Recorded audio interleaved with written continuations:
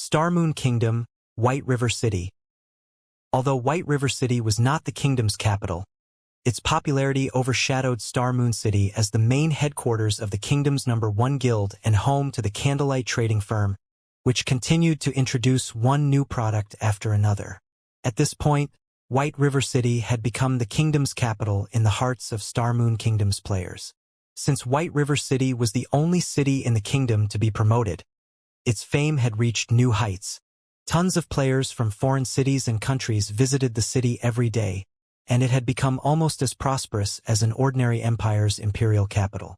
Over a dozen level 64 players in gorgeous equipment had gathered on the second floor of White River City's auction house. They all wore the same guild emblem as they watched the fight in the auction arena. Contempt filled their eyes as they looked down on the combatants. As expected of a small kingdom, although the local players' equipment standards are quite good, their combat standards are terrible. They're not even a match for some second-rate guilds in our Dark Knight Empire. It's no wonder why Zero Wing lords over Star Moon Kingdom, a level 64 berserker said as he watched several guild players from Star Moon Kingdom fight in the auction arena in ridicule. The berserker had not held back his opinion. With the physique of Tier 2 players, the combatants had heard him clearly even from 50 yards away. However, none of those players dared to comment against the berserker. They all simply lowered their heads and remained silent. This berserker had earned the right to such arrogance. This level 64 berserker had won 20 matches in the auction arena in a row. Quite a few of the berserker's opponents had been peak experts from Star Moon Kingdom, but none of them had dropped the berserker's HP below 80%. This berserker had even fought 2 opponents at once and still maintained his HP above 80%, winning the match. Moreover, the berserker's identity was extraordinary. This berserker was Dust Blood, one of the 10 great experts from the Dark Knight Empire's Bloodbath family. The Bloodbath family was a veteran first-rate guild, and at this point it was the strongest guild in the Dark Knight Empire, excluding the 3 resident superpowers. The Bloodbath family also occupied a medium-sized kingdom and a small-sized kingdom. No ordinary first-rate guild could hope to compare to its strength.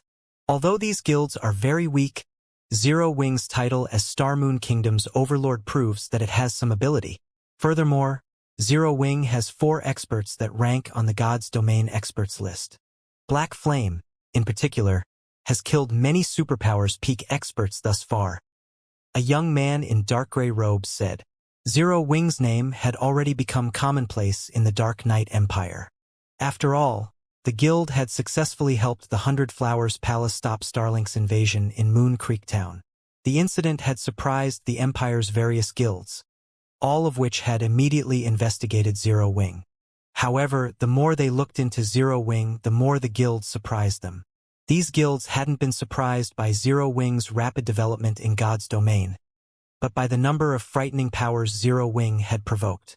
The Dragon Phoenix Pavilion's 9 Dragons Emperor, the Evil God's Temple, Pantheon, Blackwater, Miracle, and the Dark Knight Empire's Starlink. All of these guilds were powerful enough to make even a first-rate guild like Bloodbath family shudder in fear, yet Zero Wing had provoked every one of them. The fact that Zero Wing had survived this long was unbelievable. Calling it a miracle wasn't an exaggeration. Zero Wing's success will soon reach its end. The various superpowers have been busy with their own matters, so none of them have bothered to retaliate. I've also heard that Zero Wing has a tentative alliance with the Dragon Phoenix Pavilion's Phoenix Rain. But things have changed. The various superpowers have set their sights on White River City, and even if Phoenix Rain makes a personal appearance, she can't change Zero Wing's fate, Dustblood said, sneering. The fact that Zero Wing had 4 experts that ranked on the God's Domain experts list was impressive to other guilds. But the achievement meant nothing to the various superpowers. The God's Domain experts list focused on players' battle records, not their overall strength. God's Domain had many experts that hadn't accumulated eye-catching battle records, yet wielded peerless strength. Take the Bloodbath family, for example. Bloodbath family's expert members were even stronger than the Refinement Realm experts on the God's Domain experts list, but none of them had actually made it on the list. To put it simply, only small guilds and independent players took the God's Domain experts list seriously. It was merely an information source for true major powers, not an indicator of a guild's strength. Moreover, the competition for an NPC city's auction house didn't rely on war weapons or tools. Instead, it relied on a guild's resources and experts. The competition prohibited artificial strength, so the war weapons Zero Wing had been lucky enough to acquire would be useless. With how few experts Zero Wing possessed, it wouldn't even be able to defeat veteran first-rate guilds like Bloodbath Family, much less the various superpowers. I guess you're right. The various superpowers will not give up on White River City's auction house. Some of the old monsters that usually hide in the shadows are even revealing themselves to ensure their guild's success in the competition. Even experts on the God's Domain experts list will be of limited use. The young man nodded in agreement. When he spoke of the various superpowers' old monsters, fear and yearning flashed in his eyes. Thus far, the fights between God's Domain's superpowers had been nothing more than skirmishes. Large-scale battles between these major powers were rare. Moreover, to nurture the younger generation, the various superpowers' true experts typically avoided their guild's affairs. They kept to themselves, quietly increasing their strength. If these old monsters took action, how would the younger generation acquire any fame? Even the younger generation's greatest prodigy was a joke before these old monsters. Zero Wing is certainly unlucky. It could have remained the king of its mountain for some time. Unfortunately, White River City was promoted too quickly. Now, even its dream of standing atop its mountain as king would shatter. I've heard that even King's Return, Blackwater, and Pantheon have arrived to compete for White River City. I can't wait to see these superpowers tear Zero Wing apart, Dustblood said, smiling. Oh, look over there. Even the Glory Empire's holy reincarnation has come. It seems that they're here to watch the fight between these superpowers as well. The young man said suddenly as he pointed to a group often or so players that had just arrived in the second-floor hall with a smirk.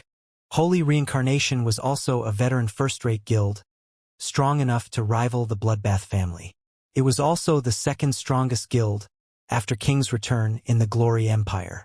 While the various kingdoms and empires' powers gathered in White River City in anticipation of the auction house's struggle, Feng worked on crafting the crystal light set in the nearby candlelight trading firm.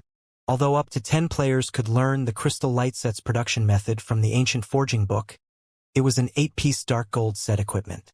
Not even basic master forgers like Melancholic Smile and Cream Cocoa would have much success with forging the set. Furthermore, Melancholic Smile and the others had their own work to focus on. Hence, Feng decided to craft the set equipment himself. Fortunately, acquiring the required materials was no trouble for Feng. Zero Wing had been growing stronger as time passed, and as a result, it had compiled a ton of materials in the guild warehouse. In addition, the candlelight trading firm had joined the secret chamber of commerce.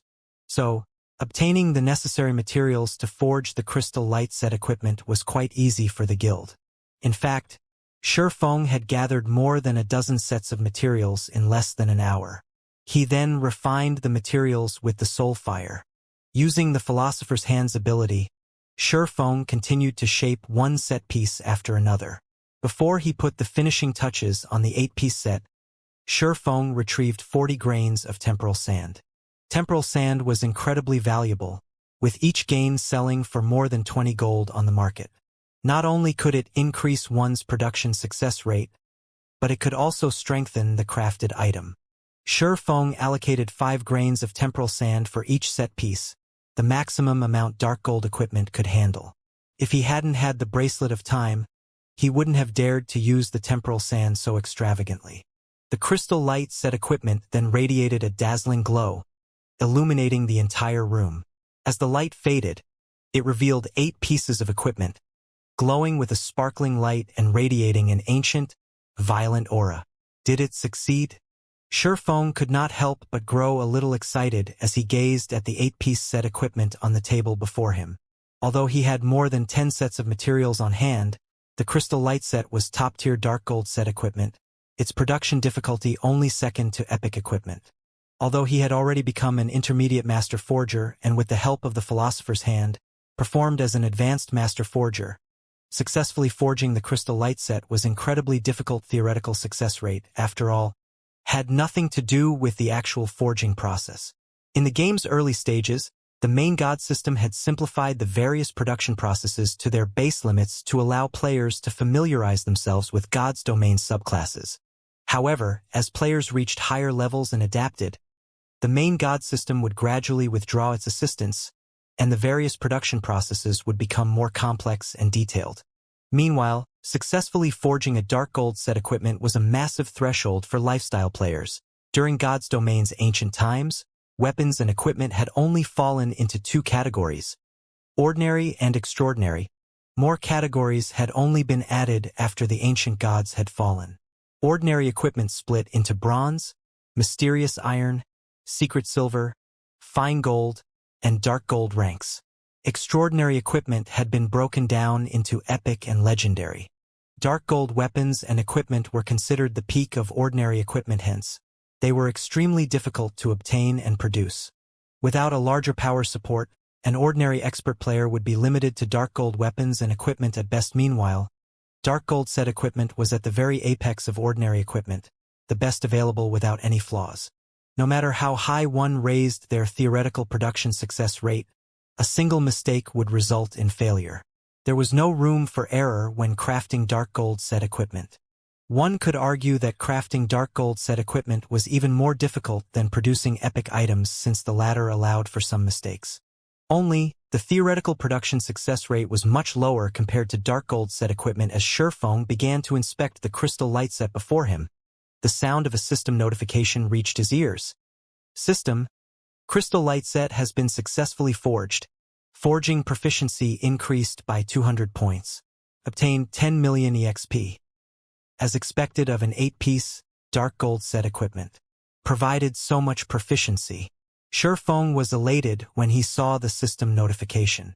Even forging ordinary dark gold weapons and equipment awarded very little proficiency after reaching intermediate master rank. Normally, he'd be lucky to get 3 points for each success. This was why a player needed so much time to rise to advanced master rank after becoming an intermediate master. Now, forging a single crystal light set awarded 200 proficiency points, the equivalent of crafting nearly 70 pieces of dark gold equipment. However, the crystal light set's attributes were the true reason for Sherfeng's joy, not the system's reward. The crystal light set was a top-tier dark gold set equipment, and due to the enhancement the temporal sand provided, the 8 pieces basic attributes had risen by 10%. Purely comparing basic attributes, ordinary epic equipment had around 20% to 30% higher attributes than the normal crystal light set, but the temporal sand had reduced that by 10%. There was no doubt that the set equipment before him was currently the best ordinary equipment available in the game. If he hadn't been wearing several pieces of epic equipment with beneficial effects, Sherfong would have immediately replaced his items with the crystal light set. Of course, Sherfong didn't stop after this success. He immediately began to forge the next set. As time continued to flow, the day of the auction house's struggle had finally arrived. White River City was particularly lively.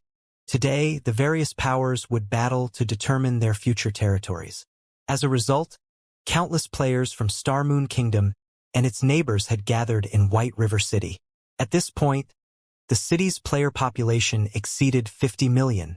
If not for White River City's traffic restriction, there would have been several times more players in the city. Today, even the various large guilds' elusive upper echelons gathered in the city's auction house. Representatives from more than 2,000 different guilds had come to participate in the competition. Moreover, a large number of adventurer teams and dark powers had arrived to participate in the day's events. With so many powers, ordinary players didn't even qualify to walk into the auction house and were barred from entering the building. The city's independent players watched the various major powers members enter the auction house in envy. For today only, players needed to carry at least one epic material to enter White River City's auction house. Otherwise, regardless of how powerful or wealthy one was, they wouldn't get past the doors and were forced to wait outside. Even so, a large crowd had gathered outside the building to watch the competition. These players hadn't gathered because they had nothing better to do, but because the system had set up several colossal magic mirrors to broadcast the events along the business district. Anyone on the streets or resting in one of the city's establishments would be able to watch the spectacular competition for dominance over the auction house. Meanwhile, two players, one old and the other young, sat in one of the auction house's top-floor VIP rooms. From this spectator's room, these two would have a full view of the auction arena below, which easily accommodated more than 100,000 players. If the various large guilds' upper echelons saw that only two people occupied this spacious VIP room, they'd curse them for being wasteful. Renting the auction house's top-floor VIP rooms cost 5 epic materials. Although epic materials were not as valuable as epic weapons or equipment, they were still extremely difficult to obtain. First-rate guilds would be fortunate to collect several dozen epic materials, and none of them would dare to spend 5 epic items just for a better view of the auction arena. Amazing! A city like White River City has actually attracted so many superpowers. Mu Lingsha, the VIP room's younger occupant, exclaimed as she watched the various participating superpowers enter the arena. Starlink, Blackwater, Pantheon, and King's Return weren't the only superpowers present. Members of the Secret Pavilion, Sacred Temple, and Crimson Emperor had also come to participate. It's only natural. Although Starmoon Kingdom is only a medium-sized kingdom, an NPC city's auction house is incredibly important. If they can claim the city's auction house, they can earn a stable income. Moreover, Starmoon Kingdom has a gold mine like the Witch's Hill. With so many benefits up for grabs, it is only natural that many superpowers have been tempted into action. The elderly man beside Mu Lingsha explained, smiling. If Crimson Emperor or Starlink's upper echelons saw this elder, they'd likely be astonished. This elderly man was Unknown King, Unyielding Soul's previous guild leader. When he had run the guild, it had risen to glory, but due to his age and his body's deterioration, he had retired from the front lines more than 2 decades ago. Grandpa, does Zero Wing really have no hope of holding White River City? Mu Lingsha could not help but ask. She was grateful to Zero Wing for all the help it had provided thus far. Moreover, her good friend, Aqua Rose, was a member of the guild. If another power stole White River City, which served as Zero Wing's main headquarters, Zero Wing would suffer for it. None. Even if our guild lends Zero Wing a hand, I'm afraid that holding White River City would still be impossible, Unknown King said, shaking his head. Not even our help could change the situation? Mu Lingsha was surprised. Although Unyielding Soul had been declining, it was still a veteran first-rate guild. Ordinary first-rate guilds still were no match for its strength. You're severely underestimating the participating superpowers. Although we are a superpower as well, their backgrounds and foundations are many times stronger than Unyielding Souls. Any other time, they might have backed off out of respect for our guild. But this competition will determine their future in God's domain. None of them will show respect for the others. Furthermore, Zero Wing has provoked too many superpowers, pushing them to the limits of their tempers. Now nobody can save Zero Wing, Unknown King said, sighing. Mu Lingsha lowered her head in disappointment. While the various major powers entered the auction house and eagerly awaited the competition's start, a group of players wearing 6-winged emblems entered the arena. The leader of this group was none other than Sherfong. When Zero Wing's members arrived, the atmosphere in the auction arena changed immediately. The various major powers' representatives couldn't help but shift their gazes to Zero Wing's players. Not only was Zero Wing Starmoon Kingdom's overlord, but its main headquarters was also located in White River City. Moreover, it had amazing growth potential and a very high chance of becoming a super first-rate guild in the future. To put it simply, the guild was in its heyday.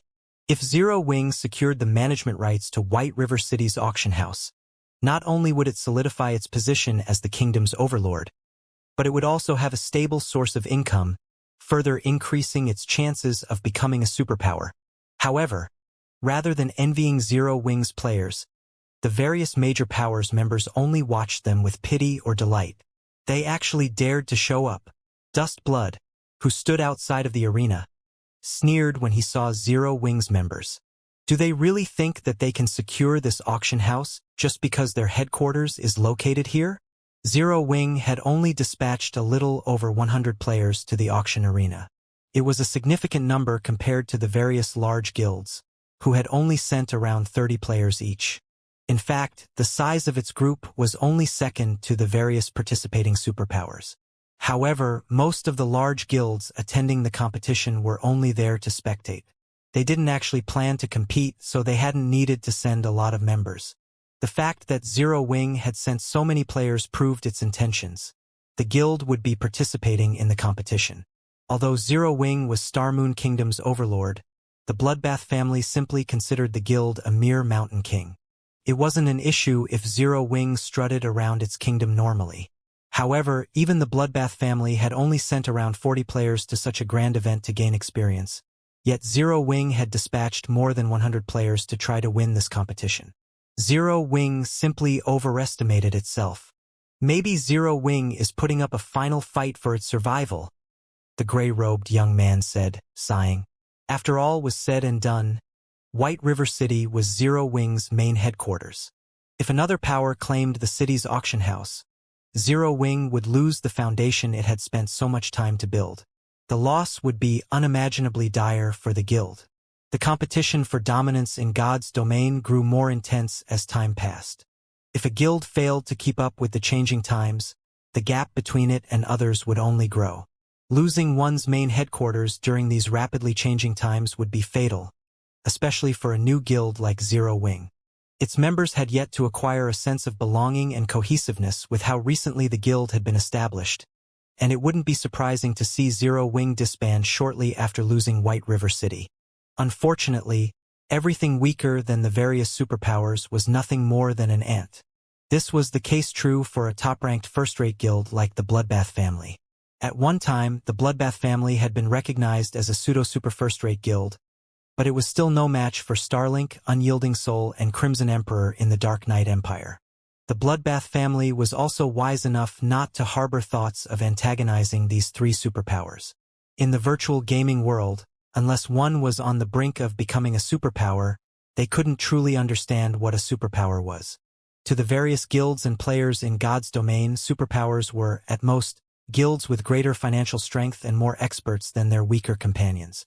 Most didn't understand that the difference between a superpower and an ordinary power didn't lay in quantity, but in quality. Otherwise, the Bloodbath family would have become a super first-rate guild long ago. Rather than the pseudo-super first-rate guild, it was after so many years of development. Several dozen players in level 60 fine gold and dark gold equipment stood some distance away from the Bloodbath family group. These several dozen players radiated such intense killing intent as they watched Zero Wing's members that other guild experts around them kept their distance. However, the other experts weren't afraid of these layers because of the dense killing intent they radiated. Instead, they were wary because those players wore Sin Realm's guild emblem.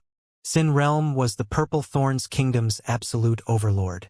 Unlike Zero Wing, which only controlled a little more than a dozen major NPC cities in Star Moon Kingdom, Sin Realm controlled every NPC city in the Purple Thorns Kingdom. Ordinary guilds couldn't afford to provoke it. To think that even you would have such a day, Zero Wing. Skyview, Warring Empire's former guild leader, said gleefully, a hint of madness flashing in his eyes as he watched Shurfeng's group. After Zero Wing had destroyed Golden Flow Town, the Warring Empire had perished in Star Moon Kingdom. In the end, he had no choice but to migrate to the Purple Thorns Kingdom and join Sin Realm with some of his trusted subordinates. He had instantly fallen from a guild's leader to an ordinary elder. He hated Zero Wing deeply for this.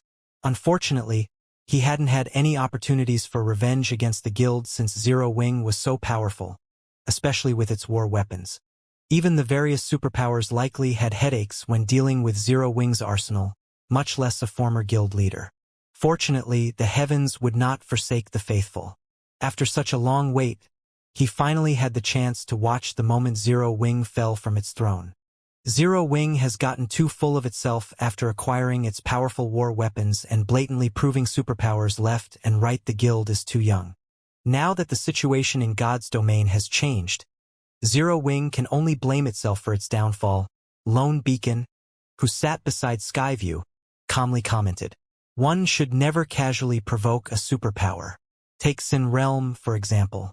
Despite so many experts and support from powerful corporations, Sin Realm only dared to call itself overlord in its own kingdom. It actively avoided superpowers' territories. However, Zero Wing repeated provoked superpowers even with no backing. Even Lone Beacon admired the guild's courage. However, regardless of Zero Wing's powerful war weapons, White River City would have a new owner today. While the various major powers discussed Zero Wing, a group of players entered the auction arena, causing a massive uproar.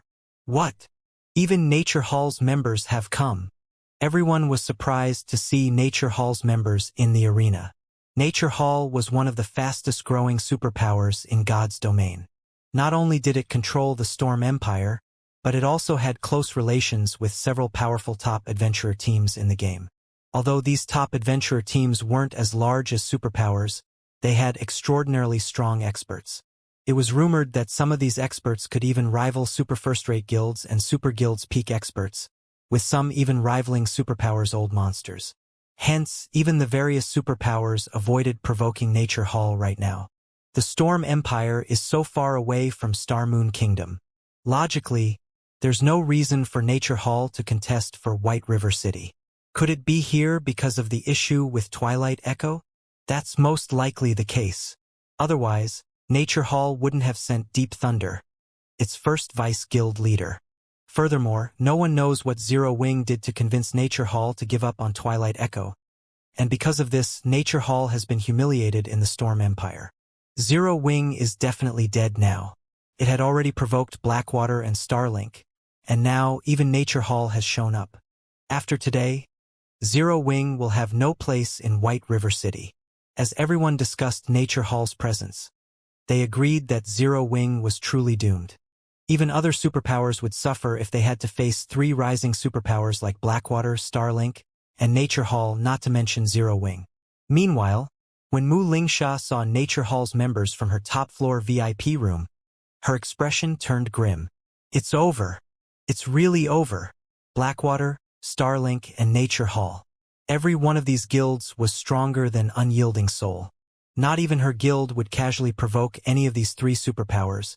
Yet Zero Wing had angered all of them.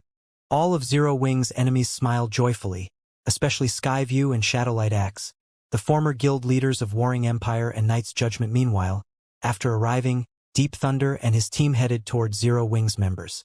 But as everyone expected a fight to break out, Guild Leader Black Flame, after such a short time apart, "It seems that you've grown stronger yet again," Deep Thunder said amicably as he approached Shurfong. "Our guild leader has sent me with a specific order to help Zero Wing in this competition. If you encounter any trouble, please feel free to use my team and me as you see fit. Please send my gratitude to Guild Leader Nature. Zero Wing will remember this kindness," Shurfong said, nodding. He realized that Nature Hall was trying to befriend his guild. Not at all. It's a small matter. When Deep Thunder heard Shurfeng's reply, he grinned with greater delight, recognizing that Shurfeng had accepted Nature Hall's attempt to form a friendship with Zero Wing. When the various major powers' representatives saw this, their jaws dropped in shock.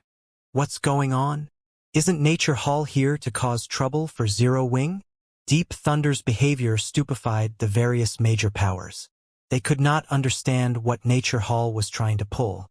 Are those people using disguises? The Bloodbath family's Dust Blood muttered in confusion. Nature Hall had already grown stronger than super first-rate guilds like the Dragon Phoenix Pavilion and Unyielding Soul. Such a powerful guild should disdain ordinary super first-rate guilds, let alone Zero Wing. However, after watching the exchange between Shurfeng and Deep Thunder, one would think that Zero Wing was the true superpower, not Nature Hall. No matter how Dust Blood considered the situation, he couldn't understand what was happening. I've met Deep Thunder personally. Although God's domain has many tools that can disguise a player, they can't replicate a target's strength and aura, the gray-robed young man said, shaking his head. That Deep Thunder looks and feels exactly like the one I've met. Moreover, Deep Thunder wields the Magic Warrior hidden class. You can feel a special kind of mana around him at all times. No tool can duplicate that feeling. Then, why is that Deep Thunder treating Black Flame so graciously? Dust Blood asked, clearly confused. This? I don't know. Maybe Nature Hall has some secret deal with Black Flame, the young man said. He was just as confused and didn't know how to answer his companion's question. With Nature Hall's strength and development speed, not even the secret pavilion would be able to stop it from targeting Zero Wing without tremendous compensation. The gray-robed young man had no idea what ability Zero Wing possessed to warrant Nature Hall's goodwill. Moreover, Nature Hall seemed to be desperate for Zero Wing's approval. The only explanation he could think of involved some private deal between Black Flame and Nature Hall's core upper echelons, convincing the larger guild to give up on Twilight Echo and support Zero Wing. No wonder why Zero Wing's members seem so fearless.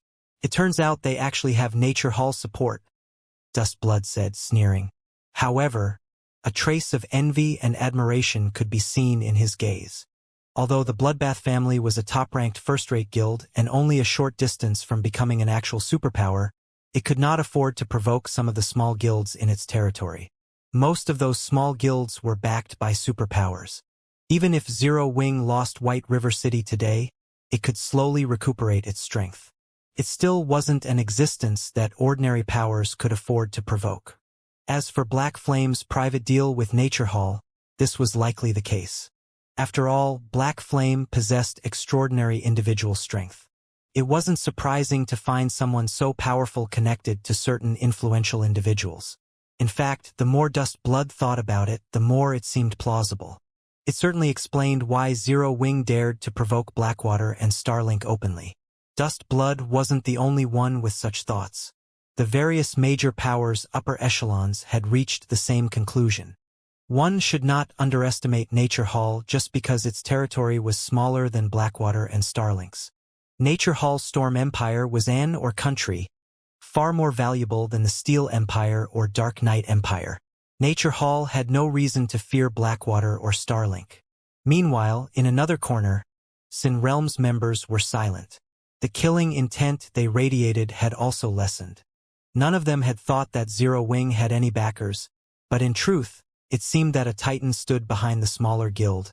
With Nature Hall's assistance, Zero Wing might actually hold White River City and solidify its position as Starmoon Kingdom's overlord. Zero Wing has an alliance with Nature Hall? Glaring hatefully at Surefoam, Skyview hissed. So what if you have Nature Hall's support? Nature Hall might not fear Blackwater and Starlink, but it is only one superpower. There are more than two superpowers for White River City. I refuse to believe Nature Hall can defeat them all. Sin Realm's members nodded in agreement. This competition for the auction house was unique, and even if Nature Hall helped Zero Wing defeat the participating superpowers, there were others in God's domain. Zero Wing would not change its fate of losing White River City. However, while the crowd discussed the relationship between Nature Hall and Zero Wing, two players, one young and one old, approached Surefoam. These two were none other than Mu Lingsha and Unknown King. Guild leader Black Flame, I am Mu Chung. My granddaughter Lingsha has recently been in your care. If Zero Wing encounters any trouble, please feel free to request my help. Although I have withdrawn from the front lines, I dare say that I am still a capable fighter, Unknown King said, chuckling as he glanced at the various major powers in the auction arena. Sin Realm and the other superpowers that were so eager to watch Zero Wing's downfall were stupefied after watching Mu Chang and Mu Lingsha speak with Surefoam. What? Why is Thousand Hands doing here? What relationship does Zero Wing have with Unyielding Soul to warrant a personal visit from its former guild leader? The auction arena stirred at Mu Chang's appearance. The various major powers weren't the only ones surprised by this old man's arrival.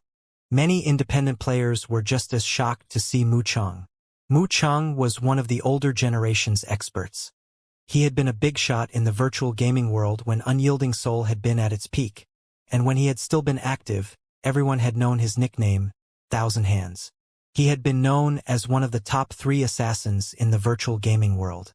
If his physical deterioration hadn't forced him away from the front lines, Unyielding Soul wouldn't have fallen to its current state. Why wouldn't everyone be shocked to see such a big shot greet Zero Wing and offer its help? Deep Thunder, who stood a short distance away, was also surprised to see this old man. He hadn't considered that Zero Wing would have such deep ties to Unyielding Soul, so much so that Unyielding Soul's former guild leader, would make a personal appearance. Deep Thunder immediately raised his evaluation of Zero Wing. Who is this black flame? 2 superpowers have actually shown up to support him. Dustblood's eyes nearly fell from their sockets when he saw Mu Chang talk to Shifeng.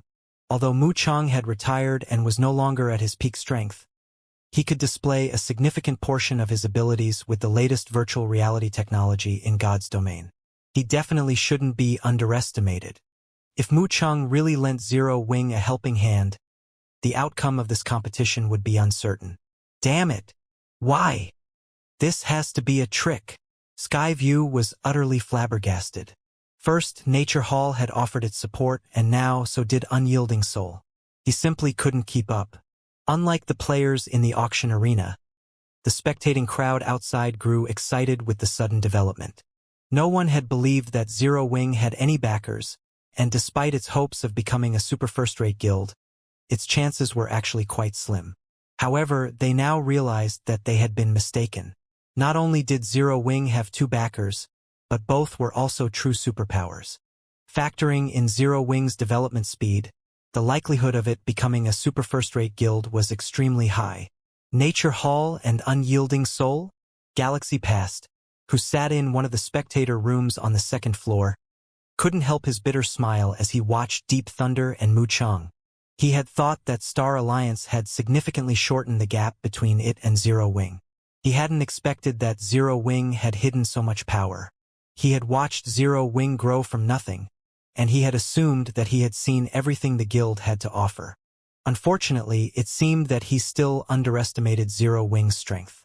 Meanwhile, Purple Eye watched Aqua Rose and Gentle Snow, who stood beside their guild leader, in envy. She had thought of the 2 women as rivals, but now, they were utterly out of her reach. Now that Zero Wing had the support of 2 superpowers, it could definitely ascend to the upper levels of God's domain in the future. While everyone talked about Zero Wing, a commotion erupted outside of the arena. Shortly after, a group of 400-plus players entered. Even the lowest-leveled player among this group was level 64, with their weakest piece of equipment being level 60 fine gold rank. They all wore Starlink's guild emblem, and the dozen or so players in the lead possessed several epic weapons and equipment, wearing no less than level 60 dark gold items. A faint glow enveloped these dozen or so players as if they were the incarnations of gods. Mu Lingsha was stunned. Not even Unyielding Soul's main force was likely a match for these players. Sure enough, they've come. Mu Cheng's expression gradually became serious as he watched the leaders of Starlink's force. There were many experts in the magnificent auction arena. Some among them even served as pillars in their large guilds, and there were quite a few peak experts from the various superpowers. However, when Starlink's members entered the arena, everyone gasped as they felt the intense pressure emitting from these players. Starlink's members didn't feel like players, but great lords. The crowd subconsciously submitted as those players' aura washed over them. Even peak experts felt the threat of death from the dozen or so Starlink members in the lead. Why are they here?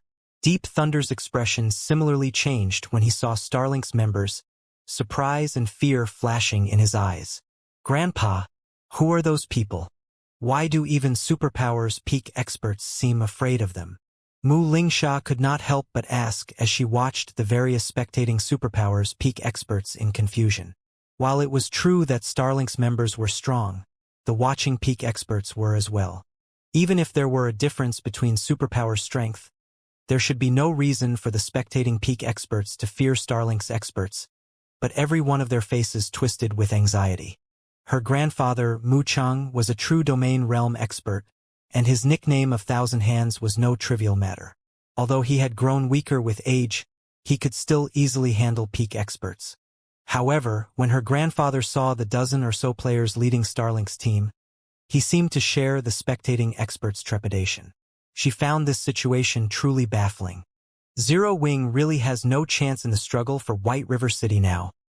Mu Chang could not help his bitter smile as he watched Starlink's leading members. He had thought that they could help Zero Wing hold White River City with the combination of Nature Hall's assistance and his fame. After all, the various participating superpowers had their own NPC cities to prioritize. They would only be able to dispatch a limited portion of their strength to secure White River City's auction house. However, it seemed he had underestimated Starlink's feelings toward Zero Wing. Are they really that strong? Mu Lingsha was even more surprised by her grandfather's comment. They're not just strong. Against these people, even veteran super guilds like the Battle Wolves and Sacred Temple would have to take their opponents seriously. Otherwise, their defeat would be almost guaranteed. Mu Chang explained as he watched the 4 white-haired men among Starlink's team. To think that Starlink would recruit the 4 shadow demons. I've known that Starlink has been gathering an extraordinary amount of strength in secret, but I hadn't thought that it was so capable. Even Unyielding Soul is likely in danger. The 4 shadow demons? After giving the name some thought, Mu Lingsha asked in surprise, are they the 4 lunatics that shook up the various superpowers years ago? The 4 shadow demons had been very well known more than a decade ago. But unlike the name suggested, these 4 didn't operate as a group. They hadn't even known each other, acting independently.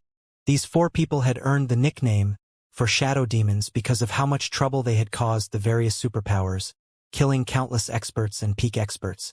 Not even Unyielding Soul had been spared from the 4 shadow demons' mischief. All 4 of these players were madmen. Moreover, they were independent players, and as a result, the various superpowers had a very difficult time tracking them down and dealing with them. During the height of their troublemaking, these 4 had been a hot topic among the general populace. So the secret pavilion had named them the 4 shadow demons, a nickname that had spread across the virtual gaming world. The various superpowers had the greatest headache trying to deal with players like the 4 shadow demons. Not only were they extremely powerful, but they were also insufferable lunatics. With all 4 of these madmen here, it was easy to imagine how frightening this competition would be. Meanwhile, hundreds of players wearing Blackwater's guild emblem sat quietly in one of the top-floor VIP rooms. The inflexible, middle-aged man who led the group looked down at Shifeng, watching the swordsman with a smug grin. If Shifeng were there, he would have recognized the middle-aged man as Jingyang, the Blackwater representative that had visited Zero Wing's main headquarters not long ago. Sure enough, Vice Guild leader was right. Starlink has secretly recruited those 4 old ghosts, Jingyang said, smiling. I doubt even Zero Wing would have thought this could happen.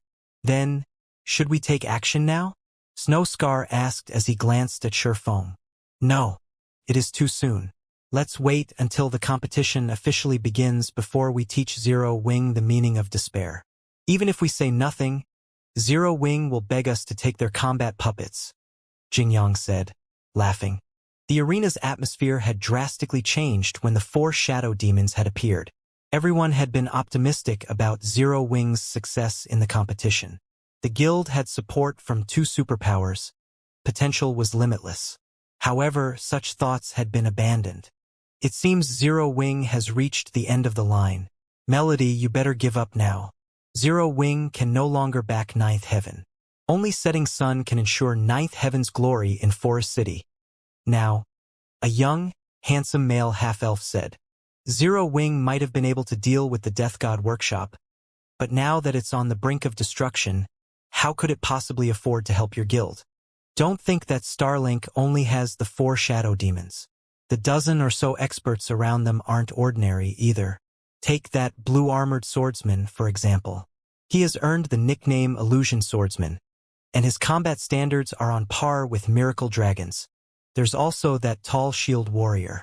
He's called Mountain Horn and can rival Cuttlefish, the Iron Wall from Crimson Emperor. Every one of those people is an absolute peak expert. Moreover, Starlink has given all of them epic weapons and equipment. Just these people's strength is more than enough to make a super first-rate guild like Unyielding Soul suffer in a bitter battle, not to mention a guild like Zero Wing. Could Zero Wing really be doomed? Melody wondered as she looked at Shifeng. She had no rebuttal for the half-elf man. He had only spoken the truth. Even with 2 supporting superpowers, Zero Wing wasn't a match for the full force of another superpower. Unlike Melody's despair, Skyview was overjoyed. So what if you have 2 superpowers to support you, Black Flame? It can't change the fact that you will watch as someone takes White River City from you. Skyview threw his head back and laughed. When he had watched one big shot after another stand up for Zero Wing, he had sighed at his own weakness. But who would have thought that the situation would change so drastically in the blink of an eye? Zero Wing had enjoyed endless glory in the auction arena since it arrived, but in the end, it was still an ant on the chessboard of God's domain. The guild was still easy prey for superpowers. As everyone chatted amongst themselves, a bell abruptly rang, echoing throughout White River City as it signaled the start of the auction arena's competition. White River City fell silent as the sound of the starting bell echoed throughout its streets. Almost everyone's breathing quickened in anticipation as they stared intently at the magic mirrors lining the business district, afraid to miss a single moment of the upcoming struggle. Many players outside of White River City had pulled up Star Moon Kingdom's official forums to watch the live streams. For a moment, this competition had rendered the entire kingdom silent. The spectators in the auction arena itself tensed as they quietly watched the massive globe of water that had appeared above the arena. The gigantic globe displayed the qualifying round's rules, which were unlike those of any competition previously held in the auction arena. The previous competitions had been fighting tournaments or betting matches between players. The rewards had been subpar, and very few players had been interested in taking part, although any player could join these competitions.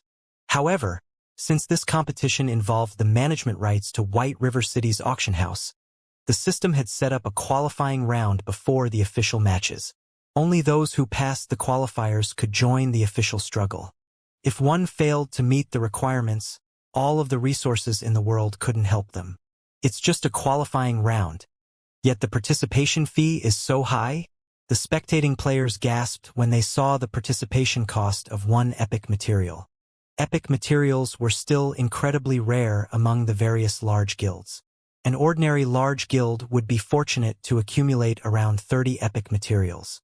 Such items even had an extremely low drop rate in 100-man hard mode team dungeons. Moreover, the main god system had reduced the drop rate to 0 for players that exceeded the dungeon's level limit to prevent players from abusing low-level team dungeons. Sending low-level members to grind these team dungeons was also useless for a guild. These players wouldn't be able to raid the dungeons even if their guilds gave them top-tier equipment. Team dungeons tested players' combat standards as well as their equipment standards, and it would be extremely foolish for a guild to have its members with high combat standards maintain low levels. As players reached higher levels in God's domain, they'd encounter more fortuitous opportunities. Instructing experts to remain at a lower level would ruin the guild and the player's development. Because of this, the various major powers had stockpiled very few epic materials. Yet, the auction arena charged 1 epic material per participant, and every participating power had brought at least several dozen members. However, despite the crowd's sentiments, more than 100 powers paid the participation fee. Starlink, in particular, paid for more than 400 participants. When they saw this, the spectators couldn't help but shudder. Even the independent players watching from outside of the auction house couldn't help but gape in shock. Everyone had known before this that the various superpowers shouldn't be provoked and possessed wealth that far surpassed first-rate guilds.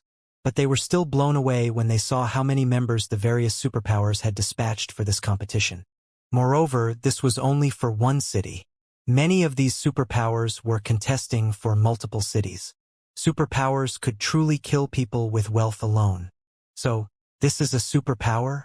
Melody was even more distraught when she saw how many Starlink members would take part in this struggle. Setting aside its members' combat standards, the fact that Starlink had the financial strength to dispatch more than 400 players was enough to devastate second-rate guilds like Ninth Heaven. The competition for the auction house didn't operate like a fighting tournament. In the official competition, players would be evenly distributed onto 5 separate, spacious battlefields. Players would then have to slaughter each other and claim the energy crystals that would randomly fall from above. Whichever power had the most energy crystals at the end of the competition would secure the auction house's management rights. However, not only were players prohibited from using tools on the battlefield, but they were also banned from using large-scale spells. The main god system truly was intent on testing the participating powers' comprehensive strength. It didn't allow any trickery whatsoever. Although Zero Wing had dispatched 112 players to this competition, Even more than top-ranked first-rate guilds like the Bloodbath family and Holy Reincarnation, it paled in comparison to Starlink's 400-plus members. Moreover, King's Return had sent 300-plus members. Blackwater had dispatched 200-plus, and Pantheon had arrived with 200-plus members. None of these superpowers should be underestimated. The other superpowers were mostly here to watch, not planning to compete for White River City. So, they had only paid for a few members to participate for the experience. Although the various superpowers foundations had shocked the crowd, what happened next utterly stupefied everyone watching. Each of the qualifying rounds participating players was teleported to an independent room, all of which had over a dozen trolls. The weakest of these trolls was a lord, while the strongest was a great lord, and each room had a total of 3 great lords. All of the trolls were level 65, slightly higher than the participating player's average level. Players had to defeat 3 level 65 great lords and more than 10 level 65 lords in the qualifying round. Even ordinary experts would flee from such a monster group, yet the system wanted them to survive against these monsters for 1 minute. To make matters worse, players couldn't use tools. Many of the expert players in the arena despaired when they saw how difficult this qualifying round would be. Is the system joking? The system must be crazy. I can't even last 30 seconds against 1 level 65 Great Lord, much less against 3 of them. At first, many of the watching experts had hated themselves for not having any epic materials and losing out on the perfect opportunity to make a name for themselves, but after seeing the qualifying round's challenge, they were relieved. If they had paid to participate, they would have wasted an epic material for nothing. As expected of the auction house's struggle. This is amazing. The qualifying round already has such high standards. This trip here was definitely worth it. The standards are indeed quite high. I'm afraid that most of the participants will be disqualified during this round. Only those superpowers will have a significant number of experts make it to the true competition. The small guilds that are trying to make a name for themselves will likely be disappointed. Although, aside from those superpowers, I'm fairly certain that the Dark Knight Empire's Bloodbath family, the Glory Empire's Holy Reincarnation, and the Purple Thorns Kingdom's Sin Realm will have quite a few members pass the qualifying round. That's probably true. Not only are those guilds supported by powerful corporations, but they also have plenty of expert members. Zero Wing really is unlucky. It should have had a fighting chance since it dispatched 40 or so more players than the participating first-rate guilds. But after this round, Zero Wing will likely have far fewer members in the official competition than the first-rate guilds. That's right. Although Zero Wing has been developing wonderfully recently, it hasn't had enough time to develop to a sufficient level. Its foundations simply cannot compare to veteran first-rate guilds.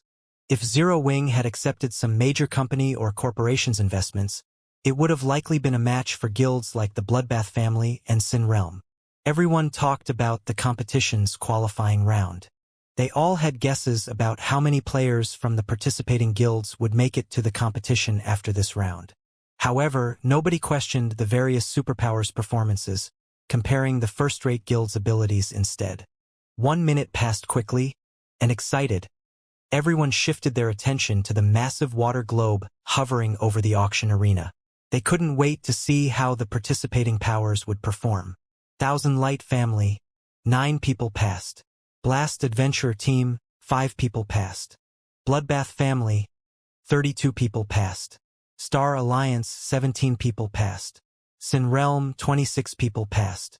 Holy Reincarnation, 35 people passed. King's Return, 237 people passed. Pantheon, 175 people passed. Blackwater, 204 people passed. Starlink, 339 people passed. Zero Wing, 107 people passed. What's going on? I thought Zero Wing only sent 112 members. How did so many of them pass? The players in the auction arena stared with wide eyes when they saw how many Zero Wing members had made it through the qualifiers, unable to believe their eyes. The various major powers waiting for the official competition start were just as baffled. Impossible! The system must have made a mistake. Skyview practically shouted when he saw the numbers on the water globe. Zero Wing had only paid for 112 participating members in the qualifying round, yet 107 of them had made it through. This passing rate was absolutely horrifying. Only about 55% of the teams from top-ranked first-rate guilds like Bloodbath Family, Sin Realm, and Holy Reincarnation had passed the trial. Even then, it was impressive. Ordinary first-rate guilds like the Star Alliance only had a 40% passing rate. As for the various participating superpowers, even the best-performing guild, Blackwater, had only managed 88% of its team, yet 95.5% of Zero Wing's members had cleared the qualifying round, surpassing Blackwater. No matter how Skyview thought about the situation, he couldn't believe it. Superpowers had plenty of experts and detailed training programs that were particularly efficient when nurturing players. Ordinary powers simply couldn't compare. Moreover, the players that were powerful enough to be considered for this competition were the various powers experts among experts. Yet Zero Wing had surpassed all of them. Skyview wasn't the only confused player. Not even the various major powers members could fathom how Zero Wing had built such a powerful foundation. Zero Wing is amazing. Its passing rate is even higher than those superpowers. Didn't they say that Zero Wing hasn't had enough time to develop, and its foundation regarding expert players is weak? Why do I feel like Zero Wing's expert foundation is even stronger than those top-ranked first-rate guilds? When the independent players watching from outside of the auction house saw Zero Wing's passing rate, they reevaluated their opinions of the guild, especially the expert players from other kingdoms and empires. Based on the passing rates, it was more or less clear that Zero Wing's expert foundation was no weaker than top-ranked first-rate guilds. In fact, it might even be slightly stronger than its competition. The difference is actually so great, Galaxy Past was at a loss for words as he stared at the magic water globe. He had thought that the Star Alliance had a chance against Zero Wing's expert foundation. After developing for so long, the Star Alliance had grown considerably. Nowadays, God's Domain's popularity continued to increase, and more people joined the game every day. As a result, more experts continued to rise. Not only had the Star Alliance successfully nurtured a lot of experts, but it had also recruited experts from elsewhere. The guild was many times stronger than when it had joined God's Domain. However, only 40% of the Star Alliance's players had made it through the qualifying round, while 95.5% of Zero Wing's players had succeeded. No matter how Galaxy Past looked at it, the Star Alliance wasn't on the same playing field as Zero Wing.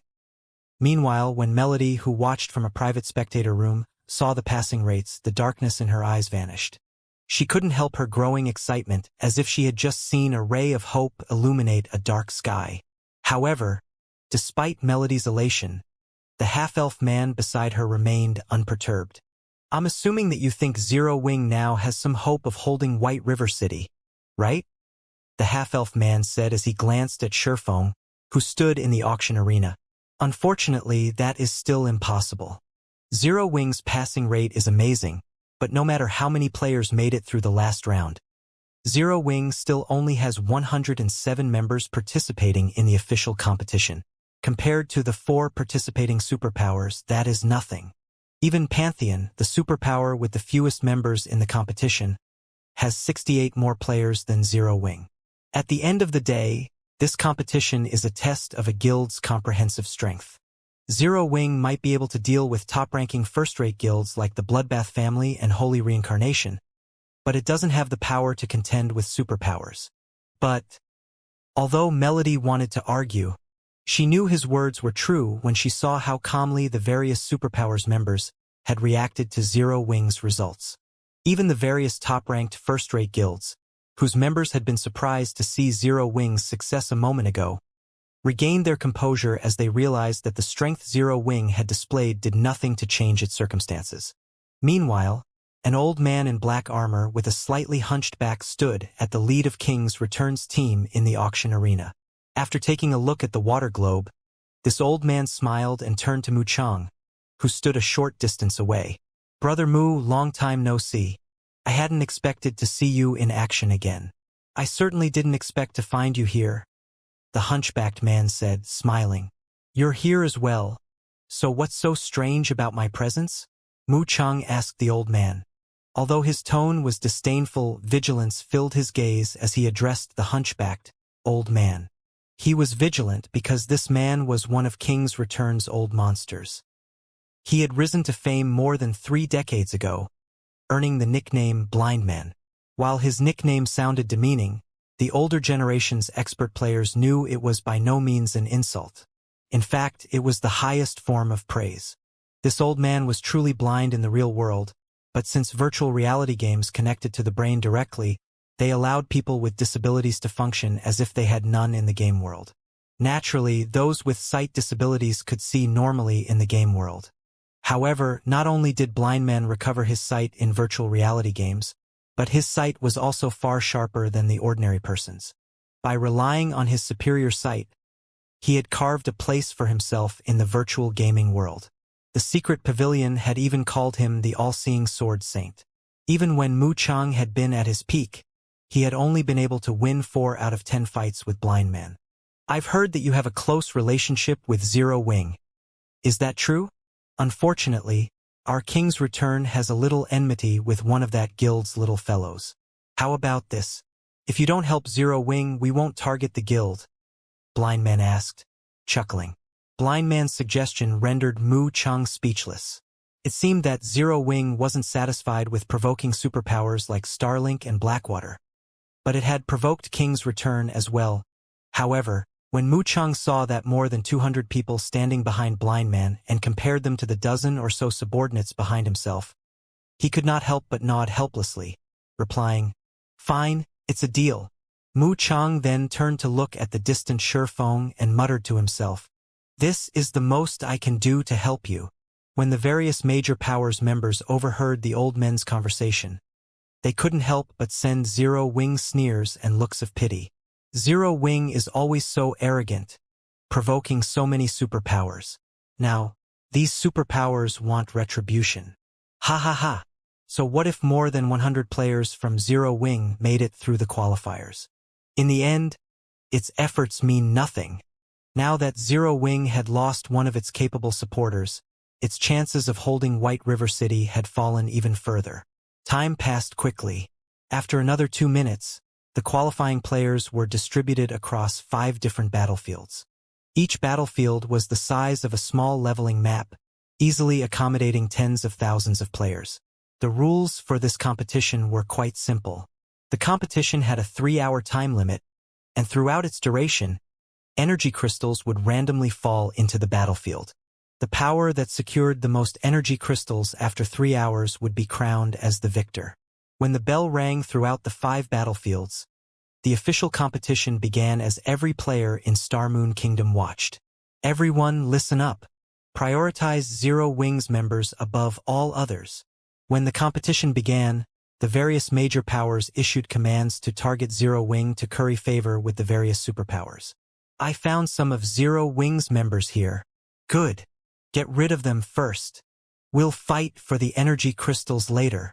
As soon as the major powers members discovered Zero Wings, they charged toward them. Zero Wing? Die! Skyview sneered when he saw the beauty observing her surroundings. He immediately charged at the woman from Zero Wing alongside a dozen or so of his subordinates. As the official competition began, Zero Wing's spectating members paled. The auction arena's competition should have been a free-for-all between the various participating superpowers, but now almost every player targeted Zero Wing. These superpowers moved as if they had already made an agreement. How can this be? Melody, who watched the competition through a magic mirror, was utterly devastated as she watched the various powers experts work together against Zero Wing's members. Dealing with several superpowers in this competition was one thing. After all, the auction arena had 5 independent battlefields, and players would be randomly distributed across them. Combined, these hostile superpowers only had around 1,000 members in total, and after being split between 5 battlefields, their numbers thinned. Locating Zero Wing's members across such a large map wouldn't be easy with so few players. Moreover, victory in the auction arena didn't depend on the number of kills one had. Players simply needed to contest for the energy crystals that would appear. As long as Zero Wing avoided confrontation with these several superpowers and focused on securing energy crystals, it definitely had hope of securing White River City's auction house. However, that hope was dashed if those superpowers worked together. While the various powers might not have as many participating members as the various superpowers, when combined, they easily outnumbered the more powerful guilds by 3 or 4 times. Even if the battlefields were quite large, locating Zero Wing's members wouldn't be a challenge if all of these powers cooperated. I told you long ago that the various superpowers in God's domain are not as simple as you. Zero Wing has severely underestimated its enemies since the very beginning, as well. Zero Wing doesn't have the slightest chance of winning this competition, the half-elf man said calmly. This competition is simply Zero Wing's execution. Rather than military strength, the various superpowers' influence over lesser guilds was truly frightening. The various participating powers understood that they would reach greater heights instantly if they could curry favor with a superpower.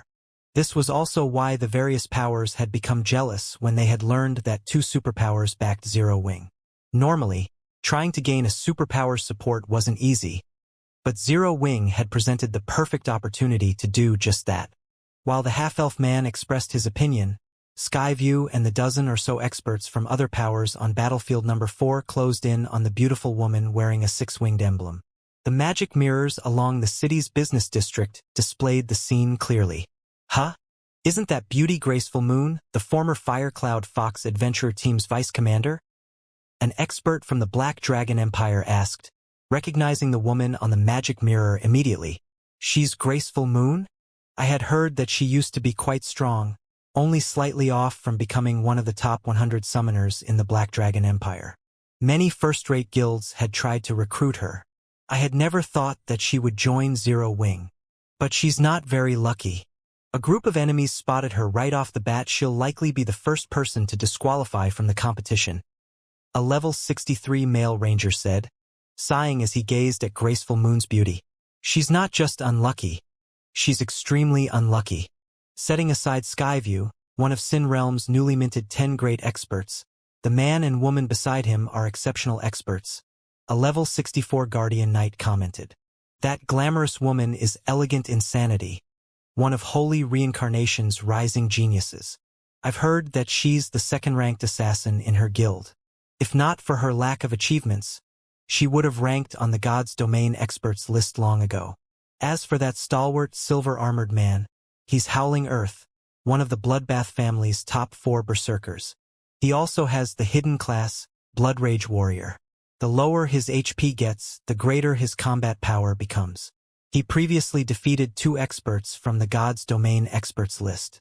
Those 2 working together would be enough to trouble a peak expert. Include the other powers experts, even a peak expert would have to flee. Everyone around the level 64 Guardian Knight gasped in shock. Even a superpower's peak experts would have to flee if they encountered such a force without support. Not to mention Graceful Moon, who hadn't even ranked among the top 100 of her class in the Black Dragon Empire. When the spectating crowd discussed Graceful Moon's opponents, Skyview and his companions surrounded her. Die! Skyview shouted as the surrounding mana surged to him, increasing the intensity of his aura. He felt like a humanoid great lord.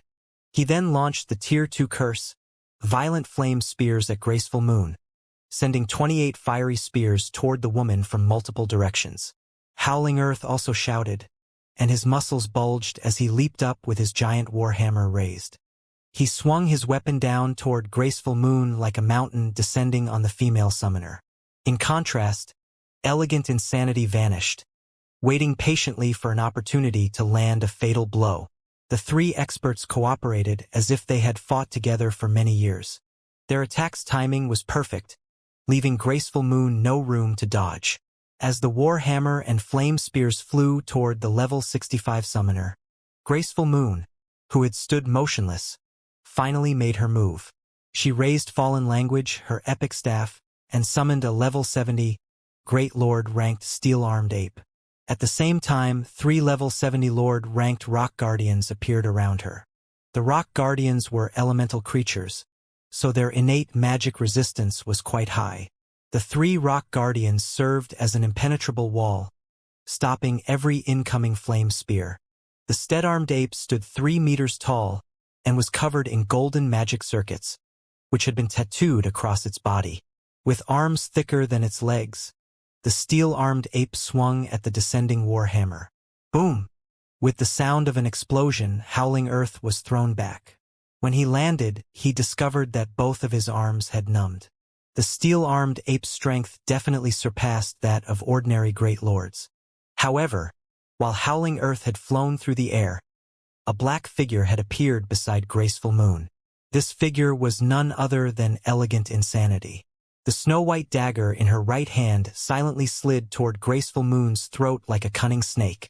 Since Graceful Moon had just finished casting a spell and her physique as a summoner wasn't formidable, she had no defensive options to protect herself from Elegant Insanity's swift, silent attack.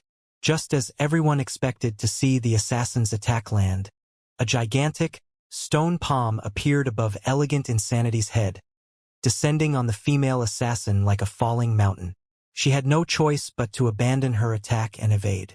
However, as Elegant Insanity tried to dodge the Rock Guardian's attack, the remaining 2 Rock Guardians attacked the assassin's blind spots as if they had prepared for this moment. Caught off guard, Elegant Insanity couldn't dodge or block any of the incoming attacks. Damn it! Elegant Insanity frowned. She immediately activated Wind Steps, using the brief moment of invulnerability to survive the attacks. Pong! Pong!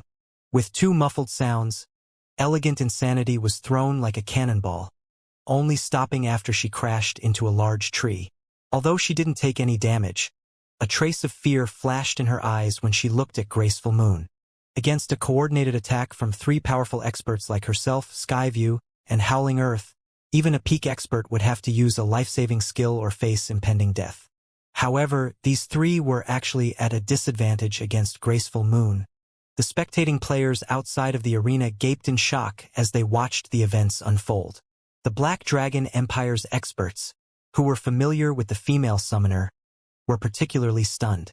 Was this female summoner the same Graceful Moon they knew? Zero Wing has hidden such a powerful expert? The first fight in Battlefield number 4 astonished the crowd outside of the auction house.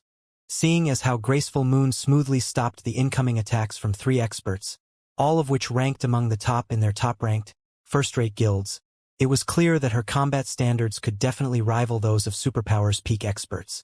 Within a superpower, every peak expert served as a vital support pillar, and the various first-rate guilds feared them all.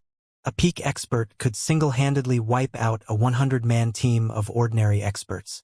Smaller guilds had no hope of suppressing a peak expert without constricting their players to operate in teams of several hundred. At the very least, some peak experts who had chosen classes with high survivability could come and go as they pleased. She only recently joined Zero Wing, yet she's already grown so strong? Iluafe, who watched from a second-floor spectator room, blinked in surprise as she stared at Graceful Moon incredulously. As the vice commander of FFF, a top adventurer team in the Black Dragon Empire, Iluafe had a certain familiarity with the Empire's well-known adventurer teams. Due to Graceful Moon's performance in the last ranking battle in the Empire, Iluafe had made sure to pay extra close attention to her. However, Iluafe remembered Graceful Moon displaying combat standards that hadn't even rivaled those of first-rate guilds' peak experts, much less refinement realm experts like Skyview, Elegant Insanity, and Howling Earth. Yet, this female summoner suppressed all 3 refinement realm experts by herself. Graceful Moon's newfound strength shocked Iluafe. Moreover, this situation wasn't like Iluafe's defeat against Zhao Yueru during the ranking battles. Zhao Yueru had relied on superior basic attributes and spells to win, but as a true Void Realm expert, Iluafe recognized that the same couldn't be said for Graceful Moon. Graceful Moon's success was simply a result of her impeccable ability to control her summoned creatures. Not only have her basic attributes risen, but her combat standards have skyrocketed as well. It seems Zero Wing still has some secrets. Yen Tianqing, FFF's commander, commented as he watched Graceful Moon with squinted eyes, a hit of surprise flashing in his gaze. After the FFF adventure team had secretly joined the Flower of Seven Sins, the adventure team's upper echelons had gained a lot of detailed information on the various superpowers. Hence, Yen Tianqing understood how frightening they truly were. Their ability to nurture experts, in particular, was truly amazing. Other powers simply couldn't compete. As a peak expert that had risen to fame in the virtual gaming world many years ago and was only a short distance away from reaching the domain realm, Yan Tianxing recognized that Graceful Moon's current combat standards were quite powerful. Only her strength was atypical. Normally, players tried to gain more control of their own bodies and their familiarity with the world around them to increase their combat standards. But Graceful Moon felt as if she were actively using the world itself to her benefit. While everyone was shocked over her performance, the female summoner in question began to chant another spell. As she did, her staff started to glow with a dazzling, purple light Tier 2 curse. Life Link. This curse linked the player with their summoned creatures, sharing their senses. Although the curse lowered the player's basic attributes by 50%, it increased the linked summoned creature's basic attributes by 20% of the player's normal attributes. Suddenly, golden magic circuits flashed on the steel-armed ape and rock guardians as their auras became even more intense. Before anyone could react, the 4 summoned creatures exploded into action and charged at Graceful Moon's enemies. 2 of the Lord-ranked rock guardians effortlessly dispersed the dozen or so attacking experts. The 3rd rock guardian remained by its summoner's side, repelling all incoming attacks. Meanwhile, the steel-armed ape charged toward Howling Earth, pummeling the hammer-wielding Blood Rage warrior. After the steel-armed ape's first hit landed, Howling Earth's arms were numb, and the ground beneath him had cracked. The second hit numbed the Blood Rage warrior's entire body, substantially decreasing his reaction speed. Howling Earth had no power to respond to the steel-armed ape's third attack, taking the strike with his shoulders and sinking into the ground past his knees. With the 4th hit, the summoned creature hammered Howling Earth completely into the ground. On the 5th hit, Howling Earth died, becoming the first disqualified player from Battlefield number 4. Skyview and his comrades were dumbfounded. Their group's healers didn't even have time to finish casting their spells before the steel-armed ape killed Howling Earth. The summoned creature's strength was simply horrific. As one of Bloodbath family's top-ranked berserkers, Howling Earth had unbound his weapons and equipment to level 60 Dark Gold rank before entering the battlefield. Only he hadn't unbound his epic weapon completely. To unbind an epic item to its normal rank on the battlefield, one had to pay 3 epic materials. On the other hand, restoring all of one's weapons and equipment to Dark Gold rank only cost 5 epic materials. Meanwhile, a full set of level 60 Dark Gold equipment was more than enough to grant Howling Earth the strength of a High Lord of the same level. Even without a healer, he should be able to contend with a Great Lord of the same level for quite some time. Yet, a level 70 Great Lord-ranked steel-armed ape had killed Howling Earth in just 5 moves. Moreover, the steel-armed ape hadn't used any techniques or skills. It had relied on brute force to kill its enemy. Damn it! How many epic items does she have on her? Elegant Insanity stared at the female summoner in astonishment. At first, the steel-armed ape had only displayed enough strength to make Howling Earth stumble, but after receiving 20% of Graceful Moon's basic attributes, the strength had increased so drastically. Since the steel-armed ape hadn't used any skills thus far, Graceful Moon's basic attributes must be so incredibly high that a mere 20% was enough to give a level 70 steel-armed ape the strength of a level 65 Grand Lord. Before its enemies recovered from their shock, the steel-armed ape charged toward the nearby group. With the exception of Skyview and Elegant Insanity, the summoned creature killed every expert with 2 hits. However, the 2 peak experts didn't fare much better. Skyview died after 4 punches, and Elegant Insanity only survived until the 7th. In less than 30 seconds, the various major powers experts, who had tried to gang up on Graceful Moon, fell under the female summoner's retaliation. None of them had been able to fight back. This outcome stunned the watching crowd, but they also considered it reasonable. Players weren't allowed to use berserk skills in the arena, and without those skills, how were they supposed to fight a Grand Lord under another player's control? Zero Wing is insane. It dumped so many resources onto Graceful Moon.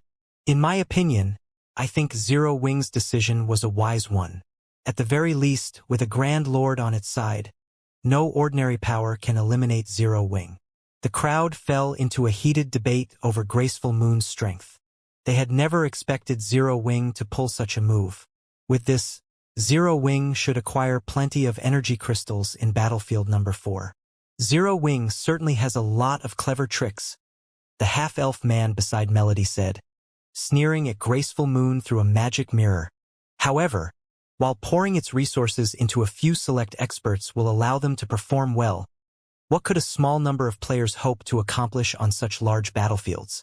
Each battlefield would spawn 3 to 6 energy crystals at set intervals. As long as players held the crystals for 10 minutes, their ownership would become permanent, not even dropping if the player died. As the half-elf man finished speaking, easily more than 300 players were teleported back to the auction arena, in one group after another. An uproar tore through the auction arena's crowd. What's wrong with those people? The half-elf man turned to the ruckus in the stands in confusion.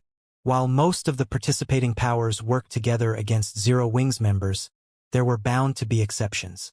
Seeing a large number of players return at the same time shouldn't be surprising.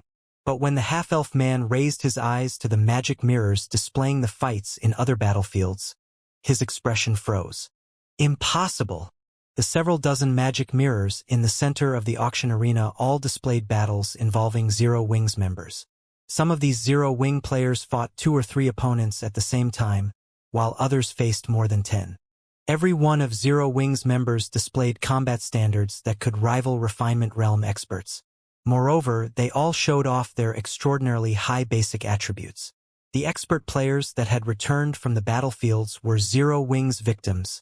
Blood, dust, and smoke filled the gigantic magic mirror screens as they hovered above the arena. Corpses, what remained of the various major powers experts, littered the battlefield, while Zero Wing's members remained standing. However, despite their success, Zero Wing's members seemed incredibly calm, as if they had only slain mobs along the roadside. This scene shocked the upper echelons and expert players from the several hundred spectating major powers. Zero Wing's members had killed over 300 of the various major powers' top experts without breaking a sweat, and contrary to expectations, the responsible party didn't just include a dozen or so players. Rather, several dozen players were responsible for this slaughter. This is interesting. Mu Chang, who was assigned to Battlefield Noel, could not help but smile at the magic mirror above the battlefield. Even he had assumed that Zero Wing was doomed to part with White River City's auction house. He had never imagined that Zero Wing had such a sturdy foundation. On an ordinary battlefield, having a small number of powerful players that could defeat multiple players at once would be wonderful, but this was the auction arena. Players' goal here was to obtain energy crystals, so it was best to have as many capable experts as possible. At most, the various major powers would admire Zero Wing's battle strategy after watching Graceful Moon kill over a dozen experts by herself. It had merely been a clever trick to these guilds, proving nothing. However, now that several dozen Zero Wing members had performed similarly, the various major powers were beginning to feel afraid. The fact that Zero Wing could dispatch several dozen extremely powerful experts was proof of the guild's solid foundations. If Zero Wing had so many powerful experts, annihilating any of their guilds would likely be a piece of cake. Furthermore, so many experts meant that Zero Wing had the strength to fight the various superpowers for White River City's auction house. If Zero Wing held this auction house and eventually grew into a superpower, the powers that had opposed the guild today would suffer. How can a guild that only established after God's Domain's launch have so many powerful experts and epic resources? Dust Blood, who had been assigned to Battlefield number 3, glowered as he watched 8 of his guildmates return to the auction arena. Outsiders might not know these 8 players, but he, as the leader of Bloodbath Family's team for this competition, did. To prepare for this auction house competition, the guild had invested over half of its epic material stock to allow 32 participants to restore their weapons and equipment to Dark Gold rank. However, not only had Zero Wing dispatched more than twice as many players to the official competition, but every participant had unbound their weapons and equipment to Dark Gold rank at the very least. Based on what Dust Blood could see, quite a few Zero Wing members had even restored their equipment to epic rank. Not even the Bloodbath family and Holy Reincarnation could afford such an expenditure. Among the 8 slain Bloodbath family members, 2 were even bona fide Refinement Realm experts. Even in a superpower, these players would be treated as core members. But despite working with other powers in this competition, Zero Wings players had defeated them. Moreover, the Zero Wing members responsible weren't even the guild's famous experts. Rather, they were just some of Zero Wing's main force members. Dust Blood couldn't believe it. Meanwhile, after watching more than 300 of their experts die, the various major powers dismissed the notion of targeting Zero Wing. They had only gone after the guild's members to curry favor with the various superpowers watching, but not only hadn't they defeated Zero Wing, but their actions might have also provoked a future superpower. Continuing to single out Zero Wing's members would be foolish. They had only spent so many resources to participate in the auction arena to prepare for the competitions in their own territories once their auction houses were promoted. Order quickly returned to the 5 battlefields as players began to clash with each other, competing for the descending energy crystals.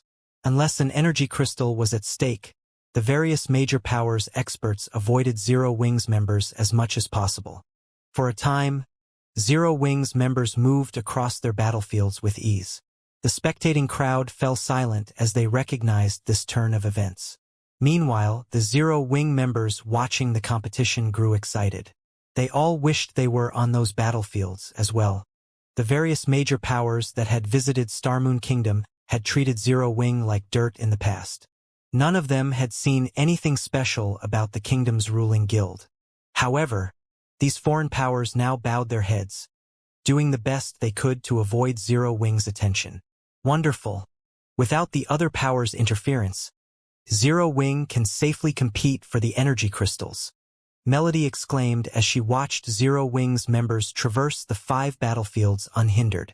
Although Zero Wing didn't have as many members in the competition as the various superpowers, the energy crystals appeared randomly across all 5 battlefields. Without the various major powers' interference, Zero Wing would have an easier time fighting the participating superpowers for energy crystals. Compete for the energy crystals? Evil Judgment, the half-elf man beside Melody, laughed suddenly. What are you trying to say? Melody frowned as his reaction. She didn't think that Evil Judgment laughed at her out of envy, but due to her ignorance.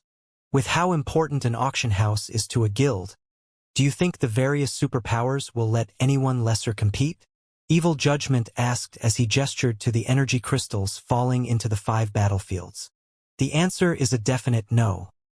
No tiger would allow an ant to contest for its territory. Naturally, the various superpowers won't allow insignificant players to take advantage of their fights between each other. Melody turned back to the magic mirrors displaying the battlefields, and what she saw darkened her expression. The 4 participating superpowers, which despised Zero Wing, had surrounded the first 5 energy crystals on each of the 5 battlefields. Each superpower had reserved 3 to 5 players to guard the energy crystals, working together to prevent other powers from approaching. How can this be? Melody was stunned. If only one superpower stood in their way, the various major powers wouldn't likely consider it much of a threat. When combined, they had an overwhelming numerical advantage.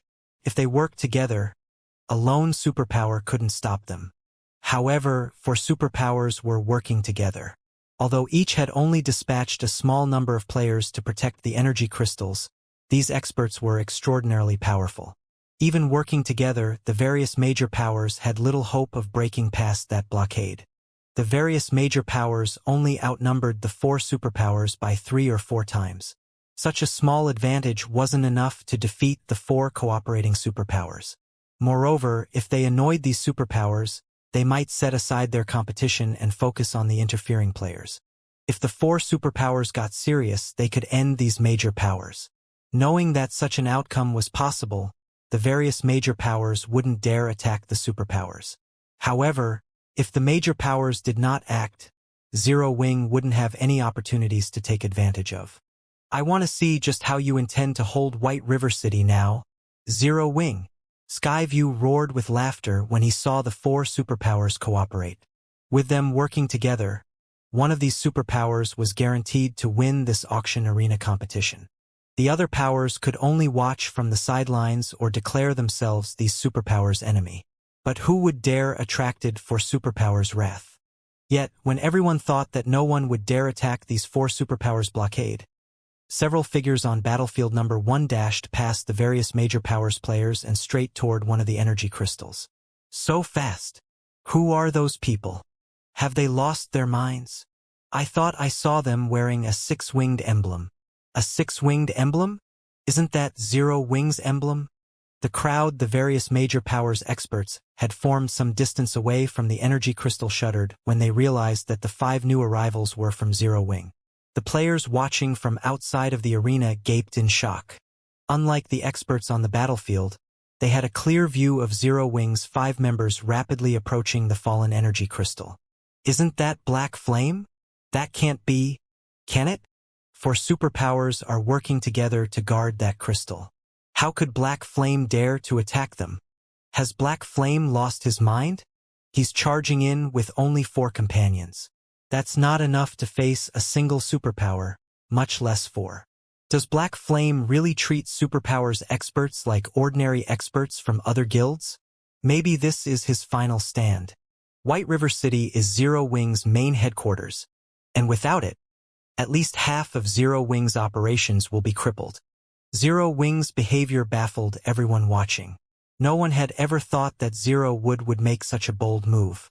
However, before Shurfeng's group could get within 100 yards of the crystal, 17 figures appeared in their path. These 17 players gave off a soul-shuddering aura, and every one of them felt like a humanoid great lord. Even the major powers experts who stood some distance away felt stifled as these players' intense killing intent washed over them.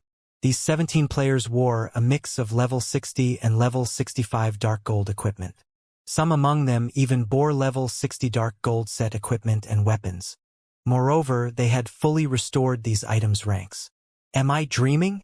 Isn't that the level 60 Eternal Night set for assassins? Amazing! That Berserker is wearing the Passionate set. I've heard that even Holy Reincarnation has only collected 3 pieces of that set. So, this is a superpowers foundation. The watching independent and guild players watching gasped when they saw the 4 superpowers members that hadn't bothered to hide their weapons and equipment's glow effect. Most of the game's large guilds hadn't even collected a complete level 60 fine gold set equipment thus far. Only top-ranked first-rate guilds would have a few sets. As for a complete level 60 dark gold set equipment, that was utterly beyond the various large guilds' reach. Level 60 dark gold set equipment could only be obtained by raiding 100-man hell mode team dungeons or super large-scale hard mode team dungeons. Moreover, the drop rate in these dungeons was only around 3%. Super large-scale hell mode team dungeons had a slightly higher drop rate, but it still wasn't higher than 7%. Most first-rate guilds at this stage of their game hit their limit with level 60, 100-man hell mode team dungeons. They simply didn't have the power to raid super large-scale hell mode team dungeons. To the various large guilds, level 60 dark gold set equipment was godly right now. Yet, these 4 superpowers had more than one such set equipment. Why wouldn't this revelation be shocking? Anyone who takes another step forward dies. The level 65 male berserker in the Passionate set slowly stated, word by word, as he watched Shurfeng's group without joy or despair. This berserker sounded like an emotionless robot. As soon this berserker spoke, the surrounding temperature dropped as an intense killing intent suppressed the space around him. It felt as if the gates to hell had just opened, and if any of these players took another step, they'd descend into hell itself. The distant experts shuddered as they felt the abrupt change. Is he really human? His killing intent is so powerful. Melody's expression darkened as she stared at the imposing berserker. Unlike the spectating players in the stands or outside of the auction house, those in spectator rooms could alter their room's environment to match that of the battlefields, allowing them to experience the battlefields to a certain extent. Melody had encountered plenty of experts in the fairy country, including quite a few that made her feel utterly powerless. However, none of these experts exuded as much killing intent as that berserker. Human? You can't consider him human anymore. Evil Judgment answered from beside Melody. Shaking his head, chuckling, he continued, I had never imagined that Starlink would successfully recruit that cold-blooded monster. With him, Zero Wing doesn't have a snowball's chance in hell of securing the energy crystal. Is he really that strong? Black Flame earned his title as the Sword King from the Secret Pavilion, Melody countered. Sword King. Evil Judgment laughed. Only first-rate and weaker guilds give that title any importance. The Secret Pavilion has recorded a lot of experts on the God's Domain experts list, but there are many more players that have slipped through the cracks. That cold-blooded monster is one of them. He's called Tengu, the Warring Ghost. Although Tengu hasn't reached the domain realm yet, his brain doesn't work like everyone else's. You could say that his brain is particularly well developed, granting him a similar sixth sense to wild beasts. He can easily predict his opponent's movements. There's also his beast-like combat method to contend with. He is no weaker than domain realm monsters. He's already killed more than 10,000 experts in God's domain, including many peak experts from superpowers. However, due to his strange and violent nature, none of the superpowers have tried to recruit him. He's killed more than 10,000 experts? Melody was slightly stunned. She had only defeated several hundred experts since joining God's domain. Even so, those fights had earned her plenty of combat experience, but the Warring Ghost had slain more than 10,000, and many of them had been superpowers peak experts. He was truly a monster. To make matters worse, this monster wore the Passionate set, one of the best sets available in the game right now. When the various superpowers members saw Warring Ghost intercept Shurfeng's small group, they began to chat about the upcoming fight Brother Mu. It seems Zero Wing has no hope of success in Battlefield number 1. Blindman commented as he glanced at Mu Chang, who stood a short distance away.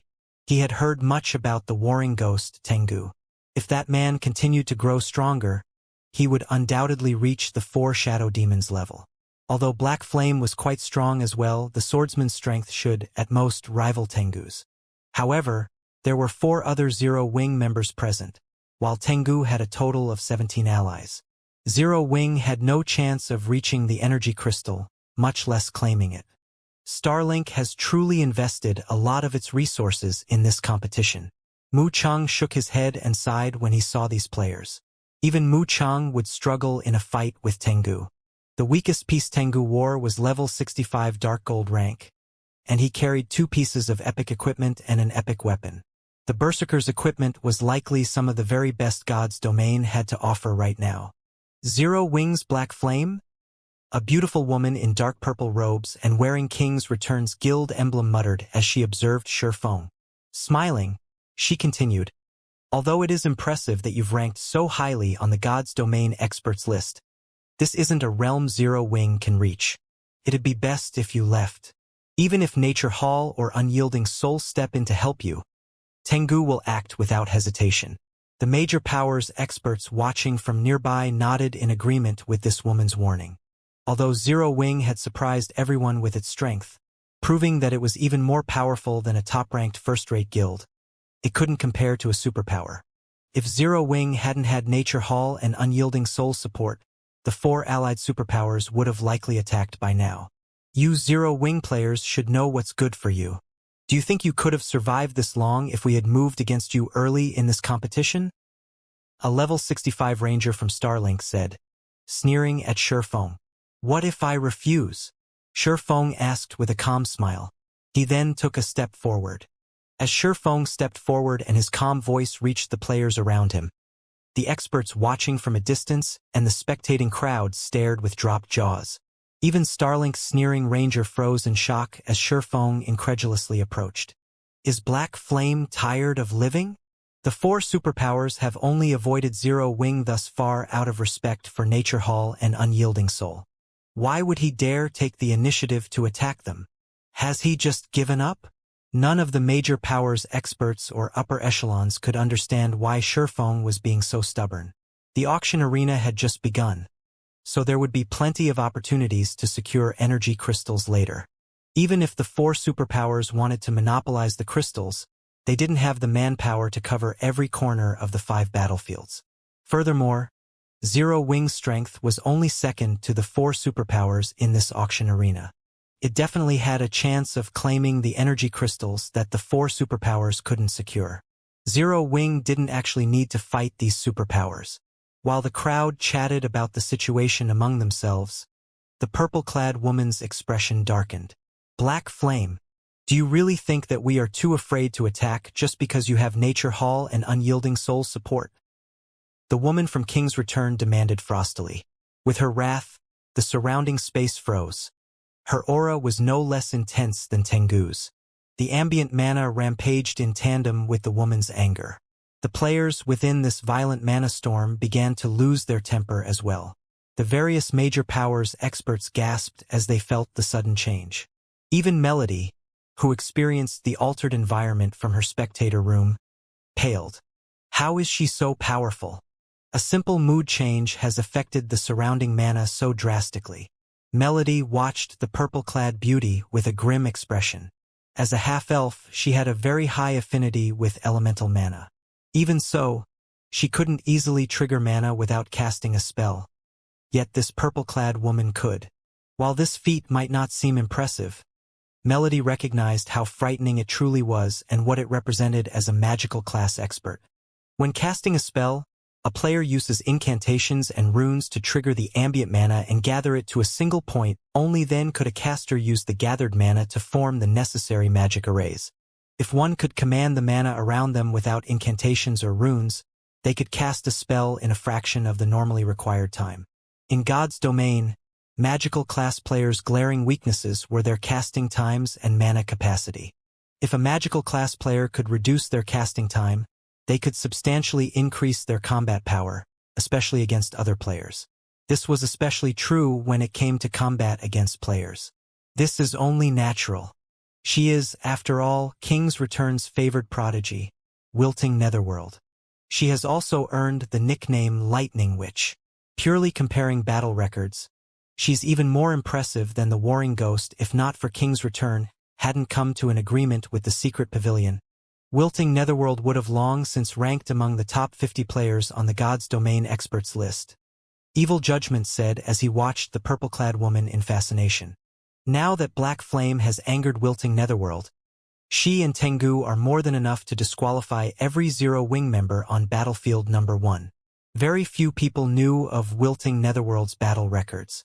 Most likely, only the various superpowers knew about her. Furthermore, Wilting Netherworld's activities were usually only related to the various superpowers. First-rate guilds experts had no chance of encountering her. Evil Judgment had witnessed Wilting Netherworld's fearsome power personally. A total of 8 superpowers had gathered to contest for a mysterious legacy. Setting Sun had been one of them. To win the mysterious legacy, the various superpowers had dispatched quite a few old monsters. But during the battle, an unknown woman had pinned down one of Setting Sun's old monsters by herself, which had ultimately enabled King's Return to claim the legacy. Superpower's old monsters had risen to fame at least a decade ago, with some maintaining their fame for several decades.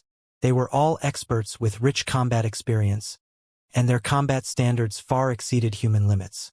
However, Wilting Netherworld, a girl even younger than Evil Judgment, had successfully pinned one of these old monsters down without any help. Moreover, she had stopped Evil Judgment, who had fought alongside his guild's old monsters for some time. While doing so, her strength was absurd. Evil Judgment was sure that she would have killed him in 3 or 4 attacks if that old monster from his guild hadn't demanded most of Wilting Netherworld's attention during that fight. Meanwhile, the 4 superpowers experts around the energy crystal turned to watch Sherfong. Everyone knew of Black Flame's reputation for being stubborn. Otherwise, the man wouldn't have provoked so many superpowers. But they had never thought that he'd dare to show such arrogance before 4 cooperating superpowers. Brother Mu, Vice Guild Leader Thunder. You cannot blame us for our lack of respect toward you. This kid simply doesn't know what's good for him. If we don't teach him a lesson, I'm afraid that he'll cause even more trouble for your 2 guilds in the future. Blind Man said as he turned to Mu Chang and Deep Thunder. Ha! Do whatever you want.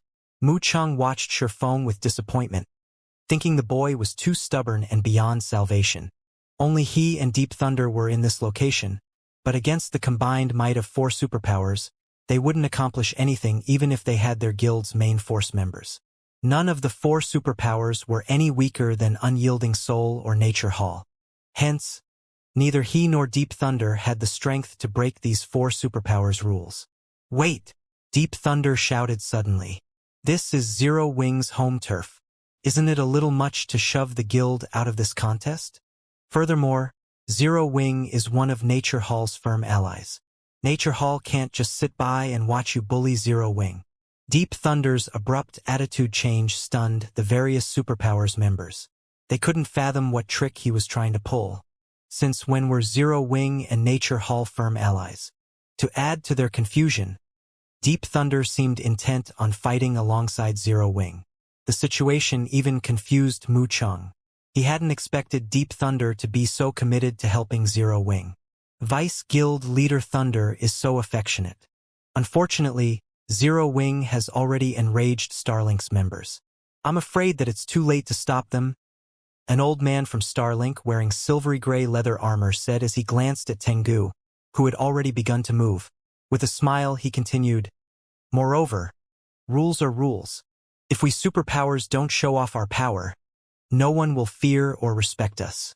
Everyone nodded in agreement with this old man's sentiments. They all felt that Deep Thunder was being too foolish. Even in such a desperate situation, he still insisted on protecting Zero Wing. Did he really think that their superpowers feared Nature Hall? While the superpowers members expressed their agreement, Tengu arrived before Shifeng, his greatsword blazing with fire. With a swing, his 20-meter-long flaming blade descended on Shifeng. Die! The surrounding temperature rose due to the raging flames, and everyone within range felt the increasing gravitational force pulling them toward the ground, making movement difficult. Tier 2 Taboo Skill, Inferno Blade. Even the various superpowers experts wore grim expressions as they watched Tengu's display of power. They hadn't expected the warring ghost to wield such strength after restoring his equipment's ranks. This attack definitely had the strength to rival a Grand Lord's of the same level. Even a peak Tier 2 metric tons would likely struggle to block this attack, much less a Tier 2 swordsman. Without a berserk skill, Shifeng's HP would likely drop to a critical level after a single hit. Just before the flaming blade devoured Shifeng, he unsheathed Killing Ray and swung to intercept the attack. Lightning Slash. An arch of blue lightning flashed, and Tengu's flaming blade dissipated the moment it met the lightning arch. Before Tengu could pull back to defend himself, the lightning had bisected his body, leaving behind a faint, glowing scar around his abdomen. Tengu's HP instantly drained, and the berserker fell, lifeless. This, impossible. Tengu spun toward Shifeng in shock when he saw his plummeting HP. Inferno Blade was his most powerful skill. Even without a berserker skill, he could use this taboo skill to counter a Grand Lord's attack. With his ability to predict his opponent's movements, even old monsters would have to flee from this attack. However, Shifeng had shattered his Inferno Blade and killed him with the same move. But that wasn't the worst part. Tengu's failure to predict Shifeng's movements truly surprised him. He could even foresee Domain Realm monsters' movements. Yet this ability was useless against Shifeng. Although Tengu wanted to warn his companions, his HP had already hit zero, and he lost control of his body. As Tengu collapsed to the ground, the killing intent that had filled the battlefield froze as the four superpowers experts stared at Shifeng, silently panicking. It was one thing if Shifeng had killed an ordinary peak expert, but Tengu wasn't an ordinary anything. He was even capable of threatening old monsters. Yet, Shifeng had instant-killed such an expert no matter how they looked at it. This felt like a dream. God's domain certainly had powerful offensive skills that could instant-kill players, and knowing this, every peak expert had equally powerful life-saving skills to avoid such an outcome. Needless to say, an expert like Tengu had amassed a few of these life-saving skills. However, Tengu hadn't had time to activate his life-saving skills before dying. Shifeng's attack had even nullified Tengu's prided Inferno Blade before the Warring Ghost had taken the hit. Silence reigned over the crowd outside of the battlefield, their jaws dropping as the implications of Shifeng's attack sunk in. Amazing! He killed a superpowers peak expert in one hit. So, that is the Sword King, Black Flame? Everyone watching knew the nickname Sword King, but they had only heard about him through rumors. Moreover, God's domain had been developing rapidly, and players' combat standards continued to improve. Black Flame's previous battle records no longer meant much to current players. The players that had come from other kingdoms and empires, in particular, didn't think much of Black Flame's title. At least, it was far less imposing than the position of Zero Wing's guild leader. However, this scene reminded them of how fearsome the Sword King truly was.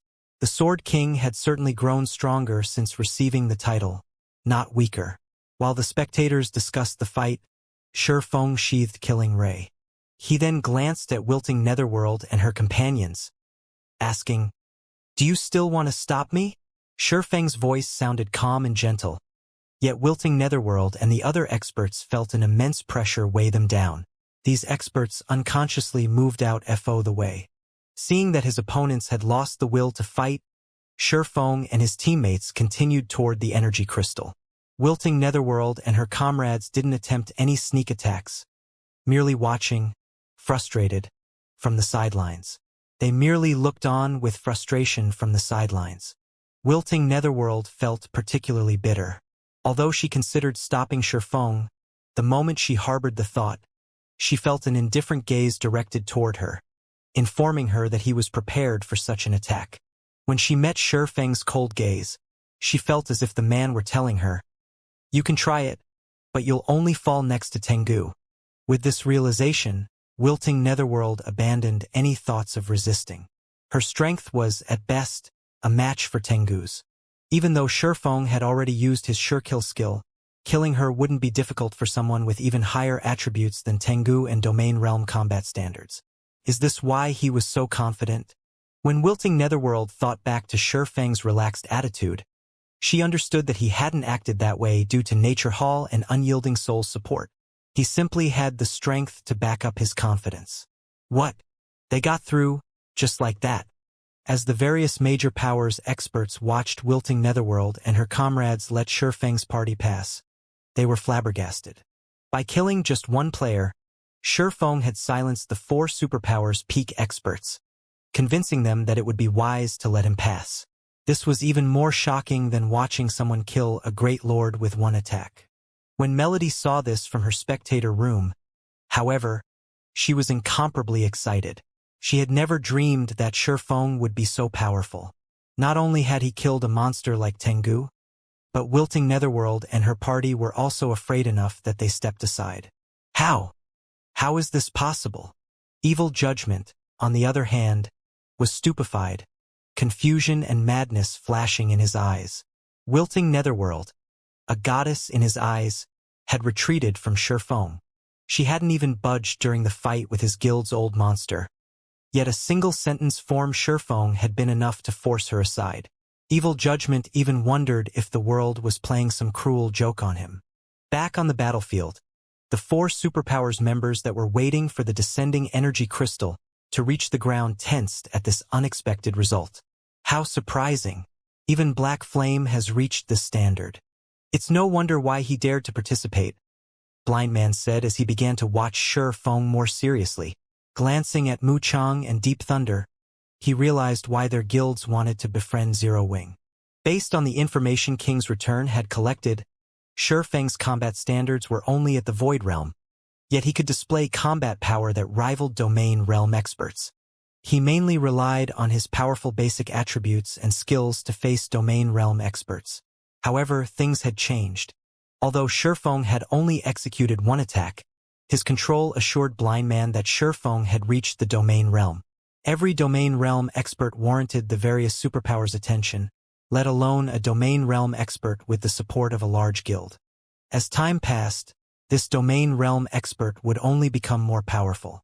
Any Domain Realm expert intent on causing trouble could give the various superpowers a massive headache. This situation reminded Blind Man of the 4 shadow demons from the past. However, Mu Chang didn't know that Shi Feng had reached the Domain Realm. He was actually surprised to see Shi Feng display such power. This revelation would certainly affect the competition. Meanwhile, Jing Yang, one of Blackwater's upper echelons, currently wore a dark expression. "Brother Jing, Zero Wing is stronger than we expected. We'll likely find it difficult to execute our original plan," Snowscar whispered to Jing Yang. A Domain Realm expert wasn't an easy opponent.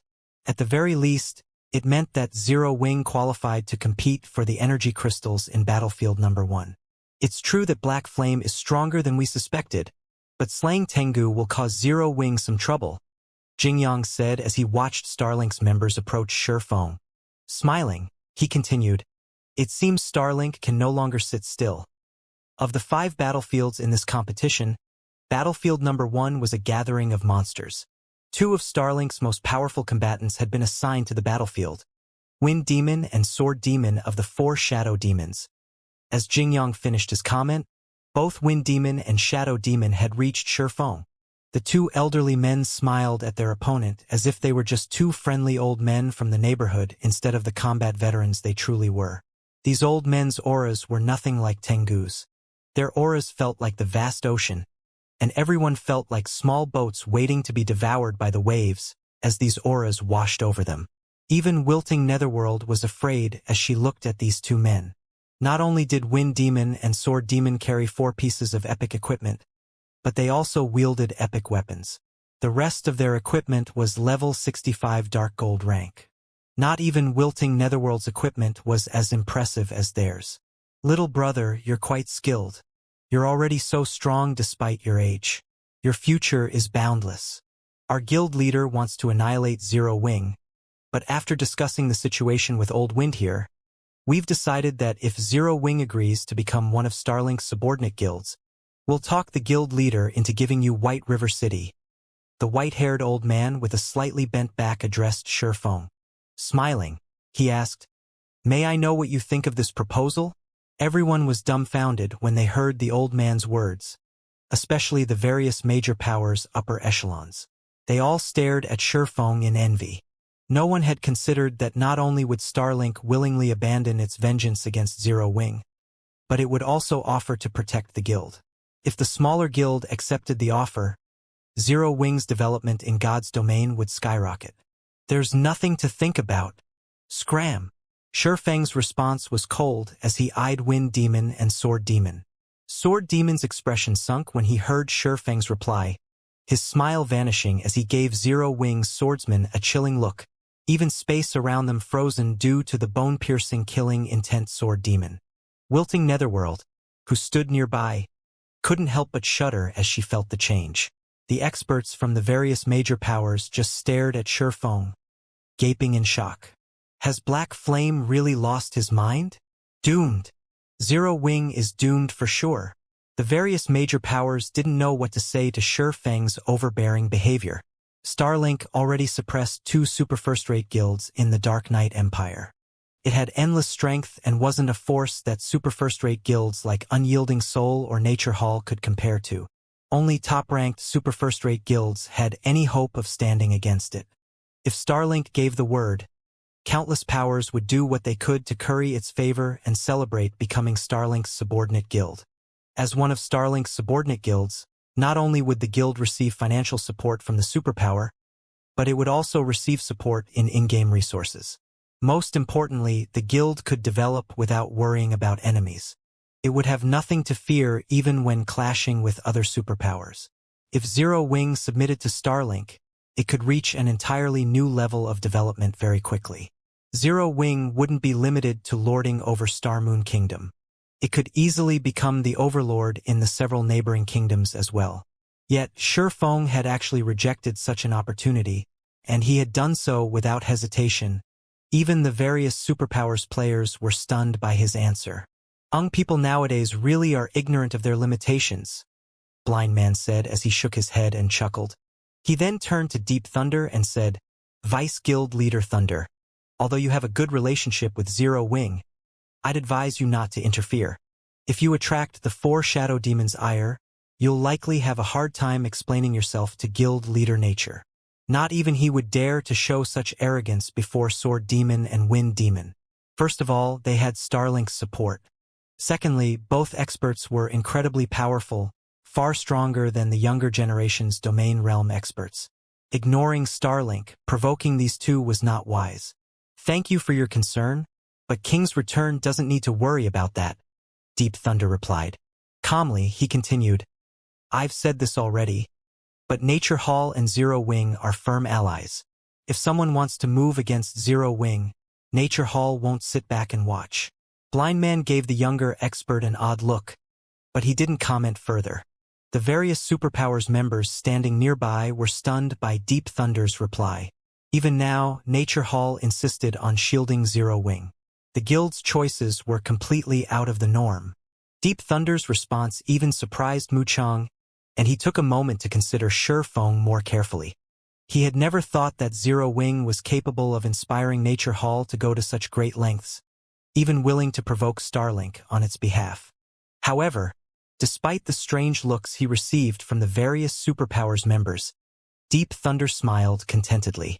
None of these superpowers, excluding Nature Hall, knew what strength Zero Wing hid. These players didn't know that Shifeng wasn't the only powerhouse in Zero Wing.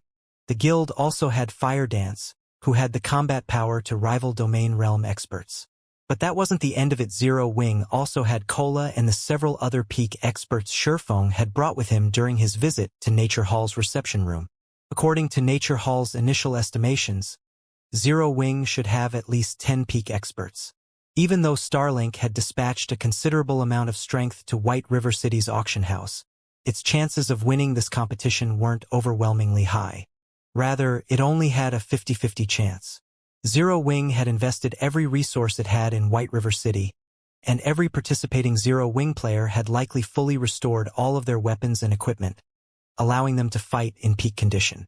However, the same couldn't be said for Starlink's members.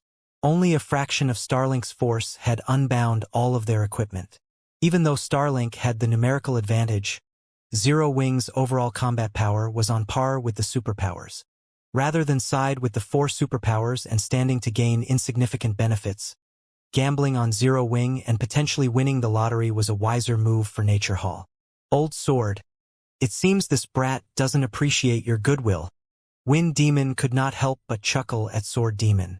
There's no need to waste words on them, Elder Sword. Let's just follow the guild leader's orders and eliminate them. A middle-aged man wielding an ancient crystal bow said as he glared at Shifeng. Sword Demon was the strongest of the 4 shadow demons in melee combat. Even Lu Xinglua, Starlink's guild leader, had to treat him with respect. Sword Demon also had a great appreciation for talented individuals, especially those that used the sword. Of course, the main reason for his appreciation was his desire for strong opponents in the future. To grow stronger, one needed to face stronger combatants, after all. This was also why Sword Demon had suggested recruiting Zero Wing. Otherwise, Sword Demon would have killed Shifeng after watching the Swordsman kill Tengu. Little brat, it seems that you think you can ignore us old fellows now that you've reached the Domain Realm. Unfortunately, you are still naive. Since you aren't backed by a superpower, you've failed to understand that reaching the Domain Realm is only the first step toward the apex.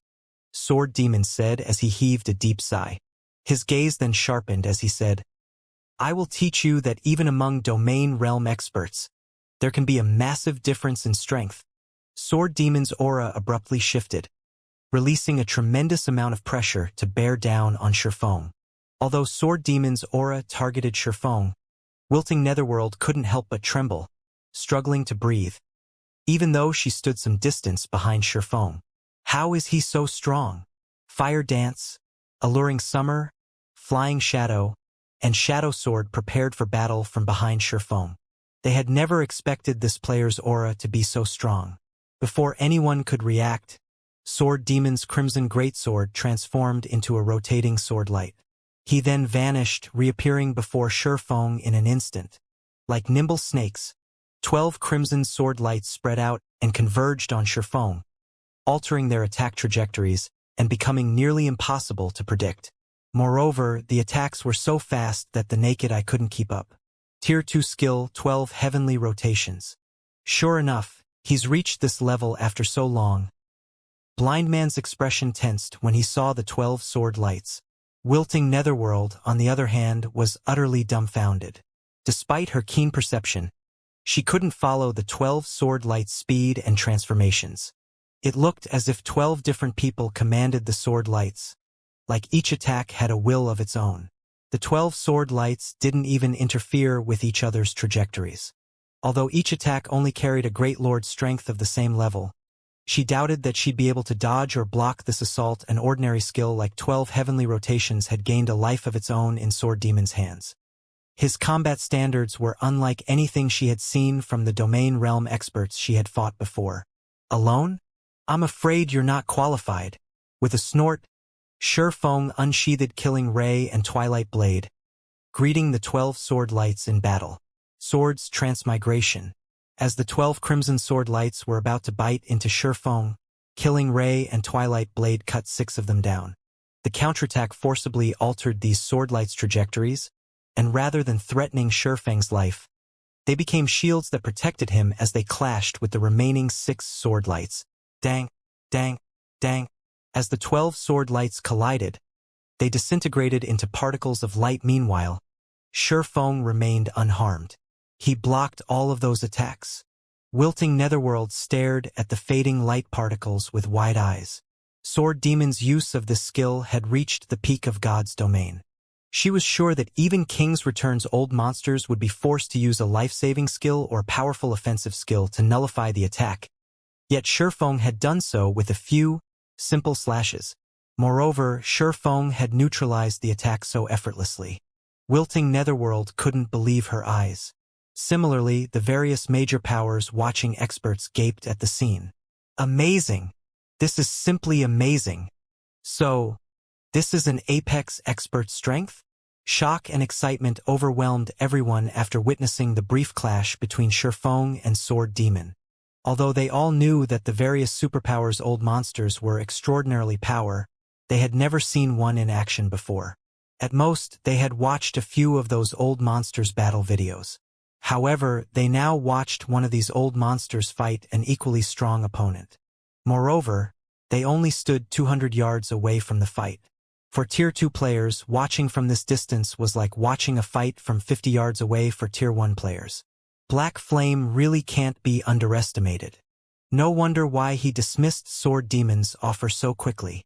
Blind Man was also slightly surprised to see Shifeng unharmed. At Sword Demon's skill level, one could command their skills or spells as if they were subordinates, using them in such a way that they were beyond 100% effective. Ordinary domain realm experts had no hope against Sword Demon.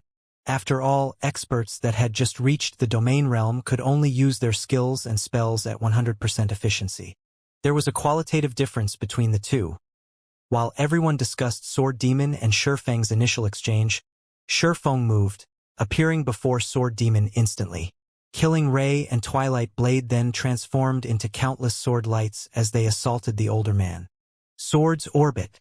Before Shifeng had reached the domain realm, he had mainly used Sword's Orbit for defense since using the technique offensively had dealt so little damage. He had only been able to execute 6 simultaneous attacks with the technique, but after reaching the domain realm, he could perform Sword's Orbit perfectly. Not only was the technique powerful when used defensively, but it was also quite strong offensively. Sword Demon's expression darkened as the sword lights flew toward him. He couldn't actually perceive the attack trajectories, and he felt as if the entire world pressed down on him. He could also sense that each sword light had enough power to slice apart space itself. Shifeng's attacks were even stronger than a great lord's of the same level. In the blink of an eye, over 4 sword lights sliced at him from different directions. "Break!" Sword Demon shouted, and the flames along his greatsword transformed into a streak of light as they countered more than half of the incoming attacks. He then left behind multiple afterimages as he dodged the remaining attacks. He elusively thrust his greatsword at Shifeng, his attack carrying as much strength as a Grand Lord of the same level. However, Shifeng's Sword Orbit was normally a defensive combat technique. Although Sword Demon's attacks were stronger this time and stronger than Shifeng's, the galaxy of stars that surrounded the younger swordsman deflected every strike. None of Sword Demon's attacks touched Shifeng. For a time, Sword Demon and Shifeng continued to trade attacks. Their HPs falling bit by bit. Neither swordsman was able to secure an advantage over the other. Very few of the watching experts nearby could keep up with Sword Demon's elusive attacks and movement techniques. When these experts tried to put themselves in Shifeng's position, they realized that Sword Demon would easily slaughter them.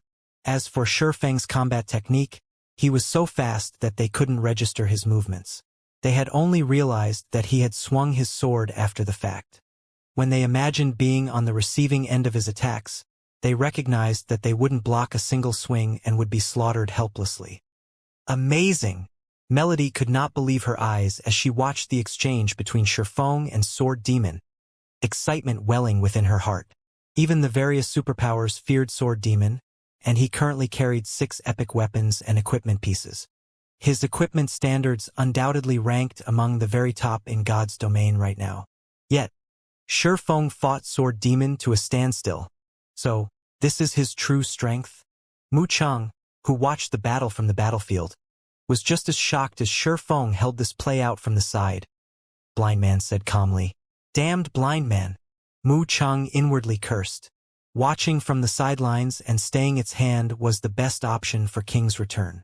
It wasn't from the Dark Knight Empire, and it had no reason to clash with Starlink. However, King's return would prefer to watch Starlink grow stronger, rather than Zero Wing, which would indirectly help Unyielding Soul. If Starlink succeeded, it could keep both Unyielding Soul and Crimson Emperor in check, after all. As for Zero Wing's other members and Deep Thunder, they were no threat to Starlink's 2 old monsters. While Sword Demon and Shifeng fought, a black figure appeared behind the younger swordsman. It was none other than Wind Demon. The assassin expert split into 9 shadows that attacked Shifeng in silence. Meanwhile, Sword Demon created 4 copies of his greatsword, sending innumerable sword lights to devour Shifeng. Facing simultaneous attacks from the 2 old monsters, not even Shifeng could defend himself. He immediately activated Void Shield to block the incoming attacks. A single round of attacks was enough to deplete 1/6 of the Void Shield's energy reserves. These attacks' power could easily rival that of Grand Lords of the same level. What a powerful life-saving skill! Wind Demon was slightly surprised to see the magic barrier that had appeared around Shifeng. Unfortunately, that won't save you. With Old Sword and I working together, you have no chance of winning this fight. You're not wrong, but that would require that you two can cooperate, Shifeng calmly replied, glancing at Wind Demon. You still have such confidence even in the face of death? Wind Demon could not help but laugh at Shifeng. However, Wind Demon's laughter stopped abruptly as his expression changed, and he activated his life-saving skill, Wind Steps. Without warning, a crimson figure had appeared beside the old assassin, thrusting a short sword toward Wind Demon's heart. However, Wind Demon reacted quickly enough that he could use the brief invulnerability Wind Steps provided to protect himself. But the moment Wind Demon lost his invulnerability status, the crimson figure stabbed at him again. This time, the old monster met the attack with one of his own daggers. Boom! Wind Demon's arm went numb as he was thrown several yards back, crashing to the ground. His dagger hummed as it vibrated from the impact. Who are you? Wind Demon demanded, addressing the crimson figure with a serious expression. Do you the outcome that awaits any who attack me? An assassin's strength had proven greater than his, and his assailant's attack speed was superior as well. Once he got a better look at his newest opponent, Wind Demon was stunned. What the? Wind Demon wasn't the only player surprised to see this crimson figure. Everyone on the battlefield was stupefied. This crimson figure, which had surprised a superpower's old monster, was none other than Zero Wing's fire dance. Everyone on the battlefield erupted in an uproar. Nobody had expected Zero Wing to reveal another such trump card. This turn of events even surprised Mu Cheng. Black Flame, I hadn't thought that your guild had hidden such an expert. However, do you think that you can defeat Starlink just because you have someone to pin down Old Wind? Sword Demon asked as he glanced at Fire Dance. Suddenly, 12 Starlink members moved to surround Shifeng. Although Fire Dance's combat power was unexpected, Zero Wing's party was still outnumbered. Moreover, 4 of Starlink's 12 members were peak experts. Do you think you're powerful just because you have more people? Shifeng countered, eyeing Starlink's players around him. He then activated Twilight's Shadow and Twilight of the Gods. Suddenly, 8 copies of Shifeng joined the battlefield. Every one of these doppelgangers radiating an intensely frightening aura that was no weaker than Shifeng's.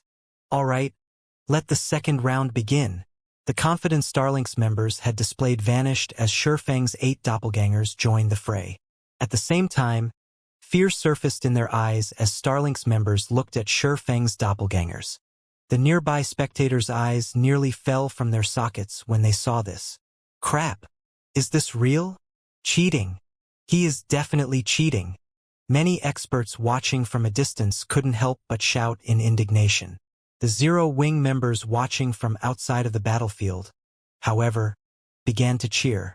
All hail the guild leader! Zero Wing for the win! No one had held a favorable view of Zero Wing when this competition had begun. Some had even been certain that Zero Wing would perish after this, and everyone had mocked the guild. Now, however, would anyone dare question Zero Wing's superiority? A special doppelganger skill? Sword Demon's expression twisted as he observed Shurfeng's doppelgangers. He had already struggled against Shurfeng alone. After all, the younger swordsman's basic attributes were higher than his.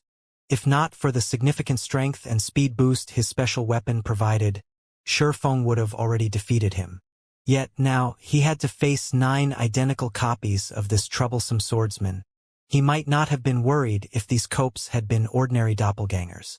If that were the case, their basic attributes would be far lower than the originals. At most, these doppelgangers might have slowed him down a little, which would be annoying, but from what Sword Demon could sense, these doppelgangers' attributes rivaled his own. Sword Demon felt an intense pressure from each clone, which meant that Shurfeng had just gained 8 more monster-level experts.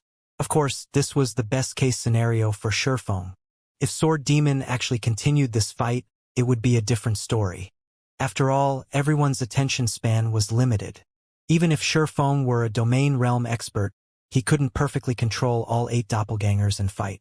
Controlling a doppelganger was far more complex than controlling one's body. Controlling a single doppelganger perfectly was the limit for a domain realm expert. Controlling more would affect the doppelganger's performance. However, even if Shurfeng couldn't control all 8 doppelgangers perfectly, he shouldn't have a problem exhibiting flowing water realm combat standards with them. With his ridiculously high basic attributes, each of his doppelgangers could face a peak expert of the same level. In other words, Zero Wing's party had suddenly gained another 8 peak experts. Unfortunately, Starlink only had a total of 5 peak experts on battlefield number 1, and the strongest of them, Tengu, had already been killed. This left Starlink with only 4 peak experts, and the remaining members were only Refinement Realm and Flowing Water Realm experts. Overall, Starlink was now at a massive disadvantage. Even Wind Demon gulped nervously as he watched Shurfeng. Who is this kid? Wind Demon wondered as he stared at the young swordsman in confusion. Not only had Shurfeng successfully reached the domain realm at such a young age, but he had also amassed absurdly high basic attributes. Now, he had revealed a doppelganger skill that defied common sense. No matter how Wind Demon considered the situation, he couldn't believe it.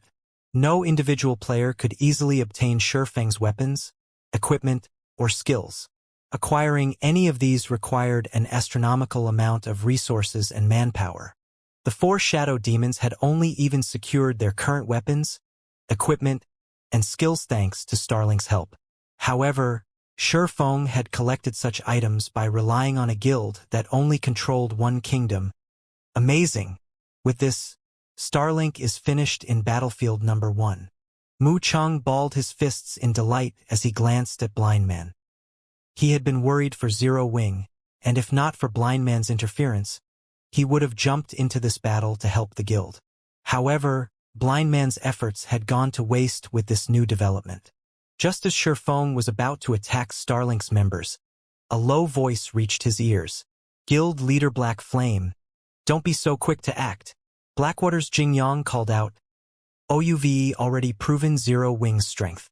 I doubt anyone will continue to oppose Zero Wing's participation in this competition for energy crystals. So do you need to exterminate them all? What are you trying to say? Shurfeng asked as he eyed Jingyang, who wore aqua blue robes and carried a glowing golden staff. Jingyang had made no effort to hide his equipment's glowing effects, so Shurfeng knew that the man carried 4 pieces of epic equipment in total. Although Shurfeng couldn't discern what rank Jingyang's staff was, He guessed that it was at least epic rank based on its aura. Moreover, Jingyang wore a complete level 65 fine gold set equipment, which even the various superpowers struggled to collect. Level 65 fine gold set equipment was far more difficult to acquire than level 60 dark gold set equipment at this stage of the game. Not even Starlink had a complete set. Naturally, a level 65 fine gold set had even higher basic attribute bonuses than level 60 dark gold set equipment. The mana fluctuations around Jingyang were even stronger than those around Wilting Netherworld, and his combat standards were likely stronger than hers. He had reached the Void Realm more than a decade ago, and although Wilting Netherworld was a prodigy, she would need more time before she could catch up to Jingyang. Starlink only acted in compliance with the rules our superpowers agreed to.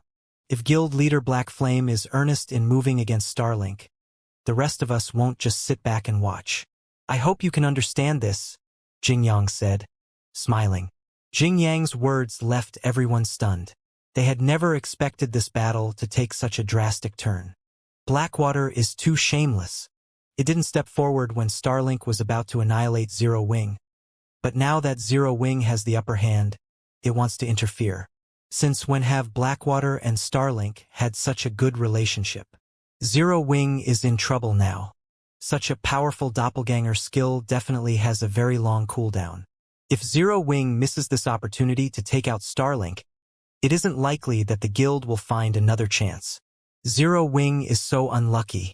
If it hadn't provoked Blackwater, the guild likely wouldn't have interfered today. For a time, the various major powers either pitted or mocked Zero Wing's situation. Melody, I advise that you give up any hope for Zero Wing.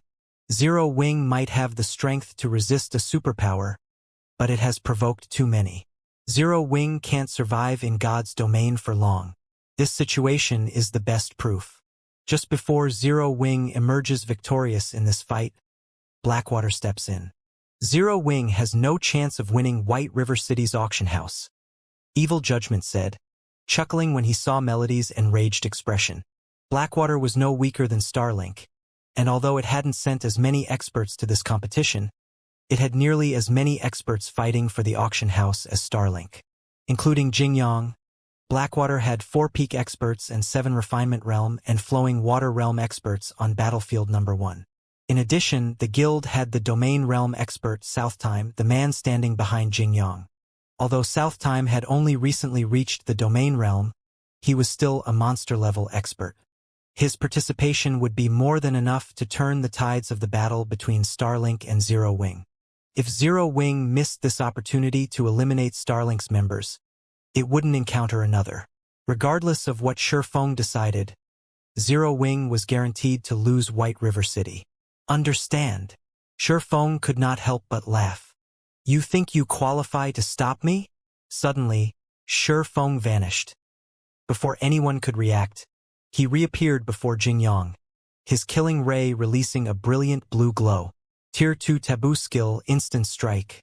A streak of blue light flew toward Jingyang's throat, and the man panicked at the sudden attack. Shifeng's attack was so fast that he didn't even have time to activate Blink.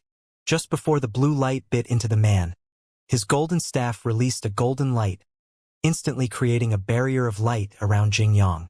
Seeing this barrier, Jingyang could not help but breathe out a sigh of relief. The passive skill, 3 Pillars Barrier, had created this light barrier.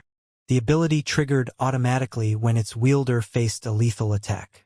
When activated, the skill created a magic barrier that negated 90% of all attacks damage for 3 seconds. It also increased his defense by 300%, raising his defense to rival NMTs of the same level. It was an amazing life-saving skill that had a 1-hour cooldown, and with it, even Grand Lords would struggle to kill him. However, the moment after Jingyang sighed, Shifeng's attack struck. The light barrier cracked, and Jingyang instantly lost 1/3 of his HP. The man paled with Ivite. Although he immediately tried to escape by using Blink, Shifeng's Twilight Blade had already begun its descent. When the second slash landed, Jingyang's HP dropped to 0 in an instant without the protection of the 3 Pillars Barrier. His body only teleported 20 yards away after Jing Ang's vision began to darken. He then collapsed and disintegrated into countless particles of light. Shi Feng had slain Jingyang so quickly that no one had time to react. He had simply disappeared and reappeared before Jingyang. And in the next moment, the Blackwater member's corpse had appeared 20 yards away. The entire process had happened in the blink of an eye. Even Snow Scar, who had stood beside Jingyang, hadn't had time to react. Snow Scar had only been able to watch as Shi Feng killed Jingyang before his eyes and casually sheathed his killing ray and twilight blade. The various major powers experts watching from the sidelines gasped when they saw Jingyang's dead body. Horrifying. Vicious. These words no longer had the impact to describe Shi Feng. Blackwater was a superpower with the strength to rival Starlink. Yet Shi Feng had so effortlessly killed Jingyang, the leader of Blackwater's team in this competition, without hesitation. They couldn't fathom how Shi Feng found the courage to provoke two superpowers simultaneously. Has Black Flame lost his mind? Why did he attack Blackwater? He probably has. With Blackwater's interference, Zero Wing is dead either way. Rather than sit back and wait for his execution, Black Flame might have decided to make a last stand. Only his attack against that Blackwater representative had been vicious. It didn't look like something a human would be capable of. That wasn't wise. Does Black Flame think that he can turn things around by retaliating against Blackwater? With Blackwater in the fight, Zero Wing's performance will suffer on all of the battlefields. Not just battlefield number 1. Everyone was more surprised by Shi Feng's decisiveness than they were over Jingyang's instant death. Although Shi Feng's doppelganger skill had significantly increased his team's overall strength, Starlink and Blackwater would have more peak experts than Zero Wing if they worked together. Blackwater even had its own apex expert, Black Flame. Snow Scar, who served as Blackwater's vice team leader, bellowed. Blackwater might not suffer any major losses to its combat power due to Jingyang's death, but he was the guild's representative. Killing him was a slap in the face to Blackwater. Moreover, Xuan Wuchisa was fully responsible for this operation. How was Snow Scar supposed to explain this to her? With South Time at the lead, Blackwater's experts pounced on Shi Feng. Tier 2 taboo skill, Ghost Dance. Suddenly, South Time split into 5 clones and attacked Shi Feng from different directions, each doppelganger sending more than a dozen slashes at its target, surrounding Shi Feng with sword images. Like hungry wolves, the sword images flew toward Shi Feng's vitals and blind spots. Meanwhile, Snow Scar leaped into the air and activated his strongest taboo skill, Lightning Madness. Not only was this skill an AoE attack, but it also had enough power to force a Grand Lord of the same level stumbling back. The skill even ignored invulnerability effects, and although the skill required half a second to activate, which was more than enough time for a peak expert to evade, he used the skill in conjunction with South Time's Ghost Dance. Against this joint attack, even a Domain Realm expert would fall. What an amazing two-part attack. Sword Demon couldn't help but admire South Time and Snow Scar's coordinated assault. Even he would be concerned if he were on that attack's receiving end. South Time's Ghost Dance, in particular, perfectly eliminated the target's chances to evade. The target would be forced to face these skills head-on. However, not even Sword Demon was confident of surviving 60-plus simultaneous attacks. He would have no choice but to activate a life-saving skill before dealing with Snow Scar's final blow. However, Shi Feng didn't activate a life-saving skill despite so many incoming attacks. Instead, he simply brandished Killing Ray, countering South Time's strikes. Shadow Blade. 10 shadow blades flew away from Shi Feng in all directions, crashing into the incoming sword images. He then executed Sword's Orbit, manifesting a galaxy of stars around himself. Like dominoes, the sword images the shadow blades struck crashed into each other. Shi Feng's counterattack threw off nearly 50 sword images trajectories, while he used Sword's Orbit to neutralize the remaining 20 or so sword images. South Time was stunned to see Shi Feng so easily nullify his Ghost Dance. But Snow Scar had already swung his Hammer of Lightning, slamming the gigantic weapon down on Shi Feng with astonishing speed. Unfortunately, Shi Feng no longer had the energy to block this lightning-fast attack. But just as the lightning hammer was about to smash into Shi Feng, the swordsman spun around and shouted, "Scram!" As Shi Feng spoke, A powerful shockwave crashed into Snow Scar's lightning hammer. Dragon Breath. The instant the two attacks collided, space tore apart, and the resulting shockwave reached 100 yards away. The sound of the impact echoed across the battlefield. The immensely powerful lightning hammer vanished as if it had never existed as Snow Scar stumbled back more than a dozen yards, losing nearly 10% of his HP. How is this possible? Shock colored Snow Scar's face as he stared at Shifeng. Shifeng had neutralized his full-powered attack with a single roar. Moreover, the swordsman hadn't used a single life-saving skill to counter their joint attack. Is he a monster? The major powers experts were flabbergasted when they saw Shifeng unharmed after the exchange. Both South Time and Snow Scar's attacks had enough strength to rival a Grand Lord of the same level. Yet Shifeng had blocked them without breaking a sweat. Friends from Blackwater. Black Flame won't be easy to deal with. Starlink will pin him down while you get rid of Zero Wing's other members, Sword Demon said suddenly. Okay, we'll leave that to you then. South Time nodded. After a final glance at Shifeng, he and the other Blackwater members charged toward Zero Wing's party. Don't think you can get away from me so easily. Shifeng frowned as he manipulated his 8 doppelgangers to attack South Time's group. We'll have to see if you have the ability to stop them. Wind Demon and his Starlink companions immediately intercepted Shifeng's doppelgangers. Each doppelganger only had the combat power of a peak expert, and although Wind Demon and his team would have a very difficult time trying to kill them, pinning these doppelgangers down for a few moments wouldn't be an issue. With the strength of Blackwater's members, they should be able to slay Zero Wing's members before the doppelgangers slipped past Wind Demon's team. I'll pin fire dance down. The rest of you need to end the fight as quickly as possible. South Time hurriedly commanded.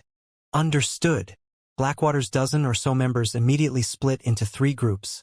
Each under the lead of a peak expert, these 3 groups would be more than enough to deal with Zero Wing's 3 remaining members. For a time, chaos ruled over the battlefield. South Time kept Fire Dance busy, while Alluring Summer, Shadow Sword, and Flying Shadow had their hands full with Blackwater's peak experts. With the help of Blackwater's other players, this battle was particularly bitter. Due to interference from 2 Refinement Realm magical class experts, Shifeng wasn't able to shake off Sword Demon. Likewise, Wind Demon and his assassin team kept Shifeng's doppelgangers occupied. As they watched, the experts from the various major powers couldn't help but admire Shifeng. The swordsman managed to suppress all of Starlink's experts by himself, and even if Zero Wing lost today, it would be a glorious defeat. What a pity, Black Flame. I admit that your strength is superb. Even among the various superpowers, you cannot be ignored. However, you're still just one person, and God's Domain is not a single-player game. Sword Demon commented as he watched Zero Wing's enemies force its members into a coma. You're right. God's Domain isn't a single-player game, Shifeng said, nodding. His lips then curled as he asked, however, when have I ever said that Zero Wing only relies on me? Summer. Shadow. You don't need to hold back anymore. Activate the secret law and show these people what the consequences are for provoking Zero Wing. Hearing Shifeng's command, Alluring Summer and Shadow Sword's eyes began to glow as they waged a bitter battle. We can finally make a move? Excitement brightened Alluring Summer's features as she used Blink to put some distance between her and her opponents. I've been waiting to hear those words for so long, Guild Leader, Shadow Sword said, laughing. Like beasts waking from their slumber, the intensity of Alluring Summer and Shadow Sword's auras skyrocketed, becoming even more frightening than those monster-level experts like Wind Demon and South Time. Before anyone could react to Shifeng's command, Alluring Summer and Shadow Sword's auras washed over the battlefield. Everyone fell silent as they unconsciously turned toward the 2 players, dumbfounded. What powerful auras! How is this possible? Aren't berserk skills prohibited in the auction arena? The feeling of the 2 Zero Wing members' auras had changed completely. For a moment, everyone felt like they stood before 2 Grand Lord-ranked monsters. In God's Domain, players would determine their opponent's strength based on their auras in situations where they couldn't inspect the opponent's information. A player's aura couldn't be faked, Expert players, in particular, relied on this method to avoid unnecessary deaths. The fact that alluring Summer and Shadow Sword's auras had abruptly grown stronger meant that their combat power had just increased. However, players weren't allowed to use tools or berserk skills in the auction arena. No one on the battlefield could figure out how these two had suddenly become so powerful. Blackwater's members paused their assault, shuddering, as they felt the sudden transformation. These experts stared at Zero Wing's players in fear, too wary to attack. Alluring Summer and Shadow Sword now displayed the auras of Domain Realm experts. If they attacked and exposed a weakness, this fight might end in an instant. Don't be fooled, Snow Scar shouted when he realized that his allied had stopped their assault. No one in this arena can use a berserk skill to increase their strength. They must be using some special skill that increases the mental pressure other players feel their combat power shouldn't have actually increased. They are merely putting up a front.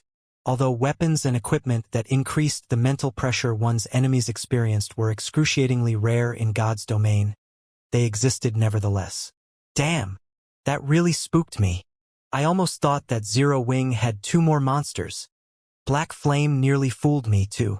It really would be heaven-defying if Zero Wing had another 2 monster-level experts. I will admit, though, that Zero Wing is pretty impressive to get its hands on such weapons and equipment. That's right, I've only heard of such items before today. I've never actually seen one. Although such items won't improve one's combat power, a stronger aura can affect an opponent's mental state and slow their reactions.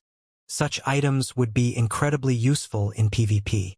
When they heard Snow Scar's comment, realization dawned on the various major powers experts watching from a distance. They all agreed with his reasoning. It would simply be too horrific if Zero Wing had truly revealed more monster-level experts. Weapons and equipment that strengthen auras? Sword Demon muttered to himself as he glanced at Alluring Summer and Shadow Sword. He then shook his head and smiled at Sherfong. And here I thought you were going to reveal another powerful trump card. Seems you're at your wit's end. Although such weapons and equipment would be awesomely effective in PvP, I'm afraid mere gimmicks are useless against experts who have experienced countless battles. At best, they might delay your player's fate. Is that so? Sherfong replied with a calm smile. Suddenly, the atmosphere around Sherfong changed. Like Alluring Summer and Shadow Sword's transformations, Sherfeng's aura became considerably more powerful. Space around him even began to blur. Sensing this change, Sword Demon's expression darkened. If Sherfeng's aura had resembled a great ocean that could even stifle peak experts, those who bathed in it now felt as if they had been submerged in mercury. Sherfeng's aura felt incomparably heavy, and even Sword Demon struggled to breathe. You? Fear flashed in Sword Demon's eyes as he stared at Sherfeng. He was an expert that stood at the apex of God's domain, a player that every superpower feared, yet he felt the threat of death loom over him as he stood before Sherfeng. He felt as if he were standing before a humanoid Tyrannosaurus Rex, rather than another player. Moreover, Sherfeng's control of his aura was exceptional. Sword Demon could tell that Sherfeng had restrained his aura to his immediate surroundings, so no one but him sensed how horrifying it truly was. Do you still think that I'm just trying to buy time? Sherfeng smiled at Sword Demon. Secret laws weren't categorized as skills or spells, resembling combat techniques instead. They didn't improve players' basic attributes, only allowing players to exhibit more of their body's potential. Hence, players could freely use secret laws within the auction arena, and they didn't need to worry about their secret laws dropping if they died. The system didn't actually consider the deaths players suffered in the auction arena as official. This was why secret laws were so valuable. The various superpowers had even offered to trade epic set equipment for a basic secret law during Sherfeng's previous life, since the secret laws would be far more effective in the auction arenas than epic set equipment. The physique improvement secret laws provided was secondary. However, more importantly, secret laws allowed players to enter a supersensory state. In this state, players' senses became so sharp that they could perceive things they couldn't normally detect. Of course, how useful this was would depend on the player. As soon as Sherfeng finished speaking, Sword Demon had an extremely bad premonition.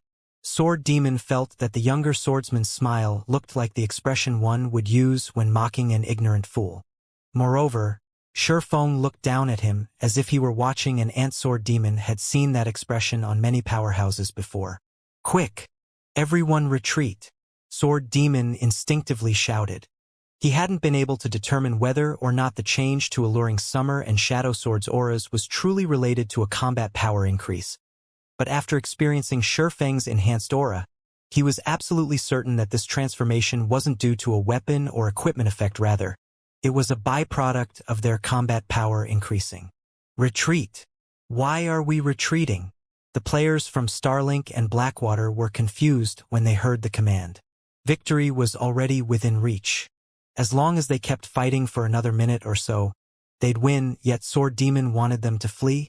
Sword Demon has gone too far with his affection for talented individuals. Blind Man frowned at Sword Demon's warning. Is that really the case? Mu Chang, who stood beside Blind Man, wondered as he watched the old monster's tense expression. No matter how he looked at it, that expression didn't look like affection. It looked like Sword Demon was terrified. When Sword Demon saw his allies' confusion, his anxiety grew, but as he was about to explain, he heard the sound of laughter. It's too late to escape now. The moment this voice reached his ears, Sword Demon instinctively brandished his greatsword, swinging the weapon at Shifeng, who had suddenly appeared before him. The older swordsman instantly split into 3 clones, each launching multiple attacks with the strength to suppress Grand Lords of the same level. This was Sword Demon's final trump card and his weapon's strongest additional skill, Phantom Assault in his hands. This skill could even kill domain realm experts in an instant if they didn't activate an invulnerability skill. However, Shifeng easily deflected the dozen or so attacks with his killing ray, displaying far faster reaction speed than before. Shadow Blade. 10 sword lights flew towards Sword Demon simultaneously, each aiming for his weak points. But not to be outdone, Sword Demon executed an advanced defensive combat technique to evade the incoming attacks. 1 attack, 2 attacks, 3 attacks. After blocking the 7th sword light, Sword Demon hit his limit, and the 3 remaining attacks tore through his body. The last 2/3 of his HP vanished instantly. Elsewhere on the battlefield, alluring Summer and Shadow Sword had made their move, slaying the 2 Blackwater Peak experts they faced within 2 or 3 moves. With this turn of events, the battlefield fell deathly silent predicament. They're dead. Didn't they say that Zero Wings members were only using items that increased their auras? When the various experts on the battlefield saw the corpses of Sword Demon and 2 Blackwater Peak experts disintegrate into particles of light, their eyes nearly fell from their sockets in shock. Both sides had been evenly matched and fought each other to a standstill earlier, yet something like this had happened within seconds. No one had expected this outcome. Even Mu Chang was speechless for a long moment. Even among super guilds, experts like Sword Demon were exceedingly rare. Trying to kill an expert with such high combat standards was nearly impossible without launching a large-scale operation and multiple domain realm experts. This was also why the various superpowers had such huge headaches when dealing with the 4 shadow demons. Yet, Shifeng had relied on his own strength to kill Shadow Demon. His combat power was truly horrific. Logically, no player should be capable of the feat. Moreover, Zero Wing had alluring Summer and Shadow Sword, who had suddenly revealed their monster-level abilities.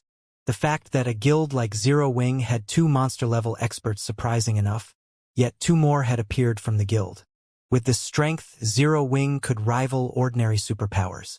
To think Zero Wing has hidden so much power all this time. It's no wonder why it dared to ignore Starlink and Blackwater's threats. As Blind Man looked at Shifeng now, he felt as if he were meeting this swordsman for the first time. 1 monster-level expert in Zero Wing was enough to warrant the various superpowers' attention. But with 4, not even King's Return could afford to underestimate the guild. Blind Man finally realized why Deep Thunder had shown such strong support for Zero Wing, even willing to provoke Starlink and Blackwater. Zero Wing was only as powerful as a first-rate guild, lacking the resources and territory to nurture experts. Yet despite that, it had successfully produced 4 monster-level experts. It was easy to imagine what strength the guild would wield if it became a true super first-rate guild. Zero Wing would likely rise to the upper ranks the moment it became a superpower. It would become as powerful as guilds like Miracle, and even the various super guilds would fear its wrath.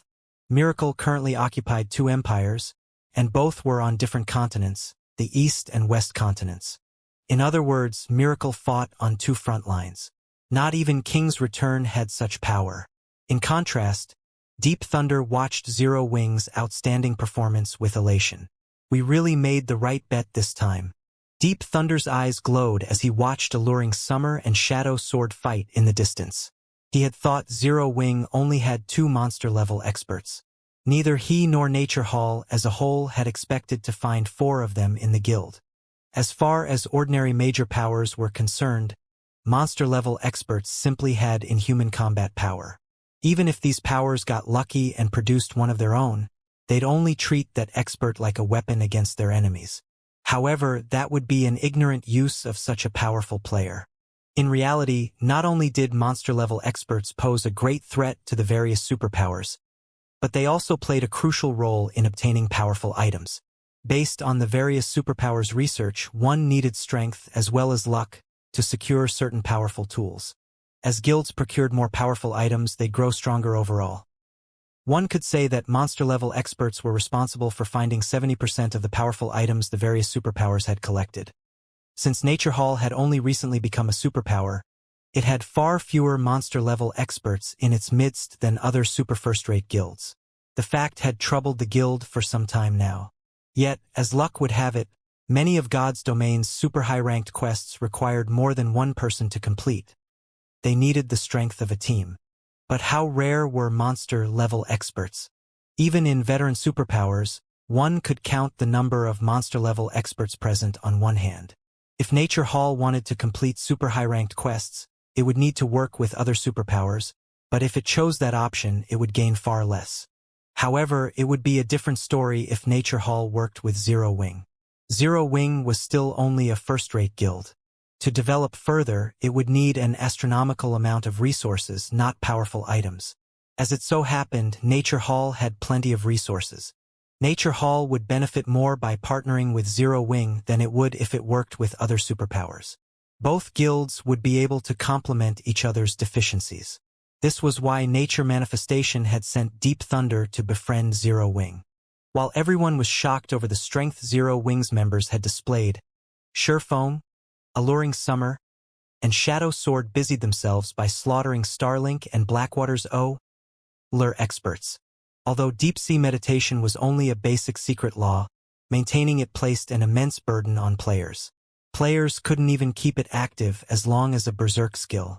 Fortunately, the difference between both sides' strength was massive. Surefong and his companions only need a few moves to dispatch each of their opponents. In less than 10 seconds, Blackwater's members had been annihilated. Even South Time, Blackwater's domain realm expert, hadn't survived the combined assault from Alluring Summer and Shadow Sword. As for Starlink, only Wind Demon remained alive. The battle was utterly one-sided. As he faced Surefang's relentless pursuit, Wind Demon continued to lose HP. 80%, 50%, 20%.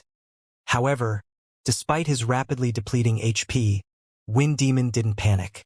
Instead, he turned his mocking gaze on Surefong and said, "I have really underestimated you people from Zero Wing, but so what if you defeat us? At the end of the day, this is only one of 5 battlefields. Starlink and Blackwater still have plenty of experts on the other 4. On the other hand, all of Zero Wing's top fighters are stuck on this battlefield."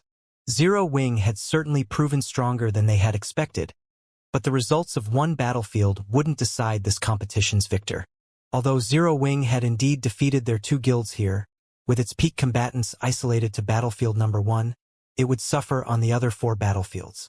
In the end, Zero Wing would still lose White River City. Wind Demon had spoken loudly enough to ensure that the major powers experts, who stood several hundred yards away, had heard him.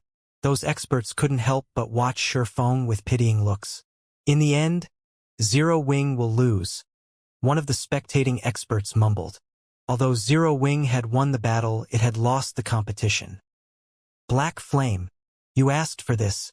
Since you rejected my offer, you'll pay for your foolishness for the rest of your life. Jing Yang, who had resurrected in the arena, bellowed as he glared at Shi Feng through the magic mirror. He then commanded his people through the team chat, "Everyone, heed my command. Work with Starlink's members to eliminate Zero Wing." He had planned to give Zero Wing one more chance to hand over the Guardian puppets. If Zero Wing agreed and behaved itself, Blackwater would give up its aggression against the guild. However, he abandoned the thought his desire to see Shi Feng despair was far stronger than his desire to complete the task Xuanwuchisa had given him. As soon as Jing Yang issued the command, Blackwater's members on the other 4 battlegrounds began to cooperate with Starlink's members against Zero Wing. Although Battlefield Number 1 had a collection of monsters, the other battlefields had barely any. For example, Blackwater didn't have a single monster-level expert among the 4 other battlefields, and Starlink only had the 2 remaining shadow demons. However, while the 4 remaining battlefields did not have many monster-level experts, more players had been assigned to these battlefields than those on Battlefield Number 1. Every one of the 4 remaining battlefields had at least 100 Blackwater and Starlink members in total, and even the weakest of these players was a Refinement Realm expert. In contrast, even when added together, Blackwater and Starlink had fewer than 40 members on Battlefield Number 1. There was simply no comparison between Battlefield Number 1 and the others. Blackwater and Starlink's forces on Battlefields Number 2 and 3 were led by Mad Demon and Heart Demon. Even the other superpowers were afraid of facing those forces.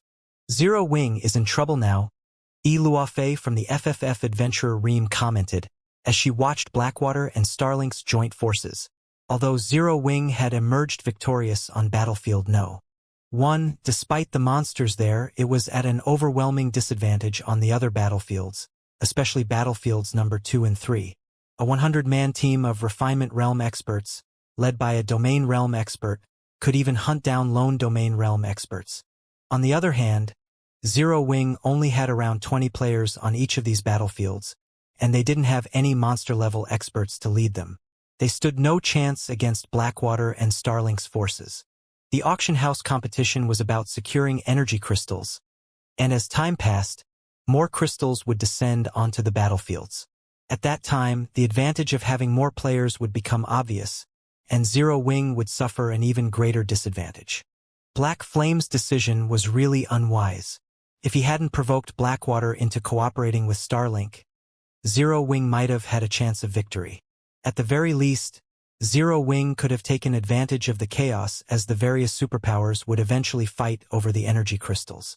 Now, however, the participating superpowers want to avoid a battle with the 2 guilds. There won't be any chaos for Zero Wing to take advantage of, Yan Tianqing said, sighing as he watched Shi Feng through a magic mirror. This was the problem all developing guilds faced. Even if a developing guild had the strength to fight a superpower, other superpowers wouldn't sit idle and allow a new superpower to rise. They would usually cooperate to apply pressure on the developing guild and prevent the growth of a new rival. Yan Tianqing had faced the same when he had established his own guild some years ago.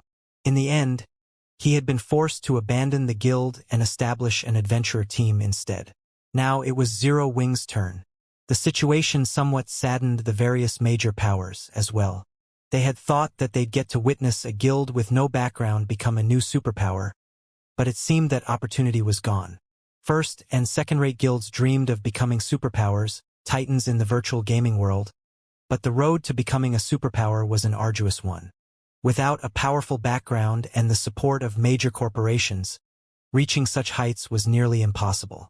The fact that Zero Wing had become so powerful despite its lack of support or a background had shown these major powers a ray of hope.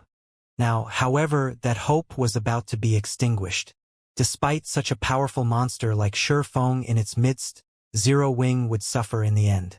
Needless to say, ordinary first- and second-rate guilds wouldn't fare any better. Ha ha ha! Black Flame. I'll finally have my retribution. Singular Burial, who currently wore Blackwater's guild emblem, laughed maniacally as he watched the magic mirror hovering above Battlefield Number 3. He had waited for this day for a long time now. He should have been Star Moon Kingdom's overlord, becoming a titan in the virtual gaming world, but Zero Wing had foiled his plans, and in the end, he was nothing more than a commander in Blackwater. His hatred for Zero Wing was endless due to this. He had thought he had lost his chance to see Zero Wing perish, so he was overwhelmingly delighted at the moment.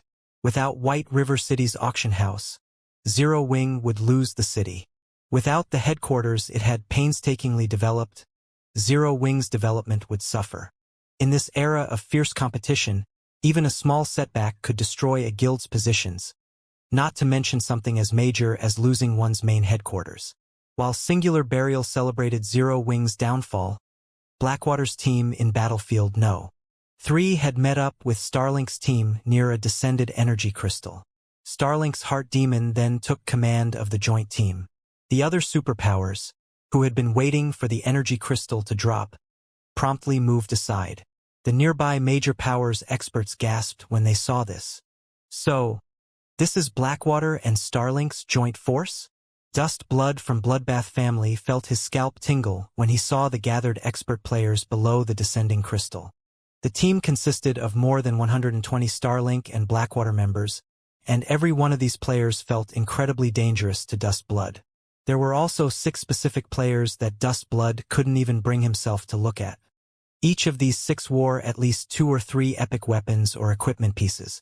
However, these 6 players paled in comparison to Heart Demon, the hunchbacked old man that led the team and truly instilled fear in Dust Blood's heart. Even though Dust Blood was not a magical class player, he could see the mana circling Heart Demon's body. Meanwhile, Heart Demon wore a total of 5 pieces of epic equipment. Although Dust Blood could not tell what rank the old man's staff was, the weapon radiated a soul-shuddering pressure. As far as Dust Blood was concerned, these 120-plus experts from Starlink and Blackwater could even destroy a top-ranked first-rate guild like Bloodbath family if given enough time. Sure enough, guilds like ours cannot afford to provoke superpowers. Morning Sun, the female elementalist leading Holy Reincarnation's team in Battlefield No. 3, sighed when she saw the gathered force. This was superpowers' strength. Non-superpowers like the Bloodbath family and Holy Reincarnation simply couldn't compete. Setting aside monster-level experts, Blackwater and Starlink had even more combat power on Battlefield No. 3 than on Battlefield No. 1. Despite the great lengths Zero Wing had gone to defeat the 2 guilds on Battlefield No. 1, these superpowers had immediately formed another formidable team on another battlefield. Moreover, they had 3 more teams on the other battlefields. While the various major powers were awestruck over Blackwater and Starlink's strength, a team of 20-plus players made its presence known. Everyone made a ruckus when they saw this team. Why are Zero Wing's members here? Don't they know that Blackwater and Starlink will attack them the moment they show themselves? The various major powers experts shot the team incredulous looks. They couldn't believe that Zero Wing's members would be so daring. Unlike the team on Battlefield No. 1, this team didn't have any monster-level experts like Surefoam, Fire Dance, Alluring Summer, and Shadow Sword. Very good. And here I thought you would only act after a significant number of energy crystals had dropped. This will save me the trouble of looking for you. Heart Demon watched Zero Wing's team approach through narrowed eyes. With a wave of his hand, he said, "I'm not like Old Wind and Old Sword. I prefer to settle troublesome matters as soon as possible. Everyone, attack. Do not let any of them get away." Blackwater and Starlink's experts swarmed toward Zero Wing's team under Heart Demon's command. However, once these experts got within 20 yards of Zero Wing's ream, a silver-armored woman wielding a golden greatsword emerged from the group. This woman brandished her greatsword at Blackwater and Starlink's many experts. 1 slash, 2 slashes, 3 slashes. The silver-armored woman executed 5 consecutive attacks, sending 5 sword lights flying at her opponents. Wherever the sword lights passed, they left behind a pitch-black spatial tear, following which the 5 golden lights enveloped the advancing players. When the light finally faded, Blackwater and Starlink had less than 20 players on their team. The rest had transformed into countless particles of light and vanished. Suddenly, the battlefield was eerily silent, The dissipating particles of light looked like fading fireworks on battlefield number 3. Gentle Snow, who stood among the fading particles, looked like a war goddess that had just descended onto the battlefield, her silver armor and golden greatsword only adding to her sacred, majestic beauty. However, the only thing the watching players felt when they looked at her was panic. How? Dust Blood could not believe his eyes. Gentle Snow had just slain more than 100 experts from Starlink and Blackwater. Every one of those experts had even posed a threat to him, yet they had been nothing more than pests before Gentle Snow. With 5 slashes, she had wiped out 80% of the 2 superpowers joint team, and those that had survived had less than 50% of their HP remaining. Is she really a player? Spatial tears? Can current players even be this strong? The various major powers exerts nearby couldn't help but watch Gentle Snow in fear. If she had used some sort of dazzling technique or powerful skill to defeat those experts, they'd, at most, be amazed. After all, that strength would have been on par with monster-level experts. However, that was clearly not the case here. Gentle Snow hadn't used a superb combat technique or skill at all. She had simply relied on brute force. With her extraordinary speed and strength, she had stomped on more than 100 Refinement Realm experts as if she were stomping on an anthill.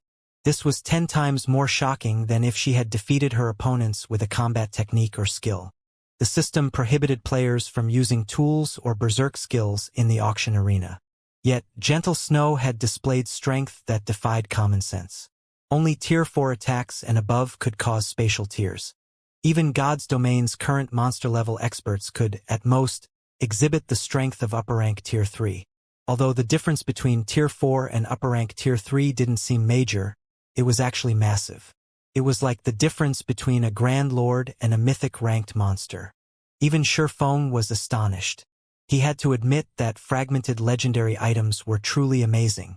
Gentle Snow currently carried 2 top-tier fragmented legendary items, and both were strength-based and quite compatible with the Berserker class. Furthermore, one of the items was a 2-handed weapon. As Gentle Snow reached higher levels, her strength would only rise to frightening levels. Purely comparing their strengths, Gentle Snow's was even higher than Sherfang's, and her physique rivaled his.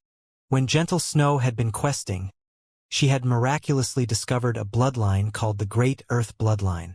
Although it was a basic bloodline, it focused on improving a player's strength. Although this newfound strength didn't help Gentle Snow become as powerful as a mythic monster, she wasn't far from it. She was truly a humanoid Tyrannosaurus Rex. She has Tier 4 strength?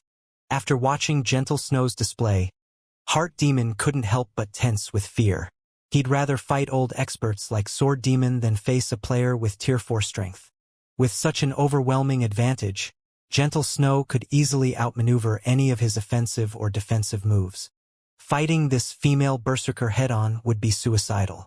While everyone was shocked over Gentle Snow's terrifying strength, the crimson-clad Zhao Yueru, who stood some distance behind her berserker friend, had finally finished casting her spell.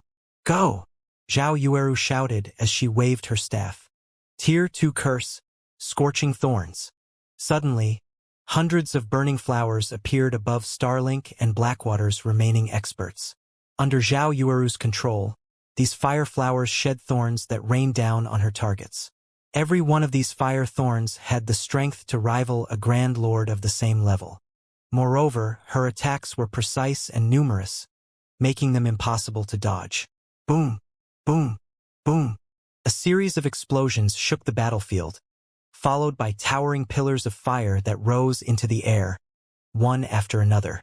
When the flames subsided, only 3 peak experts from the 2 guilds remained alive. Everyone else had burned to death. This turn of events broke the spectators' minds. Isn't she a little too powerful? Another monster? Just how much power has Zero Wing hidden? Everyone was in shock as they stared at Gentle Snow and Zhao Yueru. Although none of them wanted to believe it, they had no choice after witnessing such a dazzling display. She's even stronger than before? Yi Luofei, who sat in the spectator stands, was dumbfounded by Zhao Yueru's performance. She had a far better understanding of how powerful the woman was than the other spectators around her. If not for the auction arena's restrictions, Luofei guessed that Zhao Yueru could even solo Heart Demon. However, Luofei was even more surprised by the woman's improved combat standards. When Luofei had fought Zhao Yueru in the Black Dragon Empire, the latter had only been at the refinement realm, but now, she had moved beyond that, and Luofei could see hints of Black Flame's abilities in Zhao Yueru's performance. Although she wasn't as powerful as Black Flame, Zhao Yueru had displayed incredible control over her spell. Luofei doubted that she could control hundreds of fire thorns as well as Zhao Yueru. How much time had actually passed since the ranking competition in the Black Dragon Empire? Improving one's combat standards wasn't as easy as upgrading one's equipment. It took a lot of time and effort to improve combat standards. A few months shouldn't be long enough. Yet Zhao Yueru had managed it. Could it be because of Zero Wing? Luofei could not help but wonder. What did Zero Wing do? There was the same situation with Graceful Moon. Before joining Zero Wing, Graceful Moon had only been a relatively talented expert, but nothing compared to true geniuses. And yet, she had actually defeated 3 Refinement Realm experts from top-ranked first-rate guilds by herself. Now, Zhao Yueru displayed similarly frightening improvements. The various superpowers members that watched from the sidelines had fallen silent. They no longer looked down at Zero Wing in ridicule. Rather, they looked on in fear. Everyone had thought that Blackwater and Starlink had Battlefield number 3 in the bag. But now, only Heart Demon remained of the 120-plus experts on the team. On the other hand, none of Zero Wing's members had taken damage. This didn't look good for Heart Demon. Gentle Snow and Zhao Yueru might not be Domain Realm experts, but they had the combat power to rival Domain experts. These 2 women might actually be even more difficult to deal with than actual Domain Realm experts. Moreover, these women's classes complemented each other perfectly. The only option Heart Demon had left was a retreat. The old monster didn't have a second option. Damn it! How does Zero Wing have so many players with such monstrous attributes? Jing Yang, who watched via one of the gigantic, hovering magic mirrors, paled when he saw the one-sided battle. The fact that Zero Wing had monsters like Fire Dance, Alluring Summer, and Shadow Sword was already unbelievable. But now, 2 more monsters stepped out of the shadows. For a moment, Jing Yang even wondered if Zero Wing had found a way to cheat. However, he very quickly recovered his composure. Although Zero Wing now held an overwhelming advantage in 2 of the 5 battlefields, there were still 3 other battlefields. As long as Blackwater and Starlink dealt with the smaller guild on these battlefields, Zero Wing might still lose this competition. Only, the hope didn't last long as the other magic mirrors displayed more scenes that shattered Jing Yang's fantasies.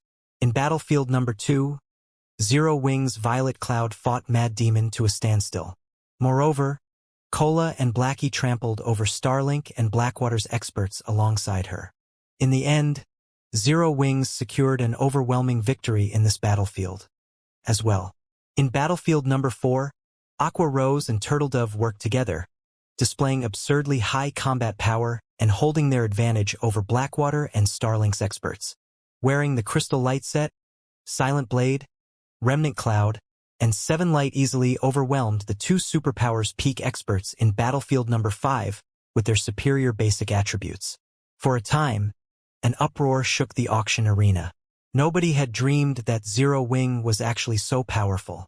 The guild had an absolute advantage in all 5 battlefields, increasing its collection of energy crystals.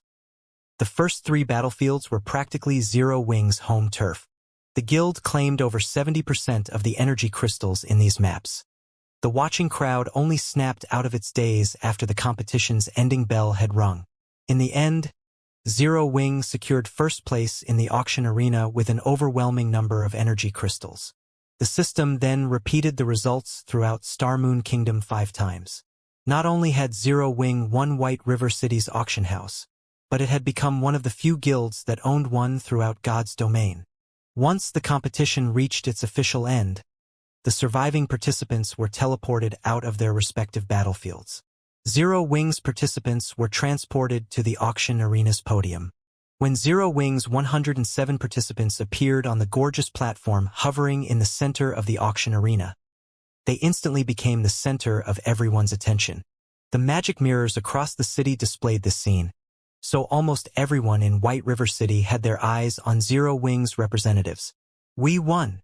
Our guild won! The innumerable Zero Wing members throughout the city cheered excitedly when they saw their guildmates on the platform. White River City's citizens were not the only ones amazed by this outcome. Practically every player and power in Star Moon Kingdom was stunned. With just 107 players, Zero Wing had held White River City against 4 superpowers. Moreover, it had won the competition by a landslide. This was practically a dream.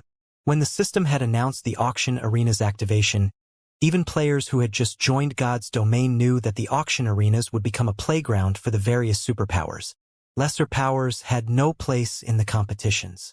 Even if they wanted to fight for an NPC city's auction house, they'd have to wait for the second round of promoted NPC cities. Ordinary powers couldn't hope to understand the superpower's level of strength. This fact had been proven true multiple times in God's domain already. Even before the auction arena system, countless powers had fallen, caught in the crossfire between competing superpowers. Even first-rate guilds had fallen, which ordinary players already considered unreachable. Hence, nobody had expected for White River City's auction arena to end like this. By the time Shifeng, Zero Wing's guild leader, held up the crystalline certificate that granted the guild the management rights over White River City's auction house, the arena's atmosphere had reached its peak. I finally have it. Shifeng burned with excitement as he gazed at the crystalline certificate that glowed with a multicolored light. In his previous life, he had been forced to watch the various major powers obtain control of the auction houses in NPC cities from the spectator stands. In this life, however, not only had his guild secured an NPC city's auction house, but Zero Wing was also one of the first guilds to do so. Countless Zero Wing members shouted their elation throughout White River City, their voices echoing down every street. It seemed like these players were trying to tell the world that from today, Zero Wing was White River City's true overlord. Now that Zero Wing had control of White River City's auction house, it had control over the city's economic lifeline. Even if multiple superpowers moved against Zero Wing, they couldn't touch the guild in this city. Moreover, Zero Wing now had an additional income source, which would guarantee a certain level of the guild's development. Zero Wing's position in Star Moon Kingdom was also unshakable now. Surpassing the guild within its kingdom was nearly impossible after this victory. In addition, as one of the first guilds to win the management rights to an NPC city's auction house, Zero Wing qualified to contest with the various superpowers for neutral maps. With a nigh impenetrable mean headquarters, Zero Wing could afford to send more manpower to neutral maps. Now, Zero Wing truly had the potential to become a superpower in the future. A superpower. Countless powers and players in the virtual gaming world dreamed of commanding such power. When Gentle Snow and Aqua Rose saw the crystalline certificate in Shifeng's hand, they were just as emotional and excited. Neither of them ever thought that Zero Wing would reach this point. As the guild's core upper echelons, no one understood Zero Wing better than they did. The fact that Zero Wing had started as a guild with nothing, yet developed into something so powerful so rapidly was a miracle. Although some assumed otherwise, Zero Wing truly lacked a background. It didn't even have any financial support from major companies. Zero Wing had reached this point by relying on its own abilities. It wasn't anything like the various large guilds that didn't have to worry about needing funds. Black Flame has really tricked me. It's no wonder why Zero Wing has always been uninterested in the various superpowers' olive branches, going so far as to provoke multiple superpowers. Galaxy Past, who sat in the spectator stands, couldn't help his rueful sigh as he watched Shifeng and the other Zero Wing members bask in their glory. When he thought back to his plan of surpassing Zero Wing with the Star Alliance, he found the idea laughable. Surpass? How was the Star Alliance going to do that? The 107 players on the levitating platform were enough to make the best first-rate guilds tremble in fear, not to mention Zero Wing's potential for growth. He more or less understood why Gentle Snow, Ouroboros' former guild leader, had joined Zero Wing. Many first-rate and pseudo-super first-rate guilds had reached out to Gentle Snow when Blackwater had annexed Ouroboros, but in the end, she had chosen to join Zero Wing, becoming a laughingstock. This is strange, guild leader. Why do I feel like the various major powers here are actually excited about this? Purple I asked strangely as she looked around her. Zero Wing had won this competition. The various major powers present shouldn't have anything to do with this victory. Yet they acted as if Zero Wing had won this auction arena for them all. It's only natural, Galaxy Pass said, chuckling. Zero Wing broke the superpower's undefeatable curse and birthed a new era. So of course, the various major powers are excited. A new era? Realization dawned on Purple Jade. Superpowers had always been undefeatable in God's domain. Only other superpowers could contend with a superpower. In fact, this was common sense in the virtual gaming world. Although there had been instances of a non-superpower defeating some of God's domain's superpowers, these fights had been mere squabbles. They proved nothing. Moreover, these victors had relied on superpowerful items with limited effective periods. These items only allowed non-superpowers to shine for a limited time, and there was no relation between these items and a power's true strength. At most, these powers had attracted others' attention and envy. However, the auction arena tested the participating powers' comprehensive strength. No external items were allowed in the competition. Moreover, the various participating superpowers took this competition very seriously. Thus, Zero Wing was the first non-superpower to achieve true victory over multiple superpowers. This victory also proved that superpowers could be defeated. Interesting. The superpowers actually lost. It seems the era of superpowers' rule over God's domain has finally come to an end. After today, this is the era of new powers like us. In one of White River City's crowded advanced bars, upper echelons from powers that had been operated in secret began to grow restless after witnessing the auction house competition's outcome. Meanwhile, like the plague, news of Zero Wing's victory in White River City's auction arena spread throughout God's domain, reaching every major power and superpower on the continent. After Zero Wing won White River City's auction house, the various superpowers received the surprising news in less than 10 minutes. Although White River City was not an important NPC city, it was one of the first cities to have an active auction arena system. Naturally, the various superpowers wouldn't let it slip through their grasp. Yet, despite 4 superpowers fighting to secure the auction house, a non-superpower, Zero Wing, had won the competition. No matter how the various superpowers considered the news, it was unbelievable. The unexpected development made the superpowers suspicious. They all suspected that Zero Wing had support from a super guild or a major corporation. However, regardless of their assumptions, Zero Wing's name had made it onto their lists, becoming a target to pay close attention to. After all, now that Zero Wing had secured an NPC city's auction house, it had gained a tremendous amount of financial strength. Moreover, this new income source was stable and beyond other powers' influence. With this, Zero Wing was one step closer to becoming a true superpower. Zero Wing succeeded? Phoenix Rain could not help but be surprised when she read the report from her subordinate. Before the auction arena competition, she had expressed her willingness to dispatch a portion of her strength to assist Zero Wing with Sherfong, but he had rejected her offer. She had later learned that 4 superpowers had intended to fight for White River City. Even she would struggle to win White River City's auction house with so many powerful opponents. Yet the latest report stated that Zero Wing had emerged victorious. Moreover, its victory had been overwhelming. No matter how she looked at it, the situation didn't seem realistic. She had watched Zero Wing rise from the ground up personally, but she didn't understand how Zero Wing had become so powerful. For a moment, she even wondered if her subordinate had mistyped the victor's name to Zero Wing. Big Sis Rain, we've just received a message from the Great Pavilion Master. He wants to hold an elder meeting and requests your attendance. He says that it's related to Zero Wing, Blue Phoenix excitedly announced as she rushed into the room. I got it. Phoenix Rain could not help her bitter smile when she heard the message. She had wanted to help Zero Wing. She hadn't thought that it would help her instead. Or Empire Crimson Flame Fortress. After a long period of development, the Crimson Flame Fortress's operations could rival that of a small NPC city. Including the NPC soldiers that guarded the fortress, it had become one of the safest rest areas in the Empire, and it was very close to your capital city. By using the fortress's teleportation function, players could reach the regional dungeon very quickly. As a result, the fortress had become exceptionally popular among players.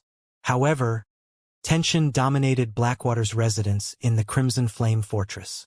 Jing Yang, who stood in the Vice Guild leader's office, was drenched in sweat.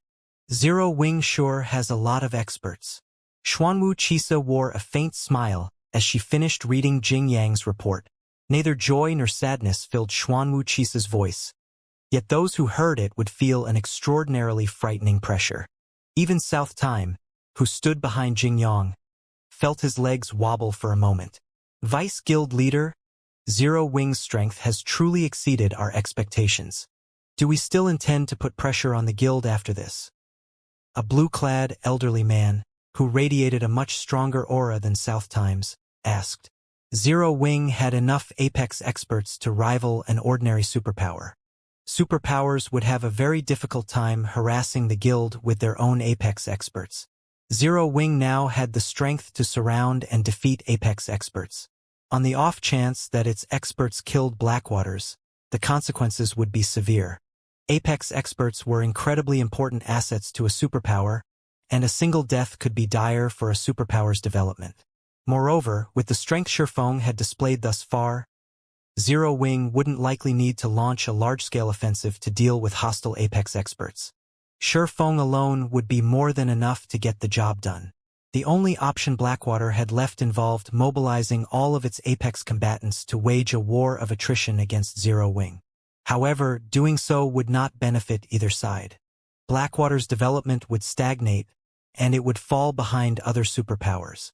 They had to avoid that method unless absolutely necessary. This was why the various superpowers rarely mobilized their apex experts to resolve conflicts with other superpowers, dispatching peak exerts at most to fight.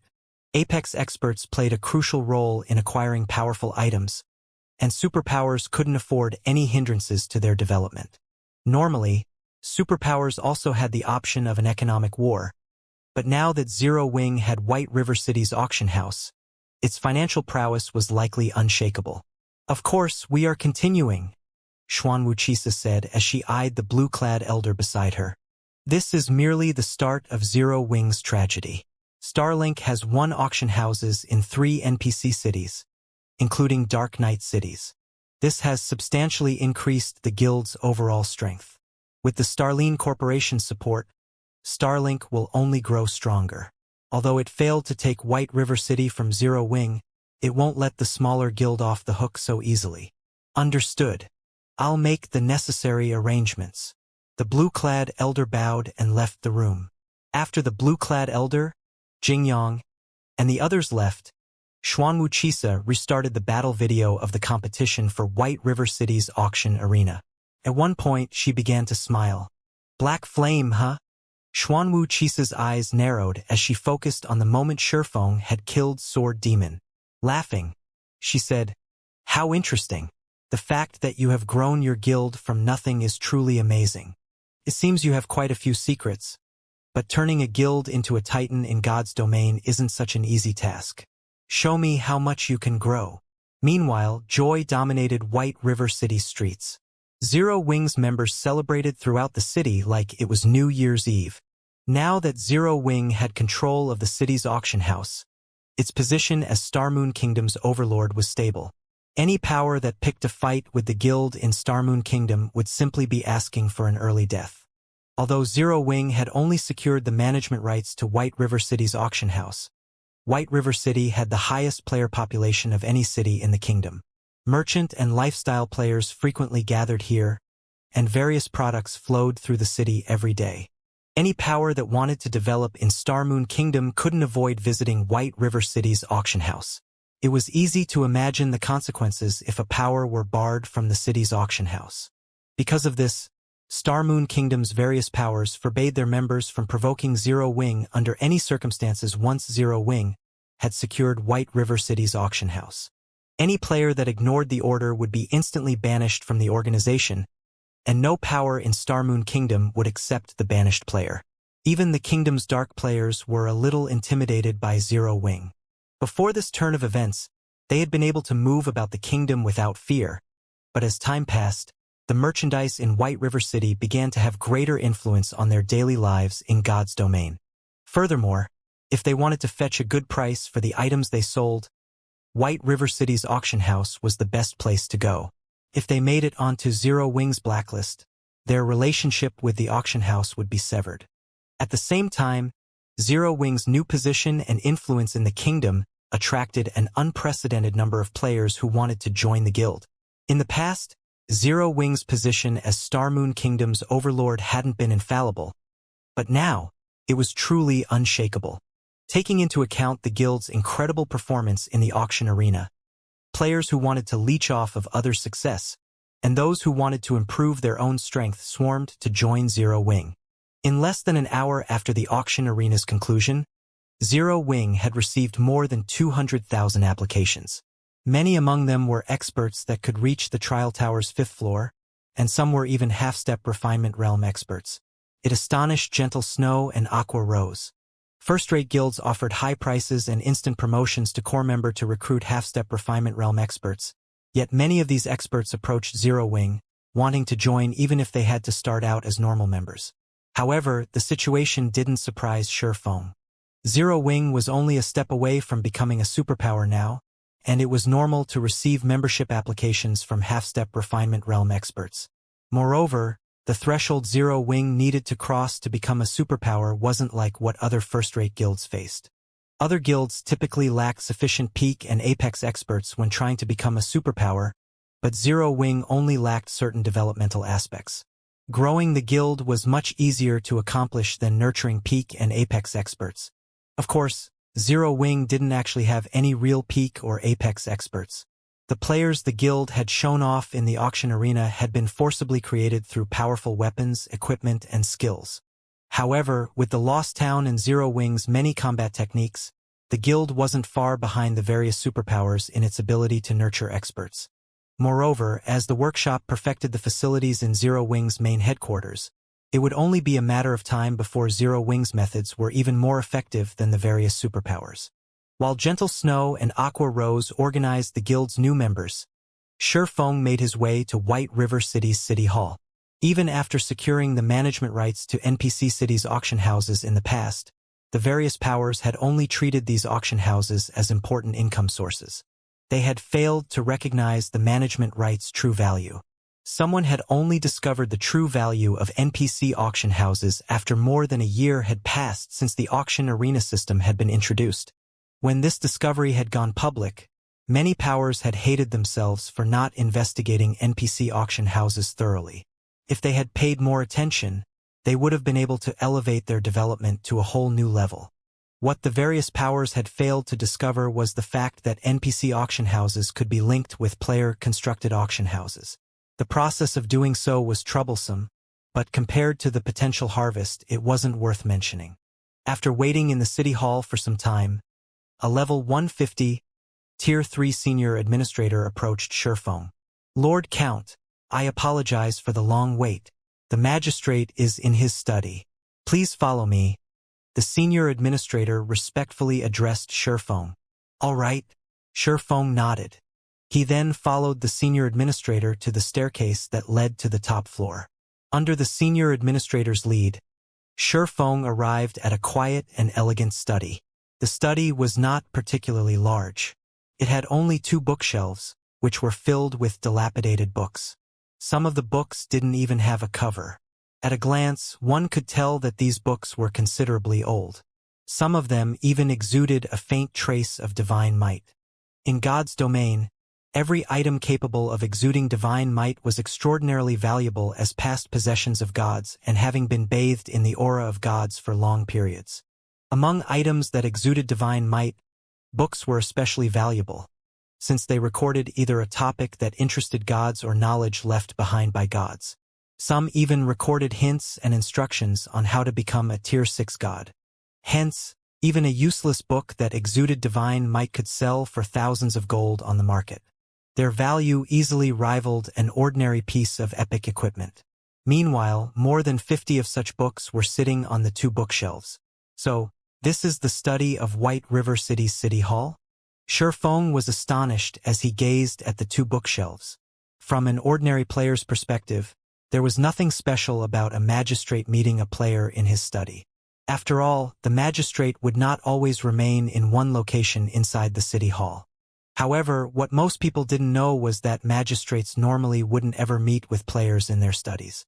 Only the manager of an NPC city's auction house would be allowed to visit the study of the respective city's city hall. One could say that this was a special privilege of auction house managers. Any other player would most likely never set foot in a city hall study. Tier 6 God-ranked players were no exception. One could also say that a city hall study was the most fortified location inside an NPC city. This wasn't because the study was protected by amazing magic arrays, but because it was located in a special space. Like an otherworld, unless one gained permission to access it, even Tier 6 gods wouldn't be able to enter the study. At this time, Magistrate Weissman was sitting behind an office desk and reading a book made of pure gold under the sunlight shining through the window behind him. Compared to the previous time Feng met Weissman, the current Weissman was already a level 200 Tier 5 Grand Wizard. This could be considered one of the benefits of White River City being one of the first NPC cities to get promoted in God's domain. With a Tier 5 NPC guarding White River City, even Tier 4 players would not dare act rampantly inside the city. The security level of the city was on an entirely different level compared to that of ordinary NPC cities. Players could develop themselves here without worrying about small incidents ruining all their investments in the city. "You're here. Do you have some business with me?" Weissman asked as he looked at Feng with a friendly smile. Due to his promotion in tiers, Weissman's intellect had received further improvement. The NPC was now capable of acting much more like an ordinary human being. He even perfectly suppressed his aura. If one did not use an identification skill on Weissman, they would most likely treat him as an ordinary old man. "Lord Magistrate, I wish to make the city more prosperous, so I want to link White River City's auction house with the auction house of another city. I hope I can gain your permission to do so," Feng answered. An auction house was an important economic pillar for a city. An auction house's development was a city's development, and the prosperity of an auction house was a city's prosperity. In the past, the powers merely treated the NPC auction houses they acquired as an ATM and the key to controlling an NPC city. They failed to understand that NPC auction houses were actually a tool for hastening the development of guild towns. This function had only been discovered more than a year after the auction arena system's introduction into the game. A year. With the popularity and income that an NPC auction house brought, 1 year was more than enough to elevate a guild town into an advanced city. However, as the various powers failed to discover this function, even more than 2 years after God's Domain's launch in the past, there hadn't been a single advanced guild city in the game. Even the existing intermediate cities back then had still been far from becoming advanced cities. Without the help of an NPC auction house, even 3 to 5 years of development wouldn't be enough to elevate an intermediate city to an advanced city.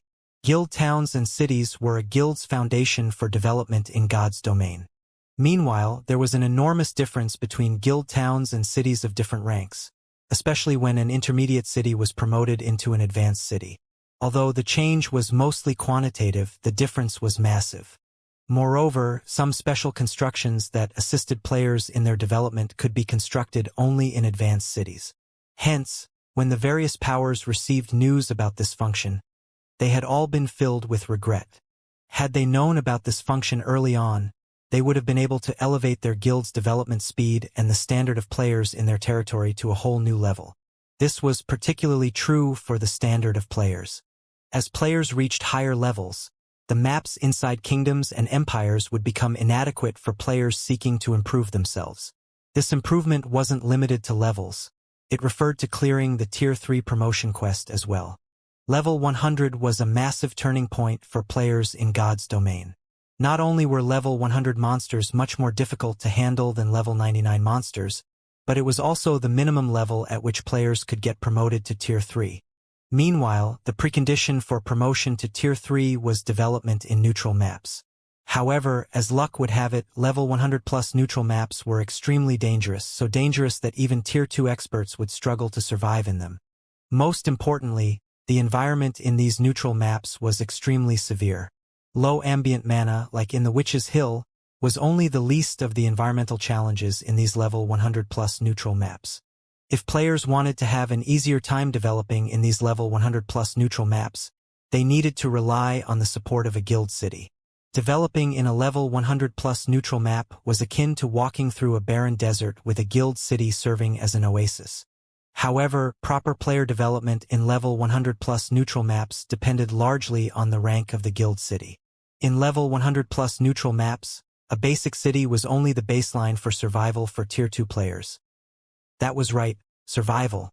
Basic cities merely protected players from dying from unexpected events. Only after reaching the intermediate standard would a guild city be able to provide players with a better life in neutral maps. Guild cities that had reached the advanced standard could provide players with comfortable lives even in level 100+ neutral maps. Tier 3 promotion would also become considerably easier, which was the reason why the various powers of God's domain had been so desperate to obtain an advanced city of their own in the past. If a power could upgrade its guild city to the advanced standard early on, the speed of conversion to Tier 3 and the number of players converted would increase significantly. Said power could then widen the gap between itself and other powers. This was also the reason why Sherfong was so desperate to secure White River City's auction house. After all was said and done, superpowers were still superpowers. Zero Wing could not hope to match the resources and manpower they had on hand. Although everyone believed that Zero Wing was only one small step away from becoming a superpower, they failed to realize that a gigantic gap remained between Zero Wing and an actual superpower. Moreover, as more time passed, this gap would only become increasingly obvious, the so-called snowball effect. Currently, even the best players in God's domain had just started their journey in Tier 2, so the difference might not be so obvious. However, after players reached Tier 3, the gap would be glaring.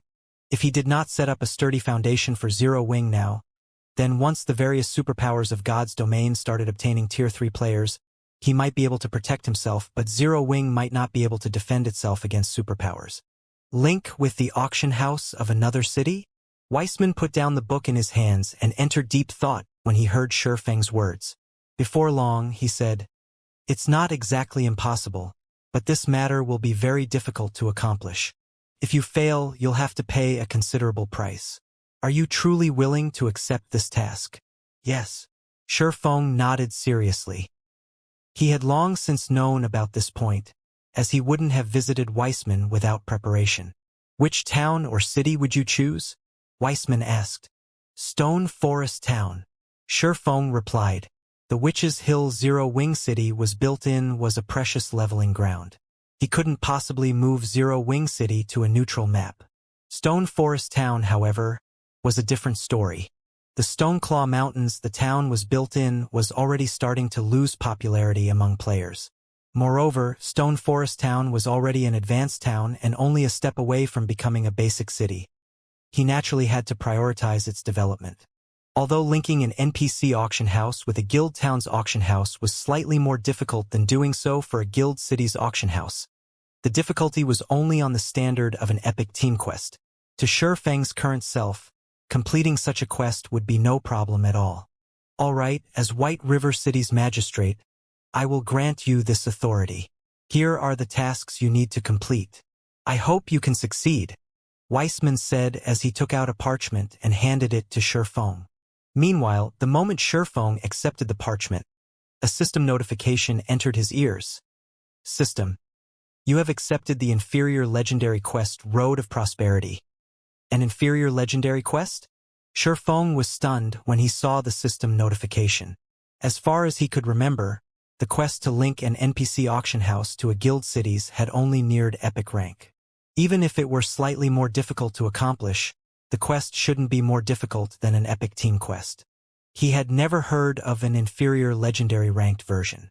Although there was only one rank between inferior legendary quests and epic quests, the actual difficulty difference was massive. This was like the difference between peak and apex experts. Even apex experts would face extreme risks when completing an inferior legendary quest, and that was with the support of a superpower. Without a superpower behind them, completing an inferior legendary quest would require heaven-defying luck. During Shifeng's brief moment of shock, he received another system notification. System, congratulations! You are the first player to activate the road to prosperity in God's domain. There will be no penalties for failing the quest. Upon quest completion, you will be awarded an additional Peak Construction Design or Gold Town Promotion Order. The Peak Construction Design or Gold Town Promotion Order. Shifeng began to grow excited as he read this second notification. Both the Peak Construction Design and the Gold Town Promotion Order were painfully difficult to acquire in God's domain. Either of these items was easily as valuable as a fragmented legendary item. Any peak construction could easily attract a flood of players, increasing a city's popularity. Peak constructions were also required to promote an advanced city to a main city. A guild city could only truly become a guild's main headquarters after becoming a main city, which even individual Tier 5 players would find difficult to take down. To destroy a main city, one would need a group of Tier 5 players or a Tier 6 God-ranked player. This was also why only guilds with a main city were considered true first-rate guilds. First-rate guilds generally had quite a few Tier 5 players under their command, and with the home ground advantage, these Tier 5 players could exhibit far greater combat power than ordinary Tier 5 players. Hence, even the various superpowers had invested a lot of time and effort to destroy a first-rate guild's main city in the past. Some superpowers had even spent 2 or 3 months trying to destroy a first-rate guild's main city. As for the Gold Town Promotion Order, it allowed players to promote an advanced town to a basic city unconditionally. Every superpower dreamed of commanding a basic city at this stage of the game. Not only would a basic city provide a stable source of income, but it would also allow its ruling superpower to control more territory. At the same time, a basic city was the basis for survival in level 100+ neutral maps. God's domain had plenty of level 100+ neutral maps, and every one of them had its own characteristics and resources. Occupying one of these neutral maps would certainly benefit a guild's members as they grew stronger. God's domain's current powers desperately needed both the Peak Construction Design and the Gold Town Promotion Order. Even though it would still be some time before players reached level 100, much would need to be done before they could explore level 100 neutral maps. Many powers in the past had only begun to prepare after players had reached level 90, and by then it had been too late. Ideally, powers should prepare to explore level 100 neutral maps once players reached level 80. Players would need potions and items that would help counter the harsh environments players would encounter in neutral maps. For example, to amass these potions and items, the various powers would need to improve their lifestyle player standards. They would also need to grind for recipes and designs. If a power only began to prepare for this expansion after players reached level 90, it wouldn't be ready in time, and superpowers were no exception. Its development in level 100 neutral maps would stagnate, and the process of elevating its expert players to Tier 3 would be affected. Zero Wing's foundations were still flimsy. Hence, Shifeng needed to prepare for exploring level 100 neutral maps as soon as possible. After all, after reaching Tier 2, players would need about the same amount of time for each level up before level 100. It only seemed like players' leveling speed decreased as they reached higher levels due to increased PvP encounters, which, in turn, resulted in more deaths than necessary. In addition, top-tier weapons and equipment became more difficult to acquire. Thinking up to this point, Shifeng promptly unfurled the parchment Weissman had given him. The parchment listed all the conditions that he would need to fulfill. Once he met these conditions, White River City's auction house would link with the auction house in Stone Forest Town. As expected of an inferior legendary quest, these conditions are absurd. Shifeng frowned as he read the parchment. To put it simply, he needed to obtain 100 units of 7 Luminaries Crystal and complete 1 hero-ranked Crusade quest. Although the quest only had 2 conditions, fulfilling both would even be a challenge for the various superpowers. The various superpowers likely didn't even know what a Hero Crusade quest was. A Hero Crusade quest was also known as a Kingdom Crusade quest. Even an entire kingdom would struggle to complete such a quest, so they were usually commissioned through the Adventurers Association. In the past, even the various superpowers had considered Hero Crusade quests absolute nightmares. In the past, first-rate guilds had been powerless when it came to Hero Crusade quests, and the various superpowers had sacrificed tens of thousands of expert players to complete them. Even Apex experts had died multiple times during the quest. Now, the system wanted him to complete one such quest just to connect two auction houses. Obtaining 100 units of 7 Luminaries crystal wasn't particularly difficult for Shifeng. After all, Zero Wing had already begun to explore the Tower of Time. Thus far, the guild had collected more than 50 units of 7 Luminaries crystal. If he sent Kola and the other main force members to the tower, acquiring the rest of the required 7 Luminaries crystals wouldn't be overly difficult. The Hero Crusade quest was the real problem. Ouroboros had once accepted a Hero Crusade quest when players had been around level 70. Their target had been the Lord of Fire in an ancient secret land. I can probably give it a go. After giving the matter some thought, Shifeng recalled the Hero Crusade quests in Starmoon Kingdom during his previous life. Of those he could remember, the only one he was confident of Zero Wing completing was the crusade against the Lord of Fire.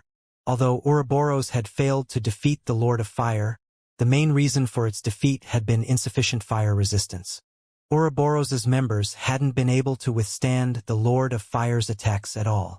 A foreign superpower had arrived to hunt down the boss only after players had reached level 100. The achievement had sparked a huge commotion in Starmoon Kingdom at the time. Players could only complete a Hero Crusade quest once, and once it had been completed, it would vanish from God's domain forever. As long as a guild completed a Hero Crusade quest, it would be awarded a significant amount of guild popularity, which would attract more NPC nobles and even royalty to commission quests. A guild could even earn the appropriate deeds to become a territory lord, although trying to reach that rank was extremely difficult. After considering the matter for a moment, Shifeng decided to hunt down the Lord of Fire. Other powers might find it struggle to amass enough fire resistance to raid the Lord of Fire, but it wasn't an issue for Shifeng and his guild. He had already raided the Flame Demon King and obtained the Flame Demon's Crown, a piece of top-tier fire resistance equipment after all. Furthermore, Zero Wing was far stronger than Ouroboros had been. With the help of Master Fire resistance potions, raiding the Lord of Fire was definitely possible for the guild. As Shifeng left the city hall and was about to head to the Candlelight trading firm to prepare for the Crusade quest, Aqua Rose contacted him. Guild leader, something major has just happened. A moment ago, Starlink made a move and invited every core member in our guild to join it. It is offering us 3 times what Zero Wing is paying, and it has poached a group of advanced lifestyle players from Candlelight. Starlink has started selling weapons and equipment for cred, causing our sales to plummet. Aqua Rose hurriedly reported. Everyone in the guild is talking about it. I guess Starlink finally gave in and is trying to suppress us with its financial power? Shifeng could not help but laugh. How can you laugh at a time like this? Guild leader, we are already tight on credits. Now that Starlink is trying to sabotage us, many of the guild's members are growing concerned. If our people start to leave the guild, our development will likely stagnate. Aqua Rose said, exasperated at Shifeng's reaction. I get it. Notify Melancholic and Yulon. Tell them to reduce our prices in the Dark Knight Empire and purchase the Empire's specialty materials at a high price. Since Starlink wants to cause trouble in Starmoon Kingdom, we'll do the same in the Dark Knight Empire. Shifeng calmly decided. Aqua Rose was stunned when she heard Shifeng's orders. Guild leader, are we really doing this? Aqua Rose hurriedly asked after snapping out of her daze. We're short on coins and credits right now because of the guild's development. I'm afraid that we won't last more than 2 days if we go through with this. Zero Wing had secured White River City's auction house, which significantly increased the guild's income, but the battle had also tremendously elevated the guild's fame, which had attracted more recruits and increased the guild's member count. Overall, the guild's funds were still stretched thin. Meanwhile, a large-scale price war wouldn't yield results quickly, could even backfire on Zero Wing. Starlink was its opponent this time, and the superpower had immense financial strength. Moreover, Zero Wing would be attacking Starlink's home turf. Even when Zero Wing's coffers had been overflowing, it still hadn't been a match for Starlink. Not even superpowers like Unyielding Soul or Crimson Emperor dared to engage in a financial war against Starlink. How many coins can we save each day after including the income from White River City's auction house? Shifeng asked. After deducting the guild's necessary expenditures and including the funds we have on hand, we should be able to save around 35,000 gold per day, Aqua Rose said with a bitter smile. 35,000 gold was unquestionably a huge sum to current first-rate guilds. Many of them dreamed of saving so much in a single day. As guilds continued to develop, they encountered more necessary expenditures. Trying to wage a price war against a superpower on its home turf with just 35,000 gold per day was a joke. That money would be gone in 2 days at most. Even if Zero Wing was generating more income each day, the guild could only afford to maintain its financial attack for around 5 days. Any longer and the war would affect the guild's development. That should be just barely enough.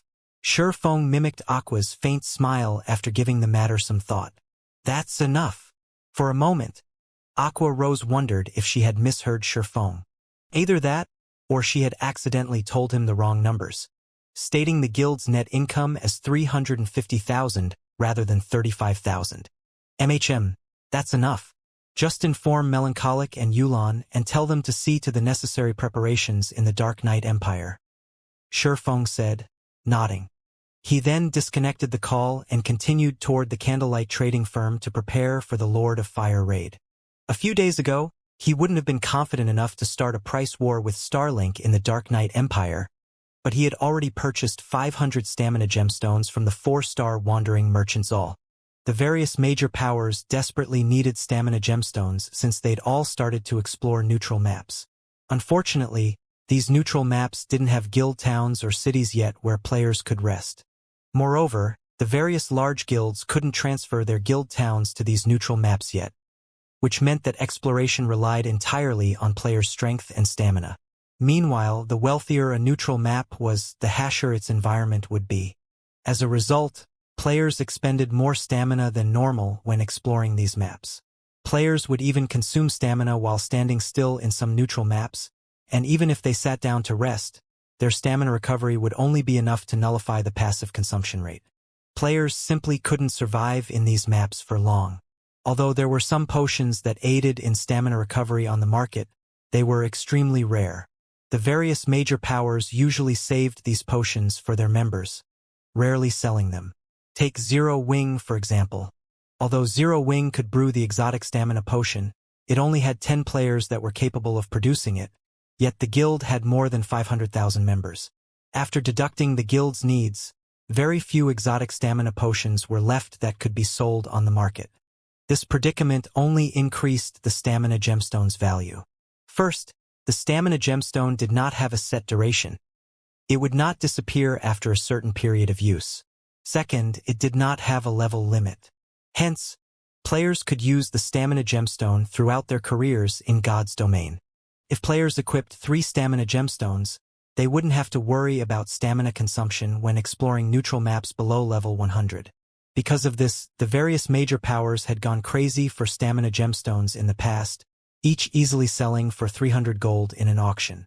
While Shifeng prepared all sorts of fire-resistance equipment and potions, players throughout Star Moon Kingdom had discovered Starlink's assault on Zero Wing, and a commotion erupted across the kingdom. Starlink has finally made its move. I knew Starlink couldn't take the embarrassment of losing to Zero Wing lying down. Even though Zero Wing has many experts, the competition between the various powers is one of finances. How can Zero Wing possibly compete with Starlink without any backers? Starlink is pretty impressive, though. It's actually poaching Zero Wing's members by offering to triple their salaries. I've heard that several hundred Zero Wing members have already left to join Starlink.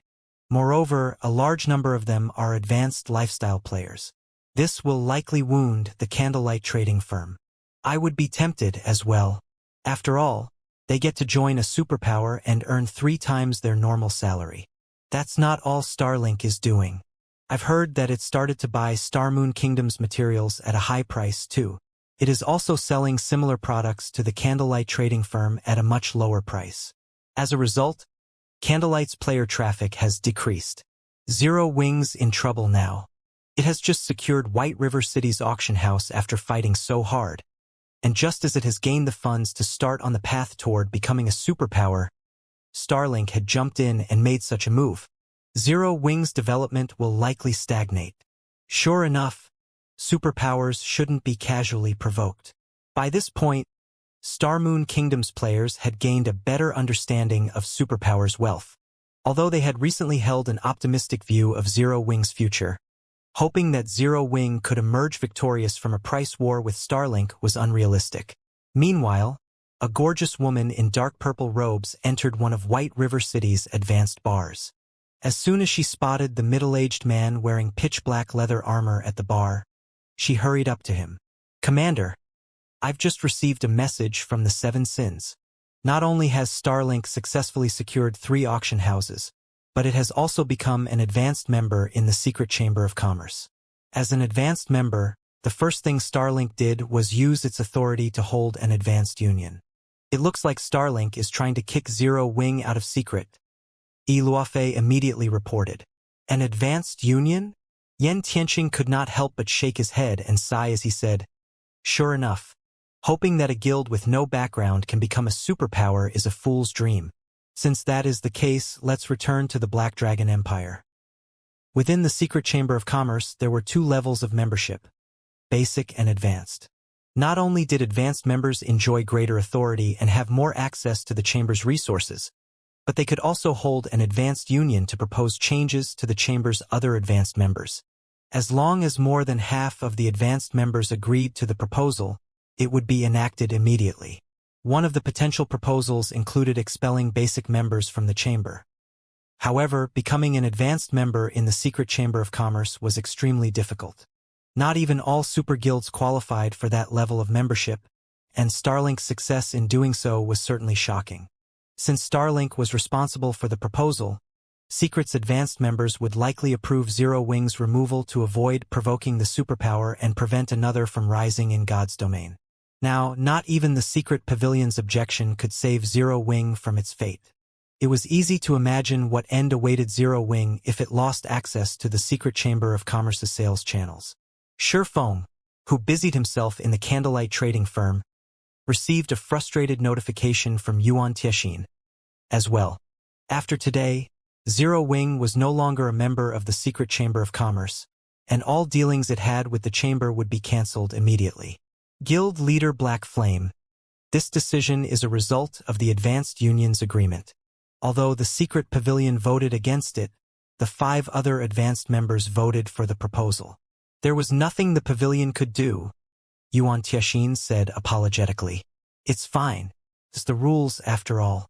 Although I have to thank the pavilion for voting in Zero Wing's favor," Shi Feng said, chuckling. "Although Zero Wing is no longer part of the Secret Chamber of Commerce, if your guild needs anything, the Secret Pavilion can help with small matters.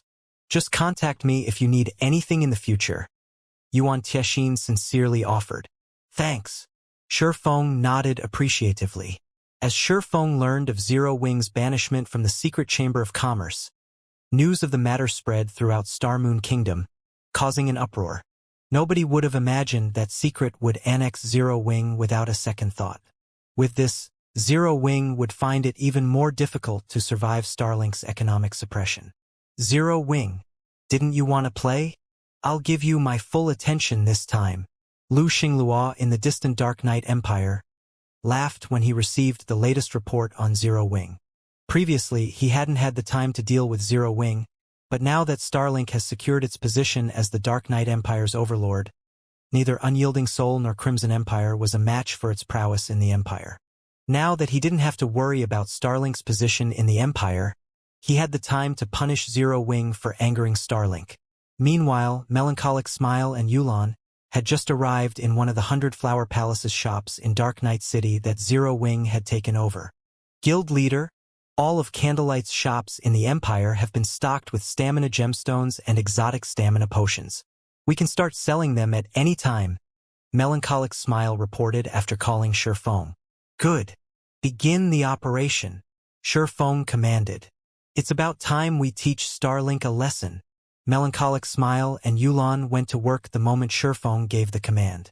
In Zero Wing's name, They announced their intent to purchase the Dark Knight Empire's specialty materials at a high price and sell common goods at a low price.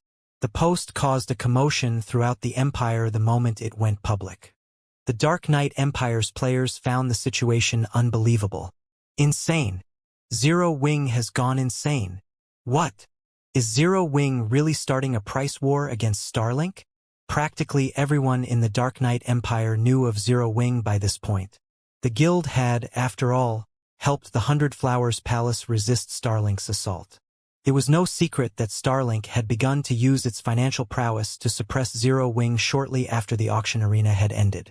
However, no one had expected Zero Wing to pull a move like this in the Dark Knight Empire so soon after Starlink's actions in Starmoon Kingdom. Clearly, Zero Wing was retaliating.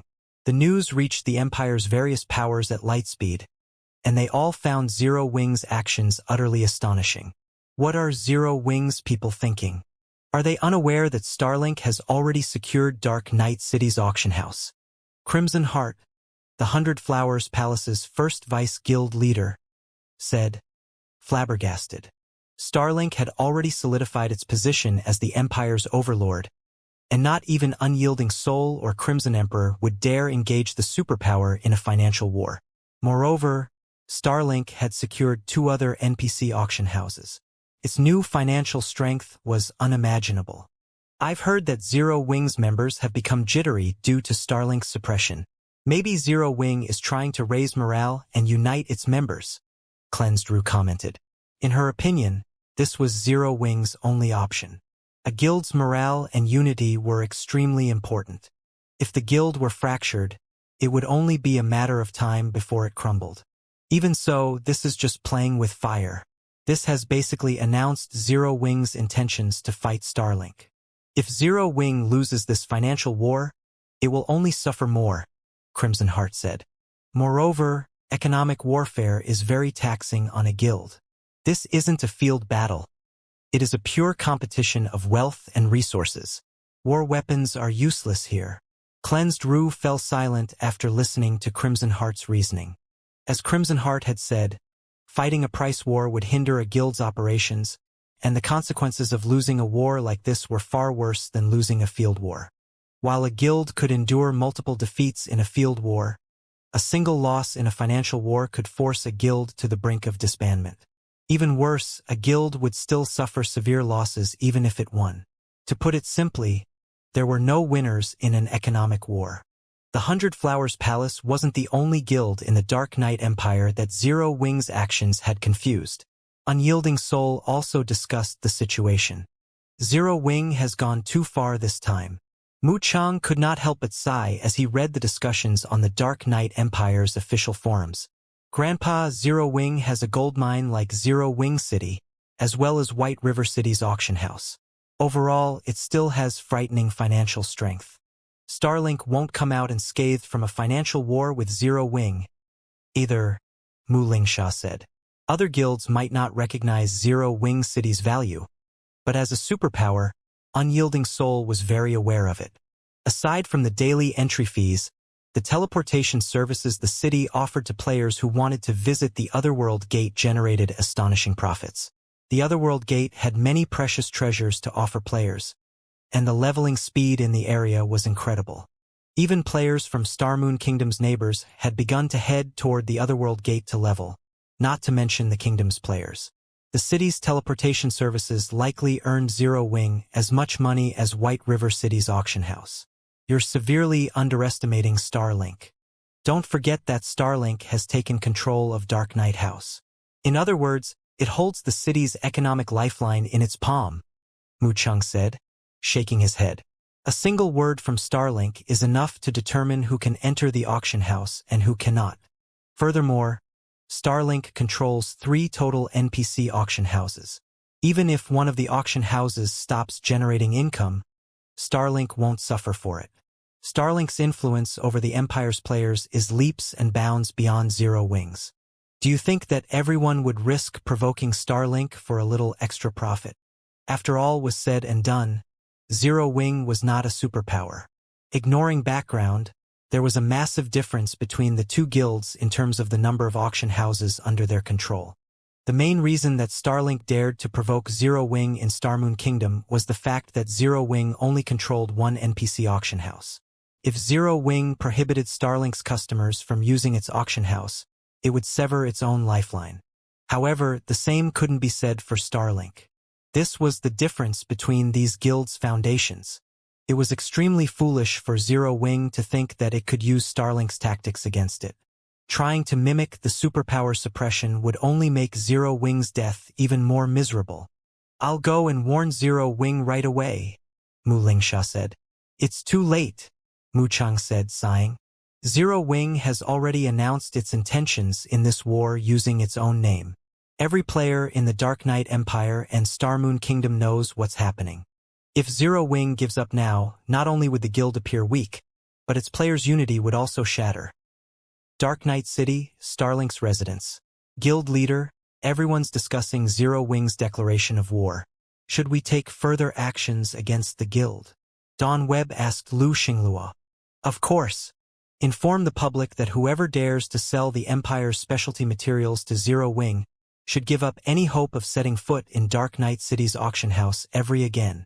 Laughing, Lu Xinglua continued, "I want to see just how Zero Wing plans to play this out." "Understood." Don Webb promptly bowed and left the room. Dark Knight City's business district bustled with activity, and despite the late hour, players crowded the streets. As the Dark Knight Empire's imperial capital, the various adventurer teams and guilds members gathered here. One could easily find level 64 expert players with a casual glance, and there were quite a few experts in level 60 fine gold equipment. The scene would be impossible to find in an ordinary NPC city. However, the Empire's various powers hadn't stationed their members in Dark Knight City because it was the Empire's capital, but because it was a hub for the Dark Knight Empire's merchant players. This ensured that the city had more resources than anywhere else in the Empire. If the Dark Knight Empire had something good to offer, it could be found in Dark Knight City. Items that were nearly impossible to find in other NPC cities were commonplace here, and the majority of these items flowed through Dark Knight City's auction house.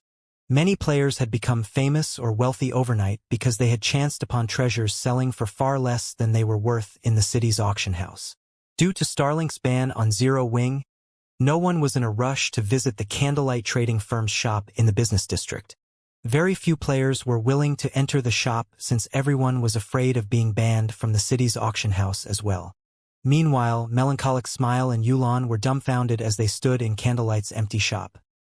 They were purchasing materials at a 30% markup and selling commonly used goods for 30% less than market value. Yet only a small number of players had visited Candlelight's shops in the Empire since they had made their announcement over an hour ago. Anxious, Melancholic Smile contacted Shifeng and asked, "Guild leader, what should we do? Because of Starlink's ban, the players who visit Candlelight here only buy our low-priced goods. We're losing money and gaining nothing. We won't be able to affect Starlink's economy at this rate." "Starlink has banned us?" Shifeng laughed. "How quick of it. Guild leader, we're losing money here, yet you can still laugh?" Melancholic Smile asked, exasperated. "Now that Starlink has banned us, we can take action," Shifeng said. "Reveal the exotic stamina potions and stamina gemstones. Any player that wants to buy the exotic stamina potions can do so with the Empire's specialty materials. Auction off the stamina gemstones, but only to players who sell us 1 gold of specialty materials. Hopefully, Starlink keeps its word and goes through with the ban." "I'll get it done," Melancholic Smile said, a joyful smile lighting up her face. Although Melancholic Smile wasn't a combat player, she understood the exotic stamina potions and stamina gemstones value perfectly. Zero Wing's exchange prices for the exotic stamina potions rose each day, and now, not even the guild's basic elite members qualified to purchase the potions. The exotic stamina potions were only available to those who had been guild members for a long time, significantly contributed to the guild, and were advanced elite members. Moreover, advanced elite members were limited to 1 bottle every 3 days. Even so, the guild's daily supply wasn't enough to maintain its stock. It was clear how important the exotic stamina potions were to combat players. However, Melancholic Smile didn't find the situation unreasonable. Current players had moved beyond grinding WDO kingdoms and empires' borders. Most players ran toward neutral maps as soon as they were a high enough level. Not only did neutral maps offer more opportunities, but leveling in these maps also proved faster than the alternative. This was a part of God's domain's balance. Players wouldn't earn much if they developed in save areas, but if they took a risk, they could reap more rewards. The exotic stamina potions were a large part of the reason that Zero Wings members had reached level 50 so quickly. The stamina gemstones were even more impressive. Although they weren't as powerful as the exotic stamina potions, they were everlasting. Moreover, the stamina gemstone would only become more effective as players reached higher levels. Players could use the gemstones forever, and they were a treasure that could give the various major powers a significant advantage over their competitors. Melancholic Smile immediately ordered a subordinate to set up a new counter for the exotic stamina potions. She also set up a small cabinet beside the counter to display the stamina gemstones and the necessary qualifications to bid for them in the auction. The moment these new features appeared in the shop, they attracted the few visiting players' attention. Quick, look, there's a new counter. A new product? The independent players browsing the shop weren't from the Dark Knight Empire. They were merely visiting Dark Knight City to purchase and sell items. Hence, they didn't particularly care about Starlink's ban. Their base of operations wasn't in the Empire, and if they couldn't purchase items from Dark Knight City's auction house, they could simply visit an auction house in another empire. Since the Candlelight trading firm was selling items below market price, they couldn't miss this opportunity to make a profit. So what if Zero Wing is pushing out a new product? Zero Wing overestimates itself if it thinks it can defeat Starlink in the Dark Knight Empire. An assassin from Starlink, disguised as an independent player, said disdainfully as he looked at the new counter. As far as he was concerned, his superior's orders to watch Candlelight was unnecessary. Even if the Dark Knight Empire's various major powers had 10 times the courage they currently displayed, they wouldn't dare offend Starlink for a little profit. Trying to counter Starlink's influence in the Empire's market by relying on independent players was simply a dream. Many of the Dark Knight Empire's precious materials could only be obtained with a certain degree of strength, and generally only the various adventurer teams and guilds were strong enough. But as the Starlink assassin entertained such thoughts, someone's exclamation reached his ears. Crap! The exotic stamina potion. This shop is actually selling exotic stamina potions. With those few words, the first-floor hall fell silent. Almost every customer turned toward the counter at the same time, a hint of madness flashing in their eyes.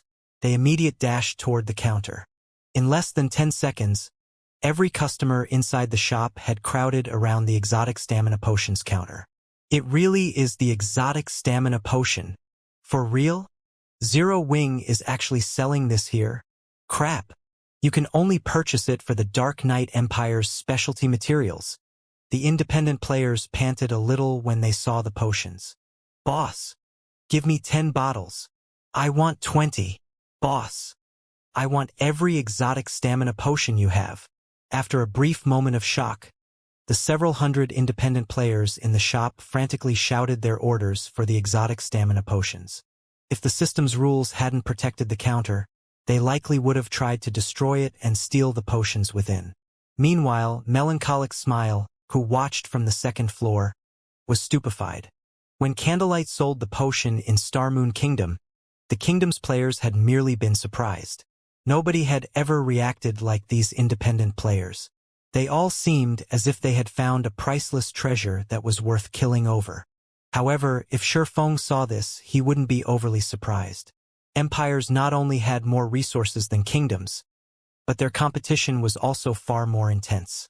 Kingdoms players couldn't even imagine how fierce the competition was in an empire. Furthermore, items that could increase players' stamina recovery were extremely rare in God's domain. Normally, independent players had no access to such items. While the players in the shop made a fuss over the exotic stamina potions, some noticed the cabinet next to the counter. Again, they expressed their shock. Stamina gemstone? God's domain actually has such an item? If I equipped 3 or 4 of these gemstones, I wouldn't have to worry about surviving in God's domain's maps in the future. This won't do. Even if I go bankrupt, I have to get these stamina gemstones. Everyone stared at the crystal-clear stamina gemstones in the cabinet with bloodshot eyes. Naturally, these players paid no heed to the participation qualifications and the auction's minimum 100 gold bid. They immediately contacted their friends to borrow the necessary funds. The exotic stamina potions might be very important, but compared to the stamina gemstone, the potions were insignificant. With the stamina gemstones, players could treat neutral maps like their own backyards, hunting for more opportunities than other players. News of the candlelight trading firm's exotic stamina potions spread like wildfire. Not only did it reach every corner of Dark Knight City almost instantly, but players also began to discuss the gemstones on the Empire's official forums. Is Zero Wing insane? It's actually selling such a treasure? It seems Zero Wing really wants to go to war with Starlink. Fortunately for us, we can profit from this war. As long as we have enough stamina gemstones, exploring neutral maps won't be a problem. For a moment, the stamina gemstone's appearance caused an uproar in the Dark Knight Empire. The various adventurer teams, in particular, sent their members to Candlelight's shop in Dark Knight City to purchase a stock of gemstones for their members. Other players might be afraid of being barred from the city's auction house, but adventurer teams like theirs weren't. After all, they could simply visit other auction houses. At most, they might have to visit another empire to shop. However, once they had the stamina gemstones, they would have an advantage over other powers when exploring neutral maps.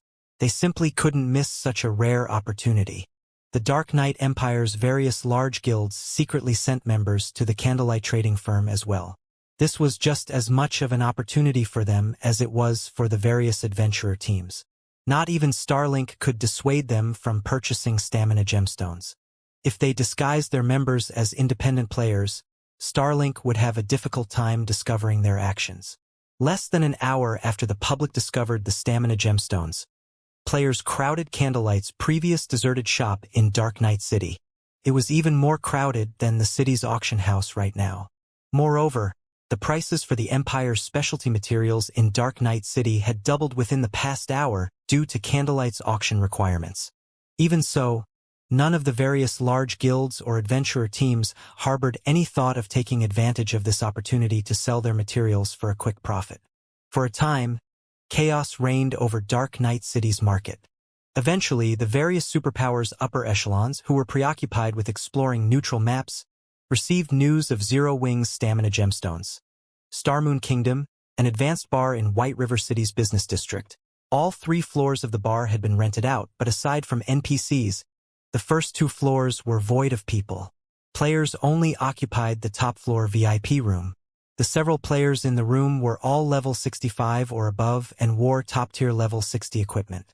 The leader was an elderly man in blue, who stared through a window, admiring the prosperous view. Suddenly, a level 64, black-clad assassin entered the room, looked at the elder and said, "Elder E, we've just received news stating that Candlelight has started selling a large quantity of exotic stamina potions in the Dark Knight Empire. The trading firm has also begun to sell something called the Stamina Gemstone. Each Stamina Gemstone can increase players' stamina recovery rate by 7%. Candlelight is only accepting the Dark Knight Empire's specialty materials as payment, which has not only doubled the prices for these materials, but the various powers have also stopped selling any they have in stock." Stamina Gemstone? The blue-clad elder was astonished when he heard this. "How many are they selling?" "Based our investigations, Candlelight has prepared 60 stamina gemstones to sell in Dark Knight City," the assassin answered. 60? How generous! The elder expressed his surprise at the assassin's answer. Has Zero Wing gone insane? Players who frequented neutral maps understood how valuable items like the stamina gemstones were. Moreover, the more stamina gemstones one had equipped, the more valuable they would become. With 60 stamina gemstones, one could outfit a 20-man team that would then be able to operate in a neutral map without having to return to a city to recover stamina.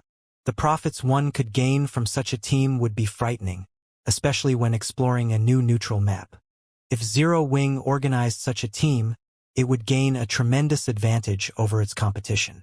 Yet, Zero Wing willingly sold the stamina gemstones, sacrificing such a wondrous opportunity.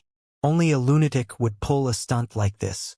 It seems we still underestimate Zero Wing. Starlink will have a hard time preventing the guild from affecting its economy.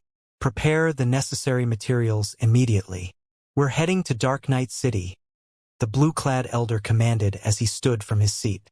He, like everyone else in God's domain, had thought Zero Wing was simply making a fool of itself by challenging Starlink in the Dark Knight Empire.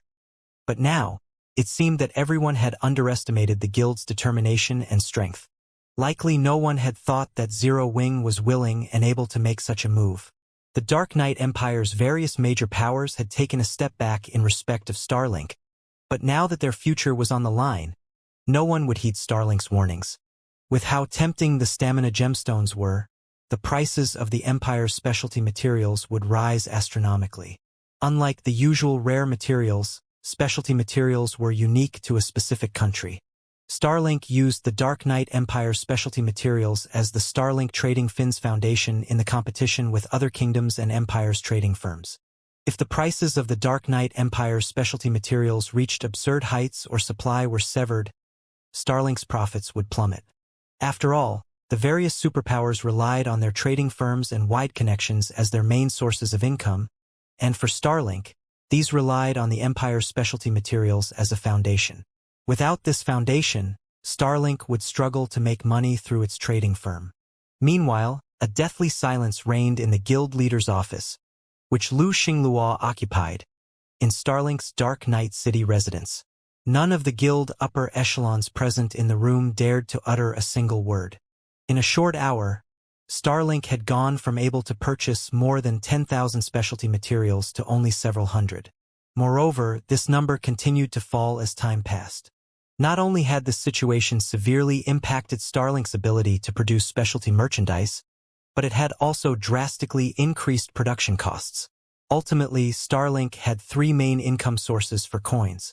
The first source was the guild's trading firm. The second was its money-farming teams and the guild members completing guild quests. The third source came from the guild's towns. Although Starlink now had NPC auction houses as a fourth source of income, it had just taken these auction houses over? It would still be some time before the guild earned a significant amount of profits from this source.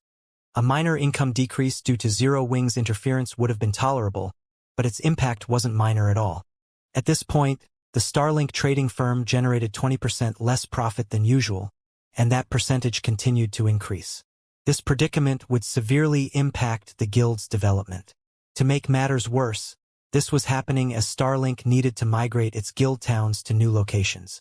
Relocating a guild town required a lot of funding, and a profit loss meant Starlink would have to delay the move. Zero Wing. Lu Xinglua's expression twisted into something gloomy as he read the report in his hands. He then turned toward Don Webb and growled, "Notify our subordinates to increase the purchase price for Star Moon Kingdom's specialty materials immediately. How much shall we raise it by, guild leader?" Don Webb asked. "Raise it by 50%. I want to see which of us will last the longest." Lu Xinglua said. "What about the stamina gemstones?" Don Webb asked. "If the other powers get their hands on them, they'll have a much easier time exploring the neutral maps around the Dark Knight Empire. We don't have many materials left. Let those powers have them. In any case, the Candlelight trading firm only has 60 stamina gemstones for sale. Even if a power purchases all 60, it'll only have enough to equip a 20-man team. That won't be enough to upset the Empire's power structure," Lu Xinglua said disdainfully. "Besides, how long can Zero Wing possibly afford to play around in Dark Knight City? Turn your focus to Star Moon Kingdom. Now that Zero Wing has lost the secret Chamber of Commerce's connections, it can only strut about its own kingdom. More than 10 neutral maps neighbored the Dark Knight Empire that were suitable for current players. No matter how powerful a 20-man team was, it could only explore one neutral map at most. The team wouldn't have the time to explore other neutral maps, let alone affect Starlink's exploration teams. In contrast, as Starlink raised the prices for Star Moon Kingdom specialty products, Zero Wing's operation costs would rise, and its profit margins would suffer. Even if Zero Wing had White River City's auction house, its development would stagnate. As the various major powers continued to develop in neutral maps, stagnation would eventually eliminate Zero Wing from God's domain altogether. Understood. Dawn Webb nodded. Meanwhile, the candlelight trading firm's shop in Dark Knight City was lively as practically every power in the Empire gathered to view its products. Even representatives from other kingdoms and empires' powers had come to inspect the goods. Every player in the shop had traded 1 gold of specialty materials to qualify for the Stamina Gemstone's upcoming auction. None of them cared about Starlink's threat. Unless Starlink wanted Dark Knight City's auction house to go out of business, it wouldn't dare follow through and ban everyone that did business with Candlelight. Everyone. The Stamina Gemstones will be sold in sets of 3. The bids will start at 300 gold of specialty materials. Each increment must no less than 10 gold. If everyone is in agreement, let the auction begin. Everyone in the first floor hall grew restless with Yolande's announcement. 400 gold. 450 gold. 600 gold. One major power after another yelled out astronomical bids. But at the end of the day, none of them could outcompete the superpowers that secretly participated in the auction. The first set of Stamina Gemstones sold for 1,250 gold, causing many of the participating guilds and adventurer teams to sigh with disappointment. With that kind of money, they could fully equip a player in top-tier equipment. However, none of these players found the price unreasonable. 3 Stamina Gemstones could enable an expert to roam neutral maps freely. If a superpower's peak experts had this freedom, they could easily earn back the cost of the Stamina Gemstones through the opportunities they found. It was definitely a worthwhile trade. If the bidding currency hadn't been limited to specialty materials, the price would have likely gone higher. The various superpowers continued to win Stamina Gemstones in the auction. In the end, the 20 sets had netted nearly 27,000 gold in specialty materials for Zero Wing, which had even surpassed Sure Fang's expectations. Zero Wing has earned quite a stock of materials through this auction, but it's a pity that its success ends here. Mu Chang, who wore a black cloak amidst the crowd, was a little disappointed to see the Stamina Gemstones out of stock. While Zero Wing had indeed affected Starlink's operations by selling the Stamina Gemstones, the plan wasn't viable long-term. Once the auction ended, Dark Knight City would return to normal, while Zero Wing had only gained specialty materials. Naturally, Mu Chang wasn't the only one with such thoughts.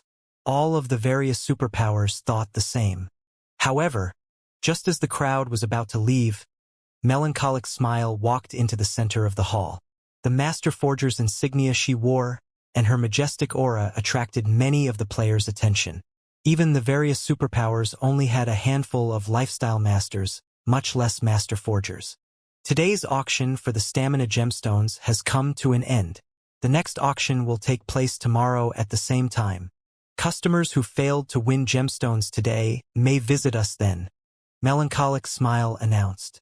Any members of the candlelight trading firm that spend more than 3 gold in the city shop will be eligible for a lucky draw on the day of their transaction. We will select one winner every 4 hours who will be able to purchase 1 Stamina Gemstone for 200 gold. As Melancholic Smile finished speaking, silence descended on the hall. After a brief moment, many players spoke up. Is this a joke? Zero Wing has more Stamina Gemstones? Even the various superpowers stared at Melancholic Smile in shock, not to mention the many independent players. How is this possible? Eldery muttered, surprise coloring his tranquil features. Selling 60 Stamina Gemstones was already amazing, yet by the looks of it, Zero Wing intended to continue selling the gemstones for a considerable period. Although he did not know how long Zero Wing could maintain this business, every additional day would affect Dark Knight City. Moreover, the impact the city felt would grow stronger with each day. Every auction was the equivalent of another 20-man team that could explore neutral maps without concern for their stamina. If Zero Wing maintained these auctions for 5 or 6 days, it would likely change the power structure in the Empire's neighboring neutral maps. If that happened, the Dark Knight Empire would likely find a new ruler. News that the Candlelight trading firm would sell stamina gemstones long-term spread throughout the Dark Knight Empire like wildfire. Small guilds and adventurer teams that hadn't expressed any hope of obtaining stamina gemstones began to grow restless. Candlelight is selling stamina gemstones long-term? This is interesting. Our chance to grow stronger has finally come. Although the 60 stamina gemstones had been tempting, it simply wasn't enough to go around. There were already 3 superpowers in the Dark Knight Empire, not to mention first-rate guilds and top adventurer teams. There were also hidden dark forces. Small guilds and low-ranked adventurer teams had no chance of securing stamina gemstones. And even if they won a bid, what could they possibly accomplish with only 3 gemstones? However, Candlelight's recent revelation had changed the situation. If the Candlelight trading firm truly sold stamina gemstones long-term, they'd have a chance to purchase a good number for themselves. Candlelight was only accepting the Dark Knight Empire's specialty materials as currency, and even if the various superpowers had a large stock of these materials, there was a limit. As long as these minor powers saved their materials for some time, they could definitely win 1 or 2 bids every now and then. Once they had enough gemstones, they could make full use of them in neutral maps. For a time, the Dark Knight Empire's various powers ordered their members to collect as many specialty materials as possible, prohibiting the item sales. They'd benefit more from spending the specialty materials on the stamina gemstones and exploring neutral maps than they would by selling them. Furthermore, other powers would overtake their progress if they didn't secure stamina gemstones early on. Meanwhile, due to the Candlelight trading firm's removal from the secret chamber of commerce, all previous agreements between the two had become null and void.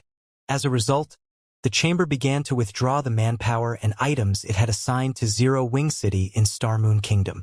While Yuan Tianxin arranged for his subordinates move out of their office, a heroic woman in gorgeous sacred armor approached him. She drew everyone's gaze as she entered the office, mesmerizing many of the men. As expected of Goddess Purple Jade, she's already level 66. She can likely rank among the top 20 on any empire's ranking list. I've heard that 2 days ago, her team completed an epic team quest and slew a level 60 mythic ranked Iron Blood Dragon, obtaining the Dragon Blood Sword. That sword is so awesome. It's even considered as one of the top 10 epic weapons in God's domain. Because of that sword, Purple Jade is now stronger than other peak experts, earning the position as one of God's domain's 10 great swordsmen from the secret pavilion. As players spoke about the 10 great swordsmen, their admiration overwhelmed them. The 10 great swordsmen was a list the secret pavilion had introduced to promote each class's experts. All classes in God's domain were unique, and some were even the polar opposite of others, so battles between different classes couldn't accurately determine the stronger expert.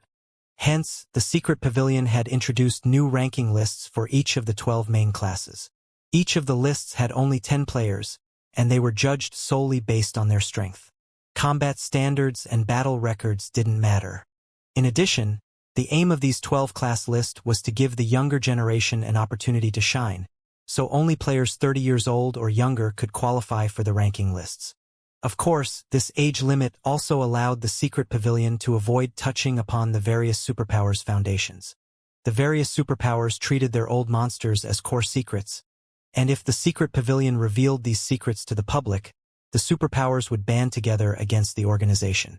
When Purple Jade had obtained the Dragon Blood Sword, not only had it earned her a position on the swordsman's list, but she had also secured the 8th rank. Uncle Yuan, we've just received a message from the higher-ups. They'd like us to buy some stamina gemstones from Zero Wing. The more, the better, Purple Jade said, smiling as she walked up to Yuan Tianxin. They're so shameless. We just banished Zero Wing from the secret chamber of commerce, yet they want me to negotiate with the guild? Why don't they speak with Zero Wing themselves? Yuan Tianxin could not help his growing anger when he heard the relayed message. The so-called higher-ups Purple Jade referred to were the secret chamber of commerce's advanced members. The secret pavilion had warned them not to casually annex the chamber's members, particularly Zero Wing, due to the immense potential it had shown lately. However, the other 5 advanced members had ignored the secret pavilion's warning and abandoned Zero Wing. Now that they wanted him to place Peacemaker. But Zero Wing is pretty amazing. It has revealed something as valuable as the stamina gemstones, and the 5 powers regret their actions. I've heard that they are busy exploring the recently discovered Brute God's land and urgently need items that can increase players' maximum stamina or recover rate, Purple Jade said, giggling. They're panicking now. They threw away their chance to purchase stamina gemstones just to show respect to Starlink and suppress Zero Wing. Now, they are all upset with Starlink. However, Starlink has gotten serious this time.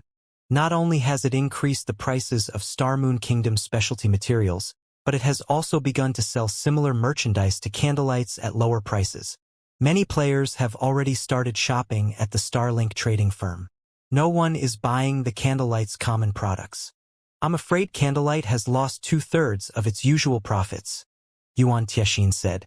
To make matters worse, your Empire's powers have been eyeing Zero Wing's territory. In comparison, Starlink only has to worry about Zero Wing's stamina gemstones. Although the stamina gemstones are valuable, Starlink isn't a superpower for no reason. With 3 NPC auction houses and the Starline Corporation's support, its financial prowess isn't so easy to shake.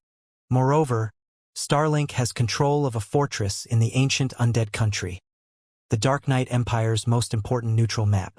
It is simply too difficult for Zero Wing to impact Starlink's finances negatively. The ancient undead country was a new expansion pack that had triggered in the Dark Knight Empire, and Starlink was responsible for triggering it. The ancient undead country had once been a massive empire, but due to an ancient war, it had fallen into ruin. It was no exaggeration to say that the ancient undead country was even richer than the Empire in resources. Moreover, it housed the only known God Mode regional dungeon among the dozen or so neighboring kingdoms and empires. Because of the power Starlink held in the ancient undead country, even the various super guilds feared the superpower and had to pay it proper respect. God's Domain super guilds didn't just fear Starlink due to the Starline Corporation's backing, and if that were the only strength the guild had, the Secret Chamber of Commerce's advanced members wouldn't have allowed Starlink to join their ranks. Zero Wing is fully capable of returning to the Secret Chamber of Commerce with its stamina gemstones. The 5 other powers wouldn't object. If Zero Wing regains access to our sales channels, it could certainly afford to continue its fight with Starlink while growing even stronger, Purple Jade said, nodding. She, too, understood how powerful Starlink was, and the fact that Zero Wing had made the superpower suffer as much as it had already was impressive. Indeed, Yuan Tiexin agreed with the young woman. Starlink would struggle to suppress Zero Wing financially if the smaller guild returned to the Secret Chamber of Commerce. Following which, Yuan Tiexin contacted Shurfeng to report the good news. White River City, Candlelight trading firm, due to Starlink's all-out economic suppression, the previously crowded shop had calmed. Its current customers were only here to purchase Candlelight's specialty products. None of them showed any interest in the trading firm's common items. The Candlelight trading firm even saw a drop in the number of lifestyle applicants. Now, only a dozen or so players lined up to take the application test. The players that passed the shop side at its decline. The Candlelight trading firm's shop was the most eye-catching building in the business district, aside from NPC-owned buildings. The shop loomed like a giant, overlooking White River City.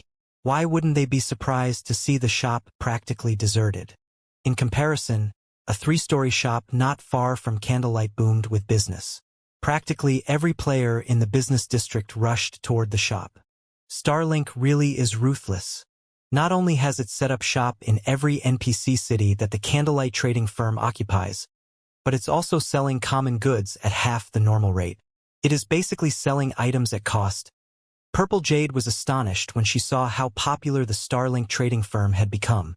Starlink was throwing away enough money to give an ordinary superpower a heart attack.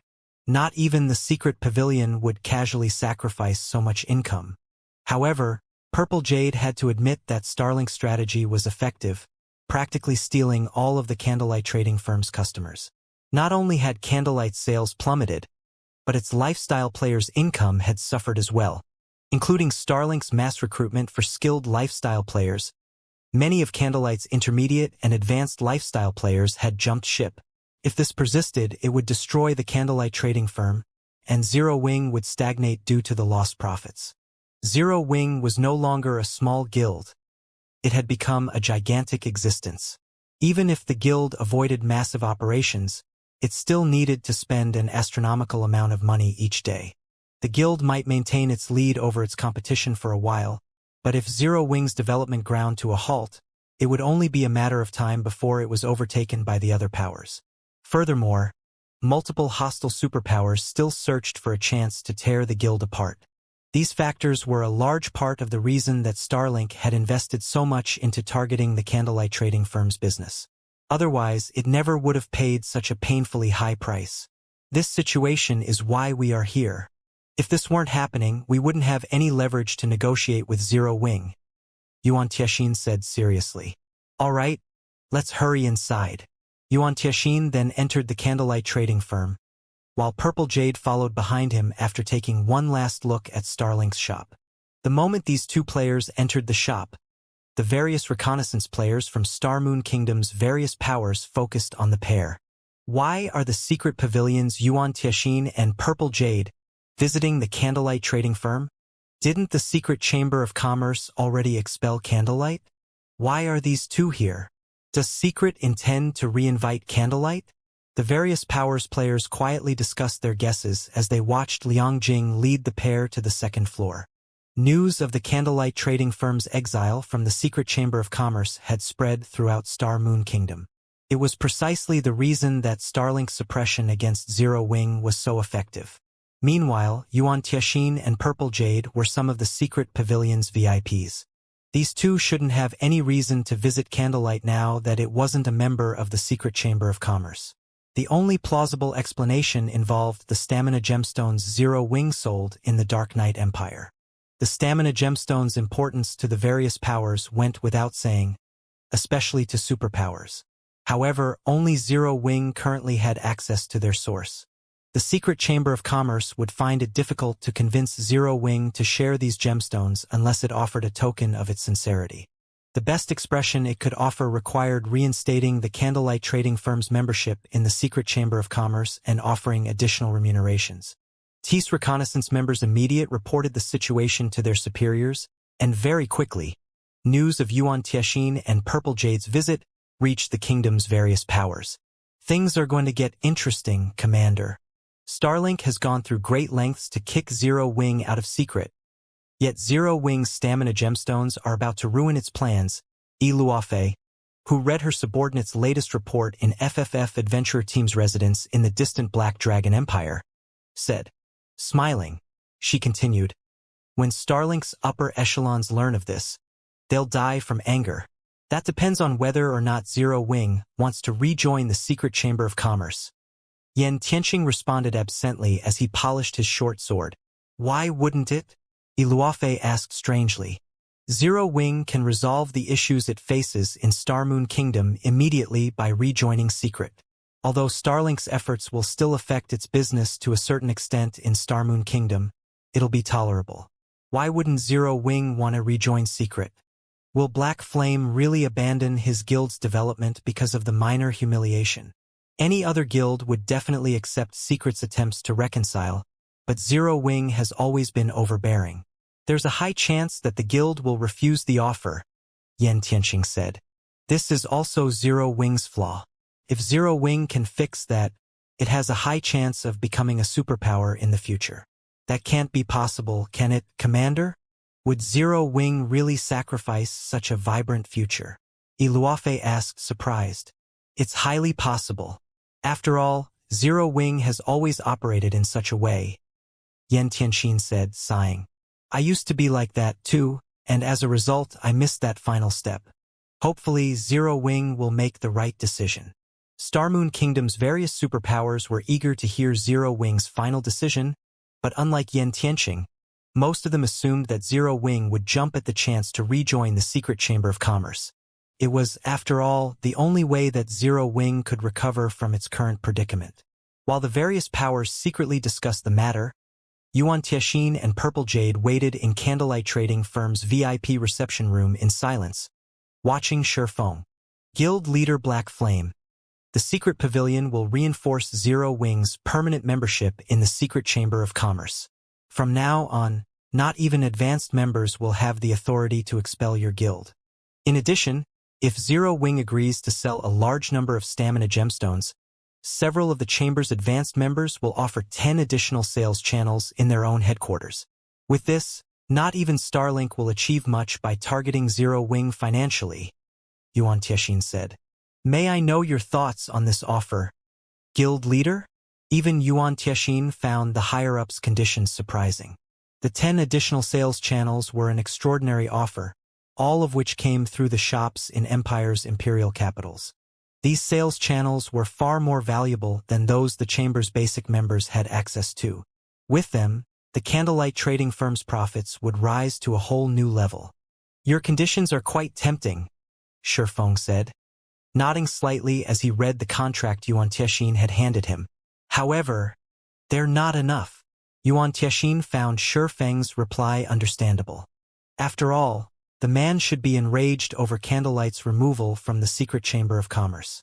Softly, Yuan Tiexin asked, "What conditions do you have in mind?" Then, "I only have one condition." Looking straight at Yuan Tiexin, Shifeng chuckled and said, "I want advanced membership in the secret chamber of commerce." When Shifeng stated his condition, everything in the VIP reception room seemed to freeze. Both Yuan Tiexin and Liang Jing, who stood behind Shifeng, stared at the swordsman incredulously. Most of the guilds in God's domain recognized the secret chamber of commerce for the extraordinary existence it was, and those who could become members were either superpowers or powers with immensely powerful backgrounds. However, only those that had truly joined the secret chamber of commerce would understand how frightening the chamber was. Only a few of God's domain's powers could match the reach of Secret's influence. The secret chamber of commerce ranked at the very top in the game in both its ability to sell merchandise and its ability to collect materials. This was why the majority of God's domain's superpowers dreamed of joining Secret. When Liang Jing had taken over the candlelight trading firm's business, she had learned how frightening Secret was. She was not a pure gamer like Shifeng, but she had managed a company before, so she knew business and economics far better than most of God's domain's players. She already found it astonishing that Zero Wing had become a member of the secret chamber of commerce. She hadn't expected such exceptional results from Shifeng. But now, the man demanded status as one of Secret's advanced members. She had no idea what to say about this. His demand was beyond daylight robbery. Guild leader Black Flame, this condition is simply impossible. Do you know what price the secret chamber of commerce's advanced members had to pay to get to their position? Contrary to expectations, Yuan Tiexin wasn't angry about Shifeng's condition. Instead, he calmly said, "I can tell you now that even with over tens of thousands of stamina gemstones and all of Zero Wing City, you still wouldn't qualify to become an advanced member. Even super guilds coveted the secret chamber of commerce's advanced membership. But the number of super guilds that actually became advanced members could be counted on one hand. If Starlink hadn't handed over an astronomical amount of resources and advanced members' status in the secret chamber of commerce was extraordinary. Not only did they have access to more sales channels, but they also had some control of the chamber itself and received 5% of the chamber's profits. While 5% might not seem like much, it was enough to rival 50% of an ordinary superpower's income with the scale of Secret's operations. In other words, by becoming an advanced member in the secret chamber of commerce, one would gain half of an ordinary superpower's resources. Claiming that one could become a titan in God's domain by becoming an advanced member was no exaggeration. How could a few stamina gemstones possibly rival such benefits? Stamina gemstones might be a significant boon to players in neutral maps right now, but as players leveled up, they'd acquire better items. Naturally, players would find more items that increased maximum stamina and stamina recovery. They wouldn't have to worry about lacking stamina items in the future. Furthermore, stamina gemstones were very scarce right now. Zero Wing didn't have enough to affect the big picture. At most, it had enough for the various powers to gain a slight advantage when exploring neutral maps. Elder Yuan, I know the value of advanced membership, Shifeng said, smiling. Naturally, I have my reasons for stating this condition. I'm not just spouting empty words.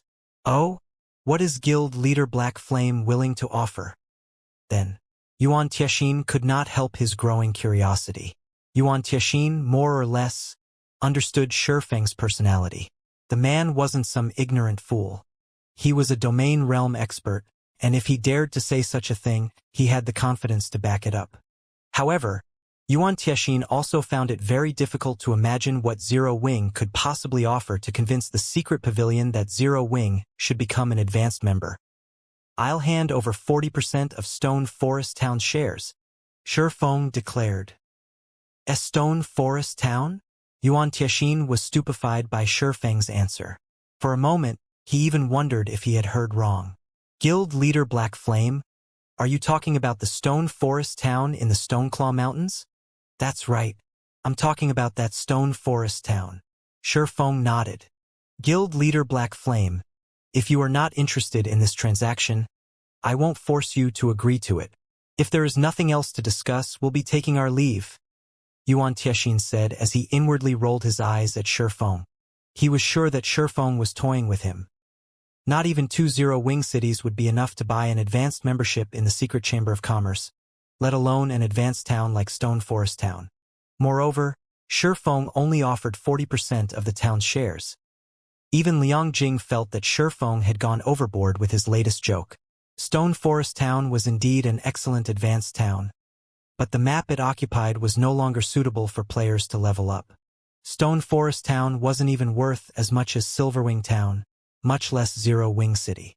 What if I tell you that I can move Stone Forest Town to the ancient undead country's bottomless abyss? Shifeng unhurriedly mentioned as he watched Yuan Tianxin stand from his seat and turn to leave. What? Yuan Tianxin was stunned. He spun around and demanded, Are you telling the truth? As far as the secret pavilion knew, the ancient undead country's bottomless abyss was the only God mode regional dungeon in God's domain. The bottomless abyss was a level 60 to level 100 super large-scale regional dungeon, and not only did it have far more resources than Azura mode regional dungeons, but the dungeon's monsters also dropped 7 luminaries crystals. Unfortunately, the ancient undead country's environment was exceptionally harsh. Players would have an extremely difficult time surviving inside the dungeon. In fact, entering and leaving the dungeon was immensely troublesome, not to mention exploring it. A large part of the reason that the Secret Chamber of Commerce had agreed to promote Starlink to advanced membership was the guild's willingness to hand over the fortress it had obtained in the ancient undead country. Otherwise, Starlink would have needed to offer a lot more to elevate its membership. Yuan Tianxin could not fathom how Shifeng could move Stone Forest Town to the bottomless abyss. Setting up a guild town in a neutral map was already incredibly difficult, not to mention setting one up in a God mode regional dungeon. However, if what Shifeng said were true, the bottomless abyss would become one of Zero-Wing's backyards. Exploring the regional dungeon would become at least half as difficult, and players wouldn't need to worry about their survival in the bottomless abyss. Of course, Shifeng nodded. The idea would be delusional at best for others, but for Shifeng, the task was only somewhat difficult, not entirely out of the question. To complete the task, Zero-Wing would need a large stock of resources, enough that not even top-ranked first-rate guilds would be able to afford it. Originally, Shifeng had planned on setting up Stone Forest Town in a neutral map outside of Starmoon Kingdom, but now that the ancient undead country had been discovered, he dismissed his initial plans. God mode regional dungeons were treasure troves, and even the various superpowers would fight for control of the areas. Since someone had discovered the ancient undead country now, and the secret pavilion had come knocking on his door, Shifeng wouldn't ignore this opportunity. Even so, that's not enough.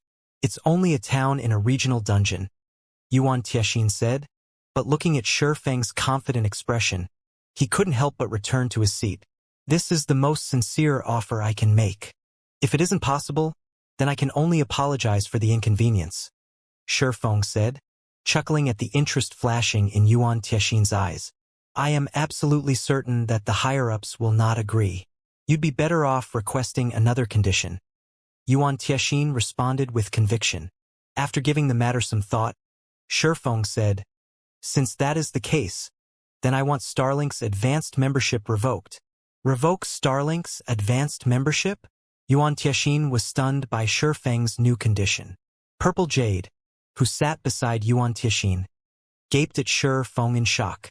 She had never thought that this man would make such a demand.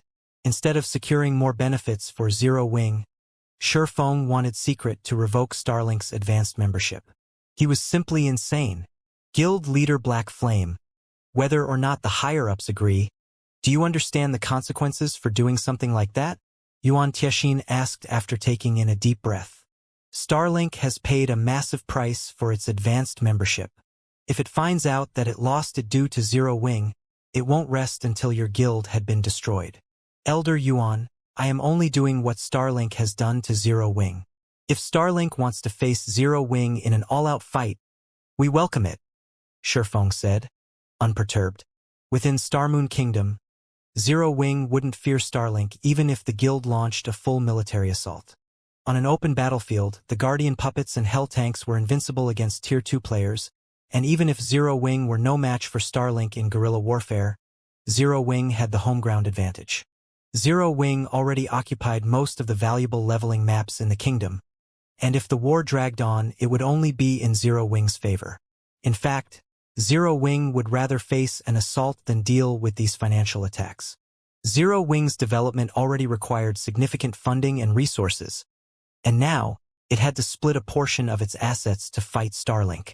If this persisted, it was easy to imagine what outcome awaited Zero Wing. But advanced membership in the Secret Chamber of Commerce was extraordinary. The 5% of the chamber's revenue alone was enough to sustain Starlink in this financial war. If Starlink lost its status, however, not only would the guild's finances suffer, but the suppression Zero Wing faced would also lighten. All right, but I cannot make this decision alone. I still have to report to the higher-ups. Naturally, I cannot guarantee what they will decide, Yuan Tianxin said, sighing as he looked at Shi Feng's fearless expression. Of course, Shi Feng nodded. Kicking a basic member out of the Secret Chamber of Commerce was already extremely difficult. Trying to demote an advanced member was even more challenging. At the end of the day, however, it was up to the Secret Pavilion. All members, both basic and advanced, only exchanged 1% of their shares with the Secret Chamber of Commerce. Advanced members merely received better benefits than basic members. Moreover, the contracts all powers signed with Secret were one-sided. The Secret Pavilion could dismiss any member on a whim, including advanced members. However, the Secret Pavilion would not casually dismiss or demote advanced members as they brought in far more profits than basic members. The Secret Pavilion had only agreed to remove Zero Wing from the chamber because Starlink had paid a large enough price. Now that Zero Wing wanted Starlink demoted, it had to pay an equally high price. Yuan Tianxin walked over to a corner of the room and contacted the Secret Chamber of Commerce's higher-ups. After about half an hour of discussion, he returned to his seat before Shi Feng. Based on his stern expression, he had received an answer. Guild leader Black Flame, the higher-ups have made their decision, but before I relay it, I need to ask. Are you certain that you can establish Stone Forest Town in the bottomless abyss? Yuan Tianxin asked seriously. I cannot guarantee it, Shi Feng said, chuckling. Do you understand what our advanced membership represents? Guild leader Black Flame? If you cannot offer us a guarantee, we cannot continue this transaction. Yuan Tianxin explained with a twisted expression. Don't be in such a rush, Elder Yuan. Although I cannot guarantee success, I can sign a contract regarding it, Shi Feng said as he retrieved an empty contract. He then said, I can offer two options. If the Secret Chamber of Commerce is willing to revoke Starlink's advanced membership immediately, the chamber will gain 30% of Stone Forest Town's shares after its establishment in the bottomless abyss. I will also accept Starlink's demotion after Stone Forest Town has been moved. However, that option is only worth 20% of the town's shares. I thought you had offered 40% earlier, Black Flame?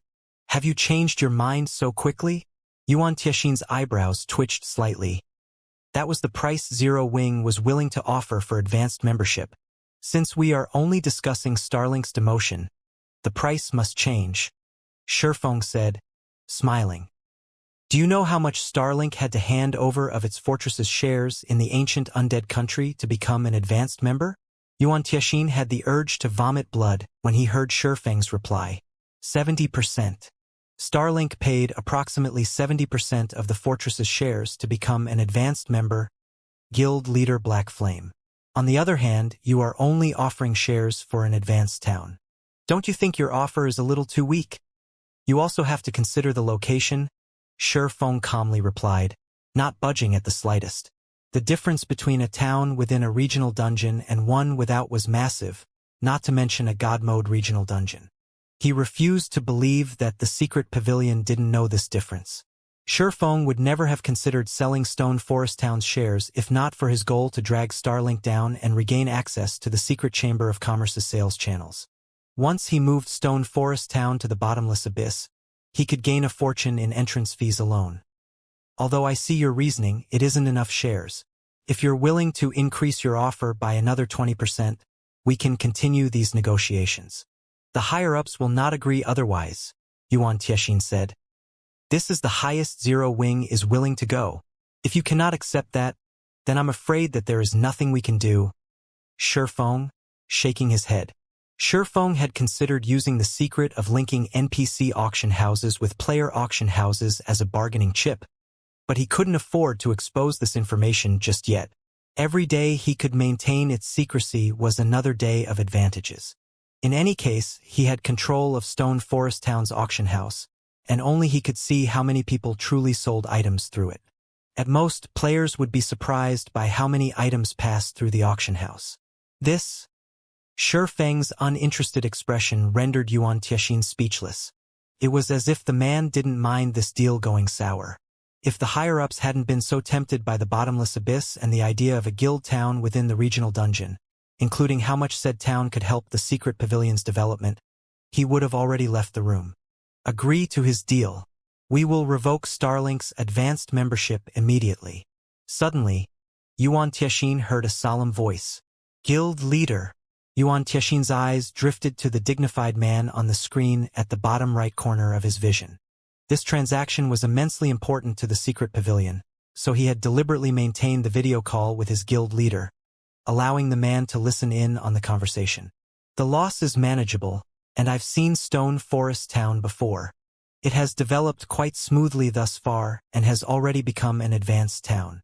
If Zero Wing can truly re-establish the town in the bottomless abyss, it will only be a matter of time before Stone Forest Town becomes a basic city. However, we need a clear time frame. If Zero Wing cannot accomplish the task within a reasonable time, it will have to compensate for our losses with the combat puppet design, the dignified man said. Yes, I understand, Yuan Tianxin replied as realization dawned on him. A basic city was far more valuable than a fortress. He hadn't really thought Shifeng's offer through. Following which, he turned to the swordsman in question and said, Guild Leader Black Flame, we agree to your first condition. However, you must give us a time limit. If you cannot fulfill your promise within the given time, you will have to offer the combat puppet design as compensation. This is the most the secret pavilion is willing to concede. All of the various superpowers sought their own combat puppets, which were easily as valuable as an entire fortress in the ancient undead country. That won't be a problem. Although Yuan Tianxin's reply surprised Shifeng, he quickly answered the man, As for the time limit, I think 10 days should be appropriate. All right, let's sign the contract then. Yuan Tianxin nodded. Both Liang Jing and Purple Jade watched the exchange in shock. With just a few words, Shifeng had guaranteed Starlink's demotion. No one would believe this if they heard it. Once Shifeng and Yuan Tianxin signed the contract, the secret Chamber of Commerce had revoked Starlink's advanced membership within less than half an hour. Although this matter had only been announced internally, news quickly spread across God's domain. Foggy Ghost Plains, a neutral map outside of the Black Dragon Empire. Darkness enveloped the plains throughout the year. Level 70 to 80 undead creatures with high physical resistance roamed the plains, making the area very dangerous for current players. If players weren't careful here, they could easily lose their lives. Thus, very few visited this place. However, a 20-man team currently fought more than 100 level 70-plus undead earthworms. These undead earthworms ranked between Special Elite and Lord, and a deathly aura surrounded their bodies. If players approached, they felt a chill seep into them, affecting their movements. In addition, the undead earthworms had extremely high defense, and their attacks had a corrosive effect. However, the players who faced these undead earthworms defeated one after another. The team's leader, an assassin, toyed with roughly 80 undead earthworms by himself. Like a graceful butterfly, the assassin skillfully dodged the corrosive attacks. While the assassin attracted the undead earthworms' attacks, a willowy woman bombarded the monsters with one spell after another, each dealing over -20,000 damage. Moreover, the woman timed her spells accurately to strike the undead earthworms as they launched an attack, diverting the trajectories and reducing the pressure on the assassin. After around 30 minutes, the 20-man team finally slew the last of these monsters, their bodies littering the ground alongside materials and items. The commander and vice commander sure are amazing. Without those two, these undead earthworms would have likely worn us down until we died. That's right. The stamina consumption here is ridiculous. I lost more than a quarter of my stamina in that fight alone. It's no wonder why the other adventurer teams refused to grind here. I wish I were as capable as the commander and vice commander. I'd be able to walk through the Black Dragon Empire unhindered. With their fame and strength, they could establish a large guild in the empire. Even superpowers have tried to recruit our adventurer team. It's a pity that the commander rejected all those offers without hesitation. When the resting members' FFF adventurer team members looked at Yen Tianqing and Yi Luofei, their gazes held respect and admiration, especially the players that had recently joined the team. Not only did the undead earthworms have incredible defense, but their death aura also weakened players' combat power, including the corrosive effect of the monsters' attacks. Not even MTs in top-tier equipment would dare to aggro too many at once. At most, a strong MT could handle 5 or 6 undead earthworms at a time. However, these monsters traveled in groups of 100 or more. Even a 50-man team would struggle against such a large band of monsters, not to mention a 20-man team. However, thanks to Yen Tianqing aggroing most of the worms and Yi Luofei's timely attacks, the team was able to defeat the 100-plus undead earthworms without much trouble. The only benefit to the foggy ghost plains was the high EXP its monsters granted. The leveling speed here was unmatched. After defeating a single wave of monsters, the FFF Adventurer Team's members had gained a visible chunk to their experience bars. It was a rare phenomenon at their levels. Suddenly, a woman in dark gray leather armor appeared before Yen Tianqing and Yi Luofei. She had a magnificent body, looking like a fairy, and her chilling aura felt like the moon in the night sky. Upon close inspection, one would discover that this woman was actually level 67. She could undoubtedly rank at the very top of the Black Dragon Empire's ranking list. Meanwhile, Yen Tianqing and Yi Luofei had failed to detect this woman's presence before she had appeared. The FFF members grew nervous due to her abrupt arrival. They were all experts, and their ability to sense others' auras was first-rate, yet they hadn't noticed this woman's approach. To make matters worse, they had never felt such a frightening aura before. They all felt as if they stood in a silent hell as this woman's aura washed over them. "Why are you here, Lotus?"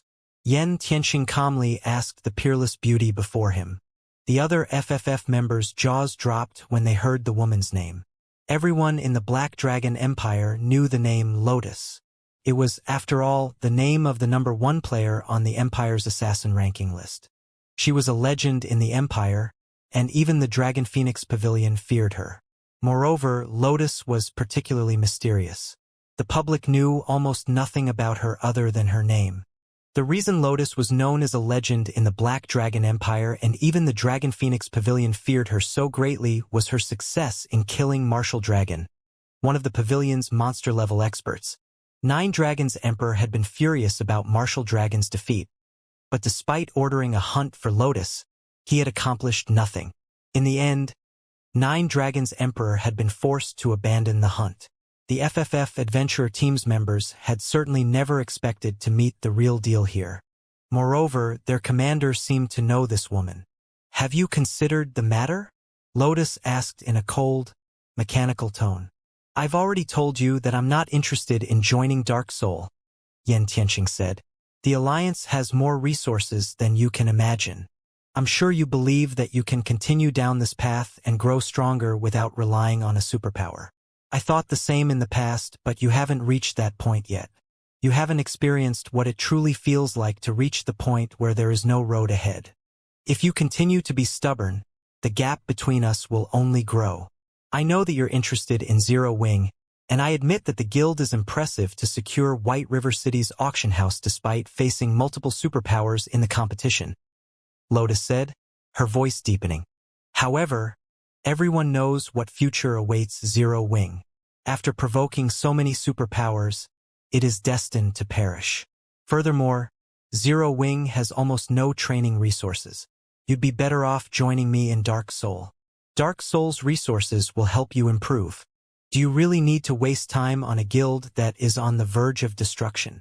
I've made up my mind, Yan Tianqing replied without hesitation.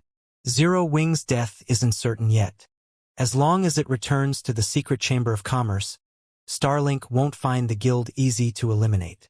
So what if it returns? Do you really think a guild with no background and resources can overturn the heavens? Lotus asked with a hint of disdain. But as soon as Lotus finished speaking, Iluofe gasped from beside Yan Tianqing. Commander, something has happened, Iluofe shouted after reading the message from the Flower of Seven Sins. What is it? Yan Tianqing asked, giving his vice commander an odd look. Starlink's advanced membership has been revoked, Iluofe said, shuddering. She even wondered if this message was a fake, but since it bore the Flower of Seven Sins name, it couldn't be. How is that possible? Yan Tianqing was stunned. Has the secret pavilion lost its mind? What in the world has happened? Membership in the secret chamber of commerce was extraordinary. Revoking a basic member status demanded an extremely high price, not to mention a power's advanced membership. The news even surprised Lotus. Becoming an advanced member in secret required an astronomical price. By demoting one of its advanced members, the chamber would lose significant profits. Why would the secret chamber of commerce willingly revoke Starlink's advanced rank?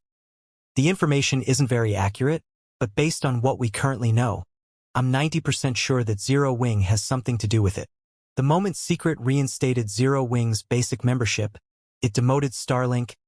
Iluofe replied hesitantly. It's Zero Wing's doing? Yan Tianqing was dazed for a long moment after hearing Iluofe's reply. He couldn't fathom what Zero Wing had done to push the secret pavilion to such a decision. That was the secret chamber of commerce's advanced membership they were talking about. Recovering from his daze, Yan Tianqing turned to Lotus. Smiling, he said, Lotus, it seems you've guessed wrong. Zero Wing is far more powerful than you imagine. Although he did not know what Zero Wing had done, it had accomplished this feat, one which would even be difficult for a superpower. Zero Wing's stamina gemstones had only been enough to cause a small upset in its war with Starlink, but now, the guild was responsible for a major setback. I've certainly underestimated Zero Wing, Lotus said. Contrary to expectations, though, she maintained a tranquil expression despite hearing that Zero Wing was responsible for Starlink's demotion. However, Zero Wing's actions will only incense Starlink further. It doesn't fully understand what Starlink is. Zero Wing has only backed itself into a corner. It's best if you don't get too close to the guild. Not even I can save you if you do. Lotus then vanished without a trace as if she had never existed. Commander, what should we do? Iluofe asked as she turned to Yan Tianqing. Zero Wing's latest accomplishment was truly frightening, but as Lotus had said, Starlink wasn't an ordinary superpower. His background was extraordinary. If it were just some ordinary power, the secret pavilion would never have promoted it to advanced member in the secret chamber of commerce. Aside from wealth, one had to offer proof of strength to become an advanced member in secret. I'm going to Zero Wing, Yan Tianqing said, laughing. I had already decided to give up on the guild if it couldn't restore its membership in the secret chamber of commerce when the secret pavilion's people had visited Zero Wing. I might have even chosen the same path as Lotus. However, if Zero Wing could restore its membership, I inwardly swore that I would join the guild. Will you join with me? I'll follow you, Commander, Iluofe said. She could not help but sigh when she saw the determined look on Yen Tianqing's face. Good. Let's go and make the necessary preparations. Yen Tianqing felt a little more confident about his decision when Iluofe agreed to follow him. At the same time, God's domain's various powers received news of Starlink's demotion, and they could barely believe it. The various superpowers were particularly shocked. They knew how Starlink had become an advanced member in the first place. News of Starlink's demotion was even more shocking to these superpowers than hearing that one of their kind had fallen. Zero Wing is too awesome. Big Sis Rain. It actually took away Starlink's advanced membership. This has definitely dealt a severe blow to Starlink's financial development. Lu Xinglua is probably fuming right about now. Blue Phoenix, who currently occupied Thunder Island, couldn't help her joyful expression when she heard the news. First, Zero Wing had caused an uproar in the Dark Knight Empire. Then, not only had it restored its basic member status in the Secret Chamber of Commerce, but it was also responsible for revoking Starlink's advanced membership. Not even the Dragon Phoenix Pavilion was capable of such a feat, yet Zero Wing had done it. It was unbelievable. I have persuaded 7th Street to send Zero Wing another invitation to alleviate the pressure from Starlink. But it seems that effort was unnecessary. Phoenix Rain revealed a bitter smile as she looked at the report in her hands. After Zero Wing's performance in White River City's auction arena, the majority of the guild's senior elders now stood on her side. Not only had this significantly increased her authority within the guild, but it had given her access to more resources as well. Only then had she qualified to persuade a major chamber of commerce like 7th Street. In the end, however, her efforts had been wasted. She had watched Zero Wing closely since the guild had begun to grow. Yet the more she looked at it, the more mysterious it seemed. Now that Starlink has lost its advanced membership, Nine Dragons Emperor will likely shelf his plans of using Zero Wing's financial issues to cause trouble, Blue Phoenix said, smiling. Indeed, he will also have to rethink whether or not he wants to continue targeting Zero Wing. After all, Zero Wing has firmly secured the Secret Pavilion's support. Otherwise, it wouldn't have demoted Starlink for the guild, Phoenix Rain said after giving the matter some thought. Now, it's just a matter of time before Zero Wing's development skyrockets. She had had a headache over trying to figure out preventative measures against Nine Dragons Emperor's little tricks against her and Zero Wing, but now, her fellow Pavilion Master would have to think twice before causing mischief for a future Titan in God's domain. Regardless of the man's personal feelings, the guild's senior elders wouldn't agree to his tactics. Very few of those elders still stood with Nine Dragons Emperor. If he lost their support as well, he could kiss any chances of becoming the great Pavilion Master goodbye. While the various powers discussed the latest development, Shifeng and his people had become quite busy. Although Zero Wing's financial troubles hadn't been resolved yet, its success in taking Starlink down a notch had elevated the guild's overall morale. The guild's atmosphere had lightened, and Star Moon Kingdom's various powers had settled down. Moreover, the well-known adventurer teams that hadn't previously been interested in the guild now swarmed to Zero Wing's residence to negotiate partnership deals or join the guild altogether. This increased the amount of work Shifeng, Zero Wing's guild leader, had to do. Guild leader, Unyielding Soul, has contacted us, asking for an alliance. They want to confront Starlink by our side. They're prepared to offer us a large number of credits and a portion of their realms of refinement training resources. These assets should be enough to sustain our internal management and training for quite a while. In return, however, they want 150 stamina gemstones and 3,000 exotic stamina potions. Aqua Rose excitedly reported. Zero Wing desperately needed credits, not coins or magic crystals. The guild's real-world headquarters required a lot of money to maintain, and Zero Wing had been supplying the necessary funds by selling items and equipment for credits thus far. However, due to Starlink's financial attacks, Zero Wing had lost as much as 80% of its daily credit income.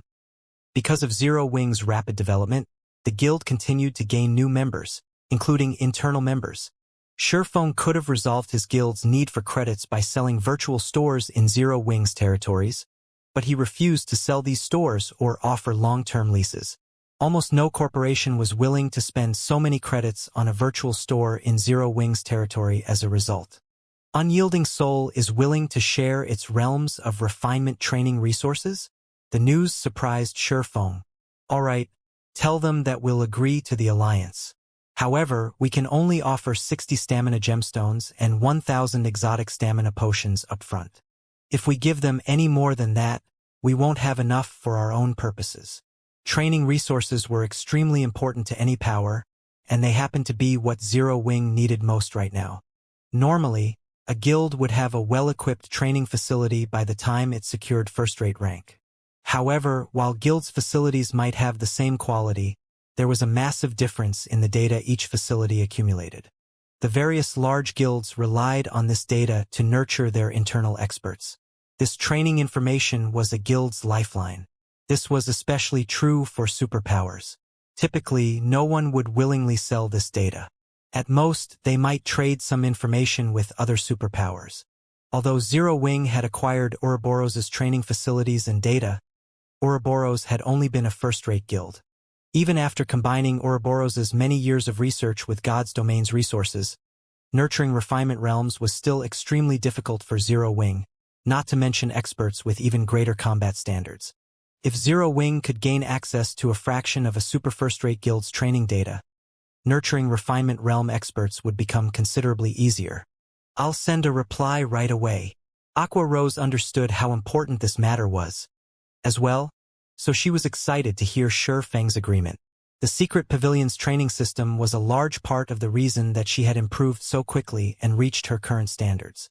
However, Zero Wing had a limited number of slots for the training system. Thus, just the thought of Zero Wing gaining its own realms of refinement legacy thrilled her. The two guilds settled their negotiations very quickly, forming an alliance. This outcome significantly alleviated the pressure on Zero Wing, and the smaller guild received a portion of Unyielding Soul's realms of refinement legacy. Once this matter had been settled, Shurfeng accepted the Hero Crusade quest and led Zero Wing's main force toward the Falling Star secret land, the Lord of Fire's home. As far as the public was concerned, Zero Wing already qualified to contend with Starlink, but Shurfeng knew this was only temporary. Starlink controlled 3 NPC auction houses and had far more territory than Zero Wing. As players reached higher levels, Starlink's advantages would only become more prominent.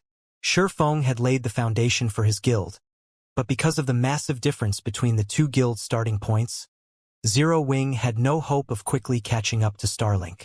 Furthermore, Starlink wasn't Zero Wing's only enemy. There were plenty of other powers eyeing Shurfeng's guild. If he didn't link White River City's auction house to Stone Forest Towns quickly and allowed the two to transform, Zero Wing would never be able to contend with Superpower's financial prowess. Meanwhile, the moment Shurfeng's team entered the Falling Star secret land, everyone on his team, excluding himself, gasped. This secret land looked like an entirely different world. Craters of various sizes pocked the barren canyon before them, and meteors occasionally fell from the sky, decimating the ground. The resulting shockwaves were so powerful they could likely kill players in an instant.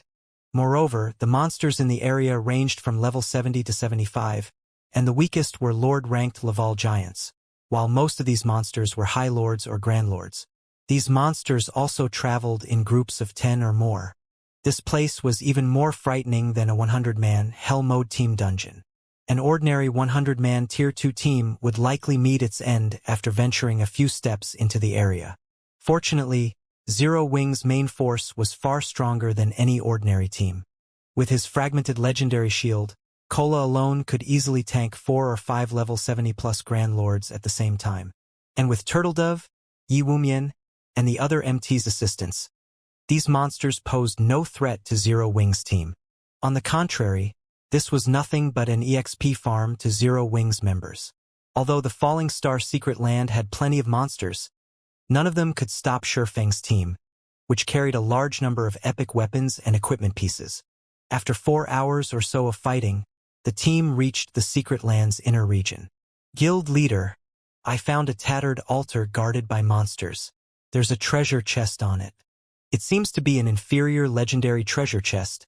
Flying Shadow, who had been tasked to scout the area, suddenly reported in the team chat. An inferior legendary treasure chest? Shurfeng could not help but find the discovery odd. As far as he could remember, the Falling Star Secret Land shouldn't even have an epic treasure chest, much less an inferior legendary treasure chest. We'll head there immediately. Shurfeng led his team to the coordinates Flying Shadow had given him. The altar had a total of 3 floors, each roughly 10 meters high, and radiated an intense divine might. A magic barrier surrounded the altar, as well. If not for this barrier, Shurfeng had no doubt that the altar's divine might would have even made movement impossible. What? It's real. Shock colored Shurfeng's features as he stared at the treasure chest glowing on the altar. Although the treasure chest's orange glow was very faint, Zero Wings members audibly gulped when they saw it. An inferior legendary treasure chest had a high chance of dropping a fragmented legendary item. While most guilds in the game had very little idea of a fragmented legendary item's true value, Zero Wings' core upper echelons were no strangers to the rare items, particularly Cola, Fire Dance, Gentle Snow, and Zhao Yueru, who all owned their own fragmented legendary items. A single fragmented legendary item was enough to elevate a player to peak expert status. Such items were precisely the reason that Cola and the others could suppress peak experts. Without them, these 4 wouldn't have been able to defeat a single peak expert even if they worked together and had the same basic attributes as their opponent. In fact, if not for fragmented legendary items, Zero Wing would have needed another 3 to 5 years to have any hope of contending with the various superpowers. Why is an inferior legendary treasure chest here? Shurfeng stared at the treasure chest on the altar with narrowed eyes, confused. He had visited the Falling Star Secret Land dozens of times during his previous life, but he had never heard or seen of this altar, not to mention the treasure chest on it. Moreover, it was an inferior legendary treasure chest. The only inferior legendary treasure chest Shurfeng had ever seen was in the Fallen Ark. He hadn't even heard of another inferior legendary treasure chest, yet now, he had stumbled across an inferior legendary treasure chest in the Falling Star Secret Land. Could the Falling Star Secret Land have secrets I don't know about? Shurfeng wondered. In the past, the only noteworthy thing anyone had found in the Falling Star Secret Land was the Lord of Fire. Once the Lord of Fire had been slain, the Secret Land had become a land of death. Even monsters had stopped spawning. Moreover, the altar's divine might was extraordinary. This definitely hadn't been constructed by mortals, but by ancient gods. Guild leader, should we work our way toward it? Aqua Rose asked, unable to pull her gaze away from the inferior legendary treasure chest. Although there were around 500 level 72 and level 73 Lord-ranked lava hounds roaming around the altar, these monsters were easy pickings for Zero Wing's main force. It wouldn't take long to clear out the area. Wait a minute, Shurfeng said. He then activated Omniscient Eyes and inspected every lava hound in the area. In God's domain, caution was necessary when encountering a treasure that didn't match its location's quality. A slight mishap could potentially be fatal, and that lethality would affect players' careers in God's domain. Normally, players would only encounter situations like this after visiting level 150+ maps. To encounter such circumstances in a map below level 100 was simply unheard of. Of course, better safe than sorry. Lava Hound Alaka's avatar. Elemental creature. Lord. Level 72. HP 24. 000 000/24. 000 A hidden title? Shurfeng very quickly noticed something peculiar. When inspecting these monsters with an ordinary identification skill, players would only see ordinary lava hounds. But with Omniscient Eyes, these lava hounds had an additional title. Alaka's avatar? Sure enough, this is a trap. A trap. Fire Dance gave Shurfeng an odd look before asking, but I've already inspected the area and didn't discover any traps. Before the full team had arrived, she had scouted both the altar and its surroundings, but she hadn't discovered any traps, magical or physical. Her disarm had already reached master rank. Even if she couldn't disarm Grandmaster traps, she could easily detect them. "This isn't your ordinary trap," Shifeng said, laughing. He then said, "Fire, lead an assassin party and find a way to lure these lava hounds 100 yards away from the altar. Remember, do not kill a single lava hound." Now, Shifeng, more or less, realized why no one had mentioned this altar or the inferior legendary treasure chest it held in the past. Alak was one of the Purgatory World's 4 kings, known as the King of Death. Alak was a bona fide Tier 5 world boss. During the war between worlds in Shifeng's previous life, the Purgatory World had been one of the worlds the various guilds had invaded. However, the guilds had suffered a miserable defeat against Alak. Despite sending 25 Tier 5 experts to raid the world boss, the King of Death had slain them all in one move. It had been horrific. If a Tier 6 God-ranked expert hadn't made an emergency appearance on the battlefield, every player in that war would have been annihilated. Even though the various large guilds had eventually killed Alak, they had sacrificed tens of thousands of expert players to do so, including more than 100 Tier 5 Apex experts. Tier 4 experts had been of little use in the raid. Knowing that the lava hounds around the altar were Alaka's avatars, Shifeng realized that this altar was Alaka's treasury. Treasuries like this would appear in God's domain randomly. Players would only have one opportunity to claim these treasuries' items. If they killed Alaka's avatars, Alak would discover the transgression. If Alak didn't arrive personally, he would send a doppelganger.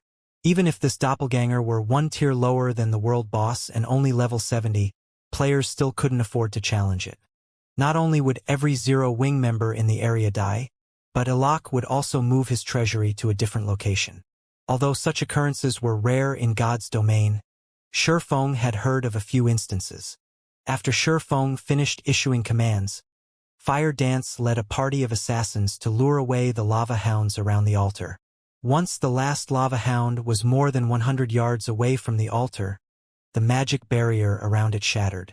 A boundless divine might gushed past the broken barrier, and Zero Wing's members felt much heavier. Seeing this, Shifeng activated Gale Domain and flew straight toward the altar. As he drew closer, he encountered stronger divine might. Eventually, the pressure was so powerful that his flying speed slowed to a crawl. As Shifeng came within 50 yards of the altar, he didn't have the strength to move forward. Gritting his teeth, Shifeng activated Heavenly Dragon's power, his strength skyrocketing. He then continued toward the inferior legendary treasure chest, 1 inch at a time. As a Tier 5 world boss, Alak was only a step away from becoming a god. Obtaining such a being's treasure wouldn't be easy. Not only were the lava hounds guarding this altar Alaka's avatars, but they were also the energy source that protected the treasury.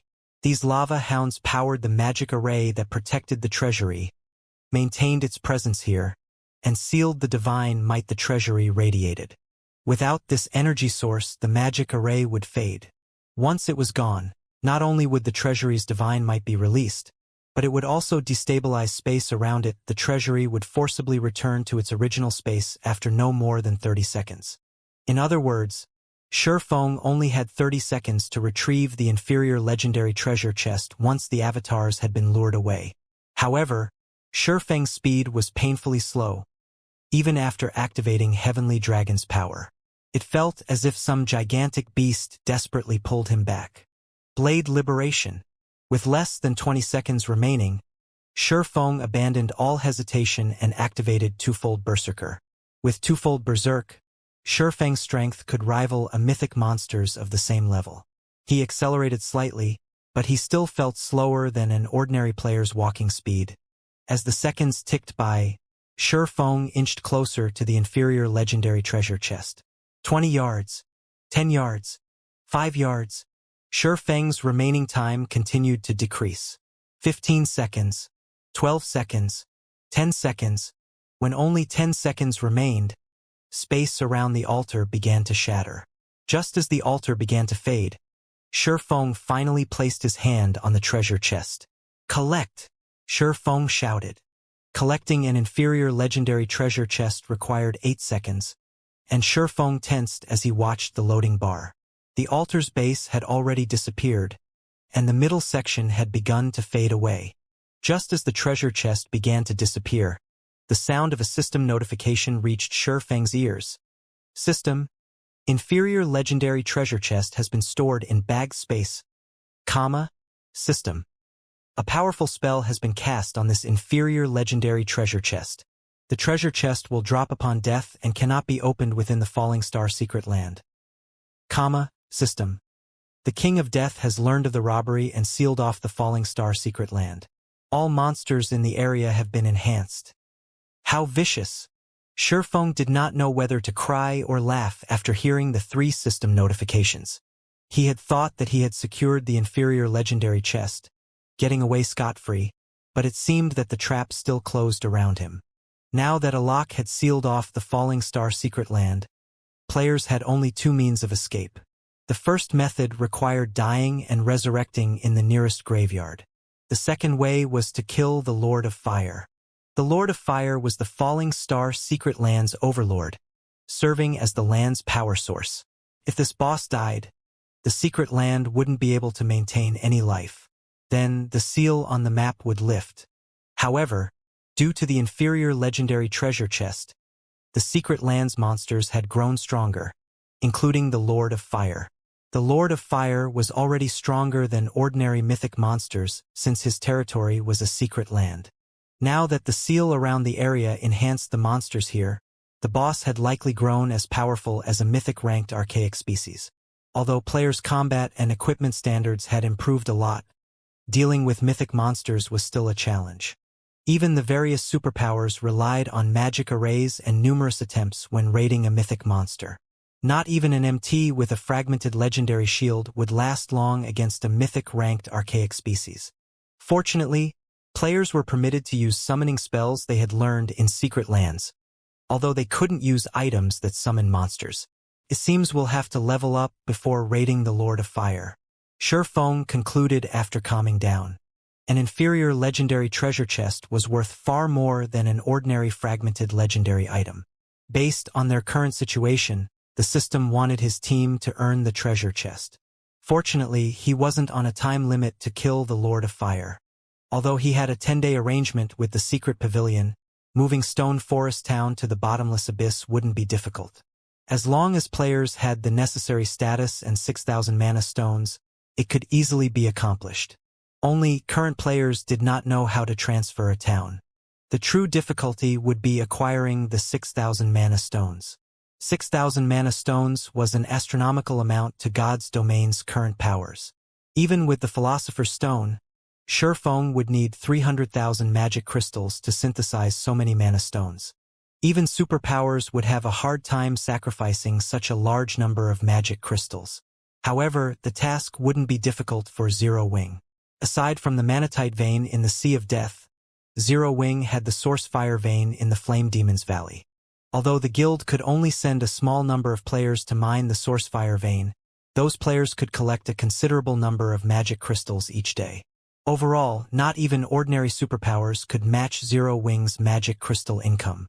After deducting daily expenses and including the stockpile Zero Wing currently possessed, collecting 300,000 magic crystals within 10 days would not be a problem. When Zero Wing's members saw the inferior legendary treasure chest in Shifeng's possession, they breathed a sigh of relief, especially Fire Dance and the other fragmented legendary item wielders. If Zero Wing secured another fragmented legendary item, the guild would have one more peak expert, which was something it desperately needed right now. Bad news, guild leader. Thousands of monsters have appeared around us. Most of them are level 72 plus Great Lords with quite a few Grand Lords mixed in. They're all heading straight for us. Minor Wind, who acted as the team's lookout, quickly reported. Already, looking at the map Minor Wind had shared with the team, Shifeng noticed a large number of red dots. So many level 72 plus Great Lords and Grand Lords could easily capture a guild town. Not daring to be careless, Shifeng led his team toward the Falling Star Secret Land's central area. He had just activated Twofold Berserk, so he was still in a weakened state. He would have normally hidden from these monsters, but now, although Shifeng was being particularly careful, Great Lord Lava Giants roamed the path to the map's core.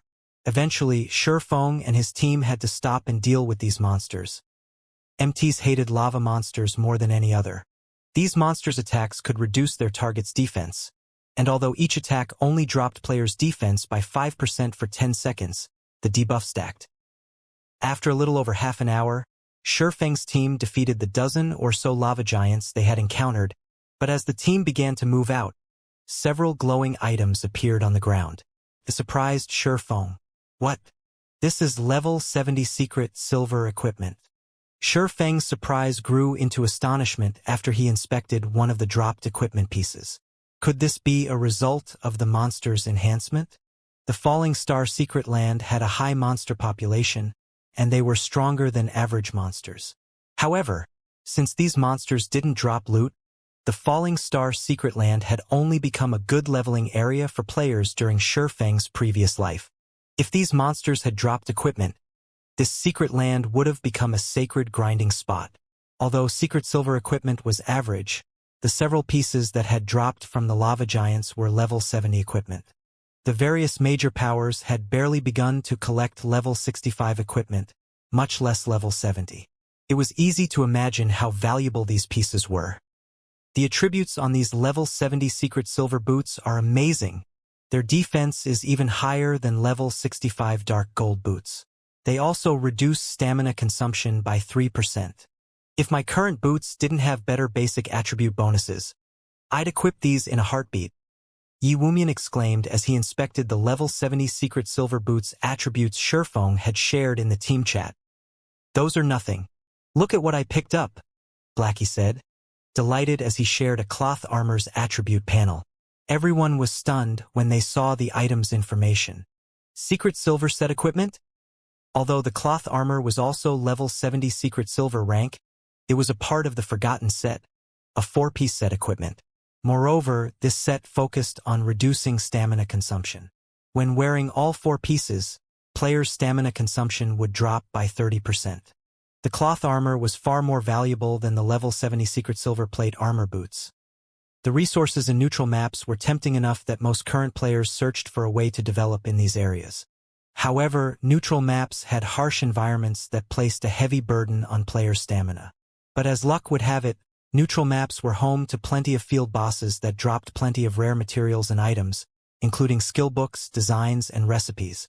However, the various large guilds were helpless against these field bosses. That difficulty wasn't due to these field bosses' immense power or players' lack of basic attributes, but because they could increase players' stamina consumption. As a result, many raids on these field bosses failed because players ran out of stamina. Meanwhile, level 70 secret silver set equipment that could reduce stamina consumption was far more valuable than level 70 fine gold set equipment with elemental resistances. When Zero Wings players thought about the monsters in this area dropping set equipment that reduced stamina consumption, their hearts raced.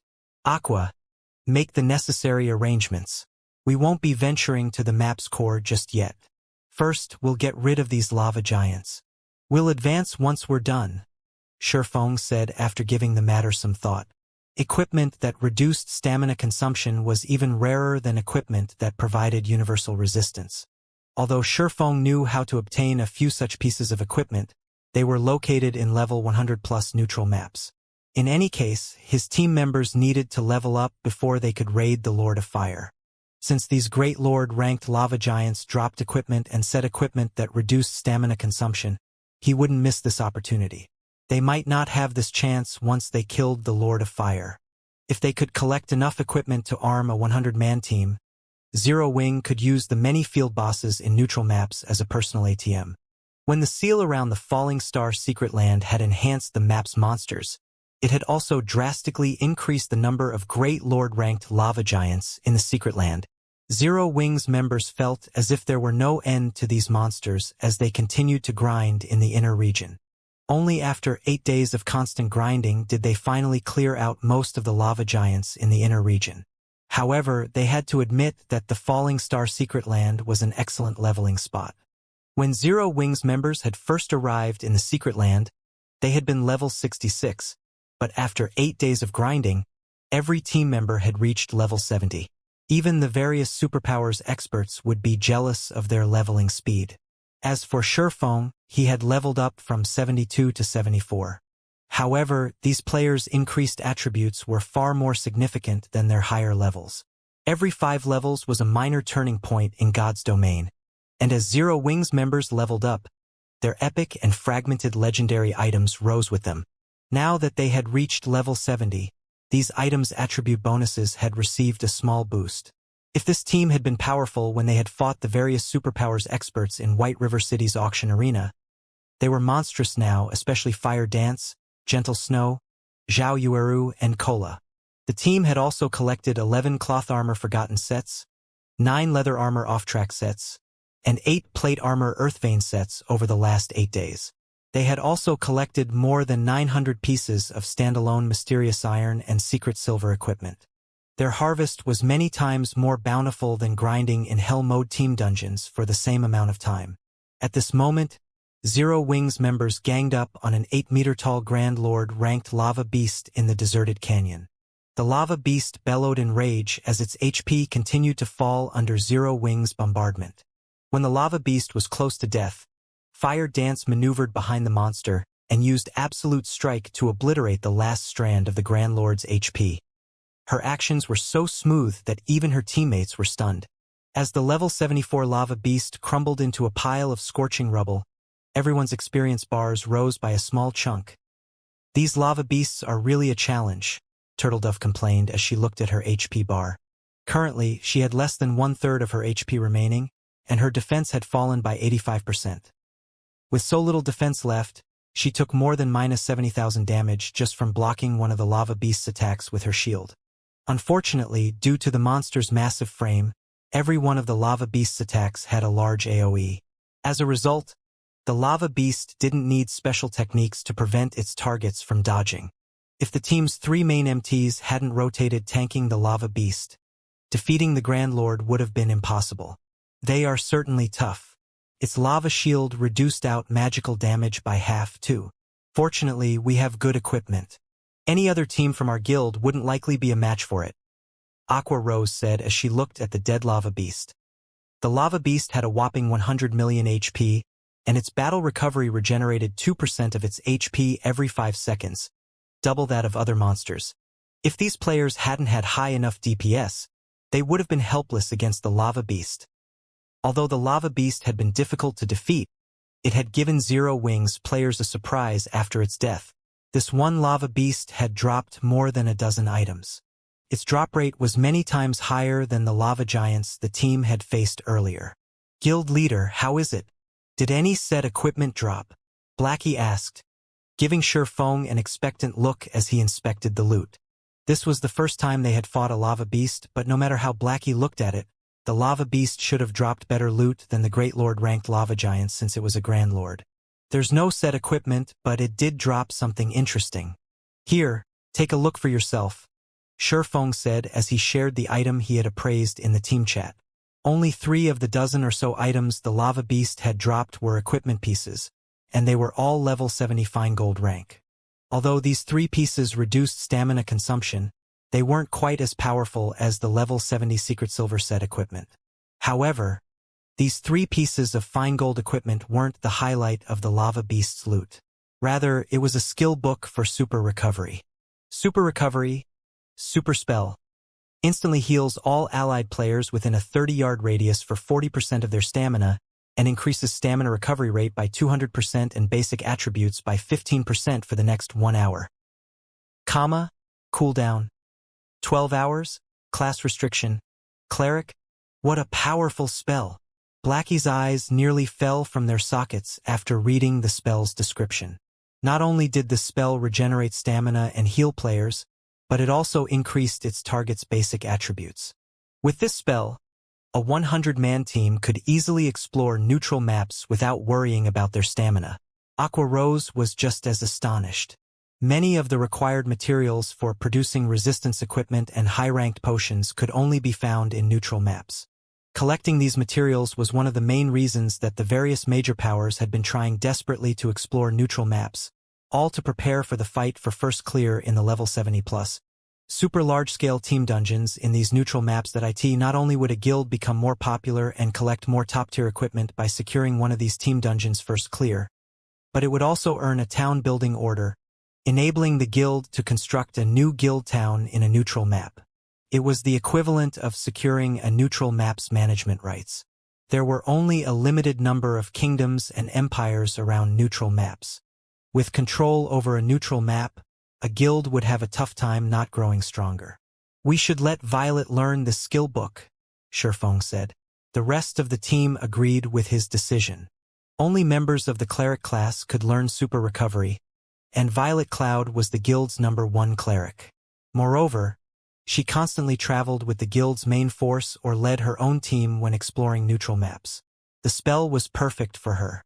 After Violet Cloud learned super recovery, Shifeng continued to grind lava giants for EXP with his team. He also instructed Fire Dance and her assassin party to split up in search of more lava beasts.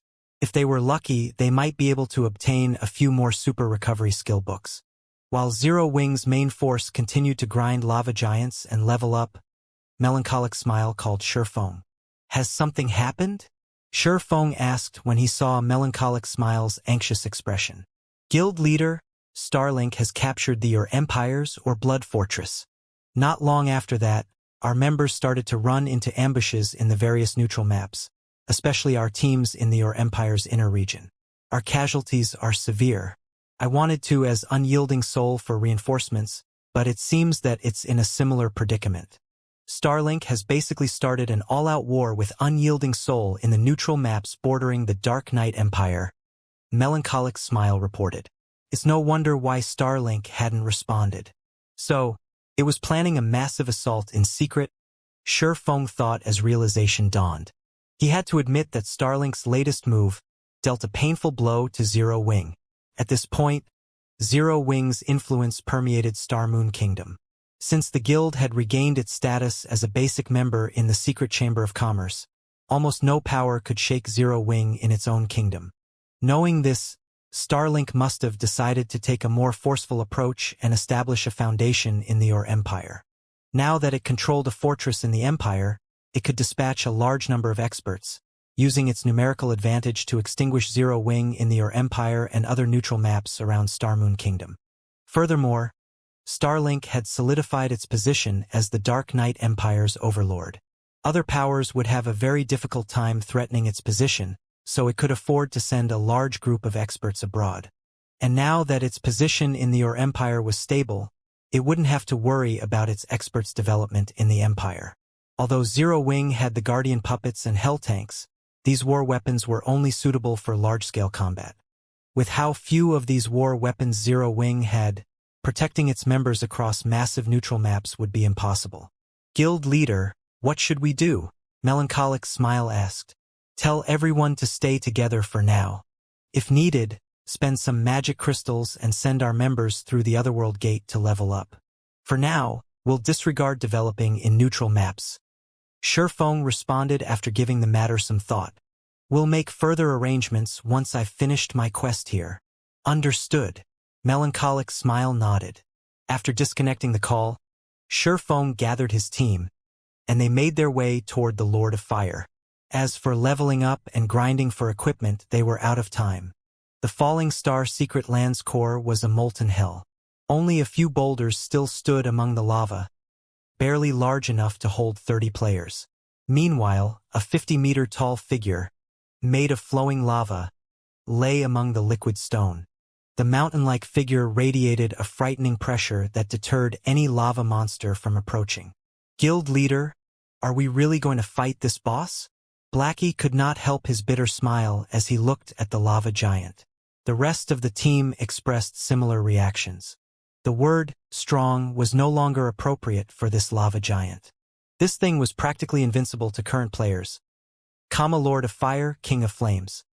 Elemental creature, Ancient Fiend, Mythic level 75, HP 580, 000, 000/580, 000, 000, or Empire, on a vast plain a short distance away from your capital city lacking the usual patrolling oars. This was the safest location near your capital city. Practically every power intending to explore the city had set up a campsite to shelter its members. A power that had recently arrived occupied a large plot of land in the crowded plain. But despite this power selfishly taking up so much area, none of the other powers dared to comment. This power was none other than Starlink, a superpower that even the various super guilds feared. As a 100-man team approached Starlink's campsite, it attracted the attention of every player around. Every member on this team rode a pitch-black, 3-meter-tall bear. The mounts looked imposing and majestic, even from afar. Moreover, these mounted players were all level 67 or above, and they radiated an intense bloodlust and moved like well-trained soldiers. To top it off, the weakest piece of equipment these players wore was level 65 fine gold rank. The surrounding players recognized that the pressure they felt from this 100-man team wasn't simply due to a difference in basic attributes, but a difference in life ratings. Players felt stifled as the middle-aged man in the lead passed by. This man felt like a ferocious beast, and they knew he would shred them to pieces if they moved in the slightest. Guild leader, who is that? He looks somewhat familiar, but I can't place him. Purple Eye, who rested in the Star Alliance's campsite, asked as she watched the stalwart man enter Starlink's campsite. Of course, you find him familiar. He came from a destroyed kingdom on God's domain's western continent. You might not know his name, Startled Wind, but I'm sure you've heard his nickname, Mad Beast, Galaxy Pass said, a hint of fear flashing in his eyes as he watched the man pass. I would never have thought that Starlink would recruit that lunatic. I'm afraid that Zero Wing may be in danger this time. He's that Mad Beast? The revelation surprised Purple Jade. Players on the eastern continent might not have heard of Mad Beast since the two continents didn't have much interaction. But as a first-rate guild's upper echelon, Purple Jade had heard of some matters concerning the western continent. According to her sources, Mad Beast was famous for shaking the western continent. With a single adventurer team, he had destroyed a superpower's kingdom. The various superpowers just didn't have the power to stop that lunatic. Galaxy Past wasn't the only player to recognize Mad Beast. Many of the guild upper echelons in the area noticed the man. As expected of Starlink, it has even recruited the Mad Beast. It's no wonder why the various superpowers are so afraid of the guild. Since Zero Wing made Starlink a laughingstock in front of the other superpowers, it's definitely doomed. I wonder what Mad Beast plans on doing to Starmoon Kingdom? Hopefully he isn't too ruthless. I don't want to suffer alongside Zero Wing. Startled Wind's appearance sparked many discussions among the resting players. As Startled Wind arrived in Starlink's campsite, 3 Kills, Starlink's 4th Vice Guild leader, moved to welcome the man. Brother Wind, long time no see. It is truly wonderful that you are willing to help us out, 3 Kills said. He couldn't help his inward sigh when he felt Startled Wind's aura. 3 Kills and Startled Wind were old acquaintances. They had even made their debut in the virtual gaming world around the same time. Only 3 Kills had been supported by the super guild Jormungandr, while Startled Wind hadn't had any backing. Now, however, Startled Wind's nickname, Mad Beast, had spread across the western continent. He had even become Starlink's 2nd Vice Guild leader. 3 Kills, on the other hand, was only Starlink's 4th Vice Guild leader. I understand that the guild leader wants to remove any trace of Zero Wing from God's domain. Since I've come, Zero Wing will meet its end, Startled Wind said. However, the Zero Wing members I've killed on my way here don't seem overly impressive. To think that the 4 shadow demons actually lost against these people. Those 4 old men have truly fallen. Brother Wind, Zero Wing hasn't yet dispatched its true experts.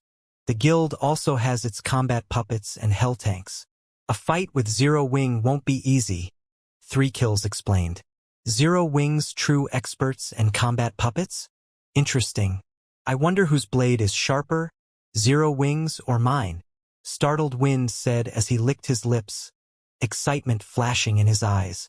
Since Zero Wing's experts refuse to meet me, we'll make them show themselves. I've heard that Zero Wing has a town in the Empire. I think my men and I will pay it a visit. Following which, Startled Wind spun on his heel and led his men towards Silverwing Town.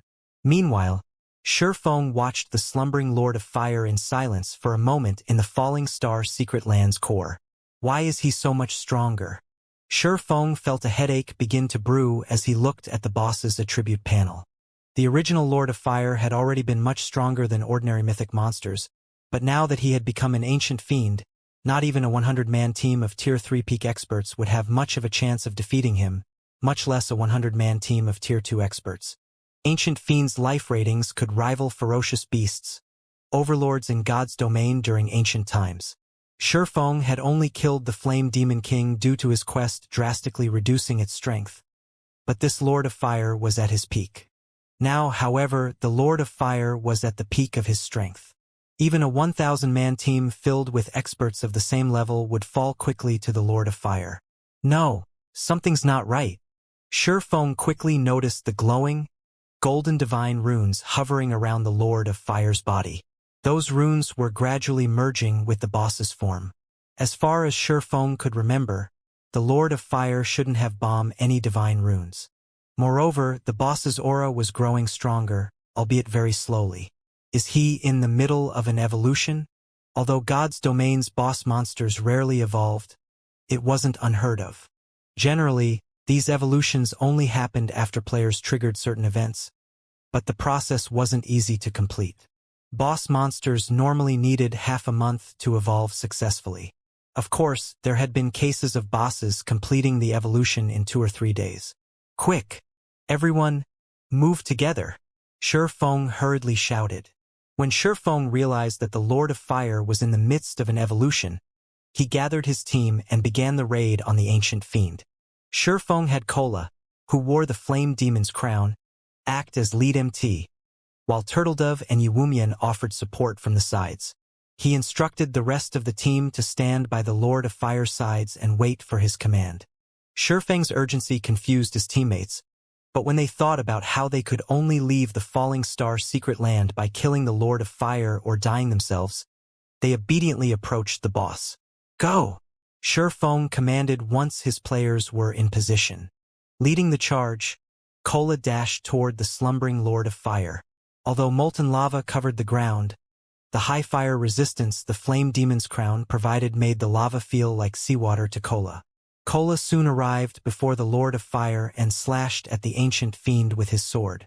Minus 13,745. As the Lord of Fire received damage, he opened his eyes, releasing a blinding, golden light. The boss's deafening bellow then echoed across the burning field. The delay surprised Zero Wings players. Normally, bosses attacked once players were within a certain range, but the Lord of Fire had only moved after Kola had attacked. Something was definitely wrong here. With a roar, the intensity of the Lord of Fire's aura skyrocketed. The divine runes around his body began to glow brighter as if they were manifesting fully. Sure enough, he's trying to evolve. Feng could not help but smile. Everyone, attack with everything you've got. Be careful of the fire rain and lava on the ground. Do not kill any of the lava monsters that emerge no matter what. Just lure them to the side. In God's domain, monsters were at their weakest when trying to evolve, but if they were in danger, they could quicken their evolution forcefully. Although they had to pay an extremely high price to do so, they would become significantly more difficult to deal with once their evolution completed. After Feng issued his orders, he sacrificed 7,000 magic crystal to his Ring of Gospel and activated Miniature World and Ring of Brilliance. The moment Miniature World took effect, the world's power began to suppress the boss. Unfortunately, the Lord of Fire was still an ancient fiend, and as a result, he only lost 20% of his basic attributes. His strength was still far higher than any ordinary mythic monster, following which the Lord of Fire jabbed at Kola's raised shield. Upon impact, Kola stumbled 4 steps backward, losing more than 80,000 HP. He's so weak. Kola was surprised to lose so little HP. He had more than 240,000 maximum HP. An attack that dealt a little over minus 80,000 damage was well within his tolerance. The team's healers might feel a little overworked at most. Don't hold back. Activate your berserk skills immediately. We need to kill the boss before he completes his evolution. As Shifeng watched the divine runes around the Lord of Fire continue to form, he estimated that they had less than 20 minutes before the boss completed his evolution. Every second counted right now.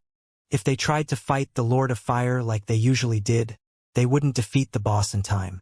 Once the ancient fiend completed his evolution, he could easily annihilate every one of them, even if he only had 1% of his HP remaining. Hearing Shifeng's command, every member of the team activated their berserk skills and doubled their DPS. Now, their attacks dealt a minimum of minus 40,000 damage. Gentle Snow, Fire Dance, and Zhao Yueru easily dealt more than minus 100,000 damage with each attack. Naturally, Shifeng didn't hold back either. After activating Heavenly Dragon's power, he activated Twilight's Shadow and Twilight of the Gods. His 8 doppelgangers then attacked the Lord of Fire simultaneously, and damages exceeding minus 70,000 appeared above the Lord of Fire's head, one after another, with the occasional critical hit dealing over minus 100,000 damage. Seeing Shifeng's total DPS, everyone felt their hearts skip a beat. If their opponent were only a level 75 Great Lord, not a mythic-ranked ancient fiend, they had no doubt that Shifeng could defeat the monster in less than a minute.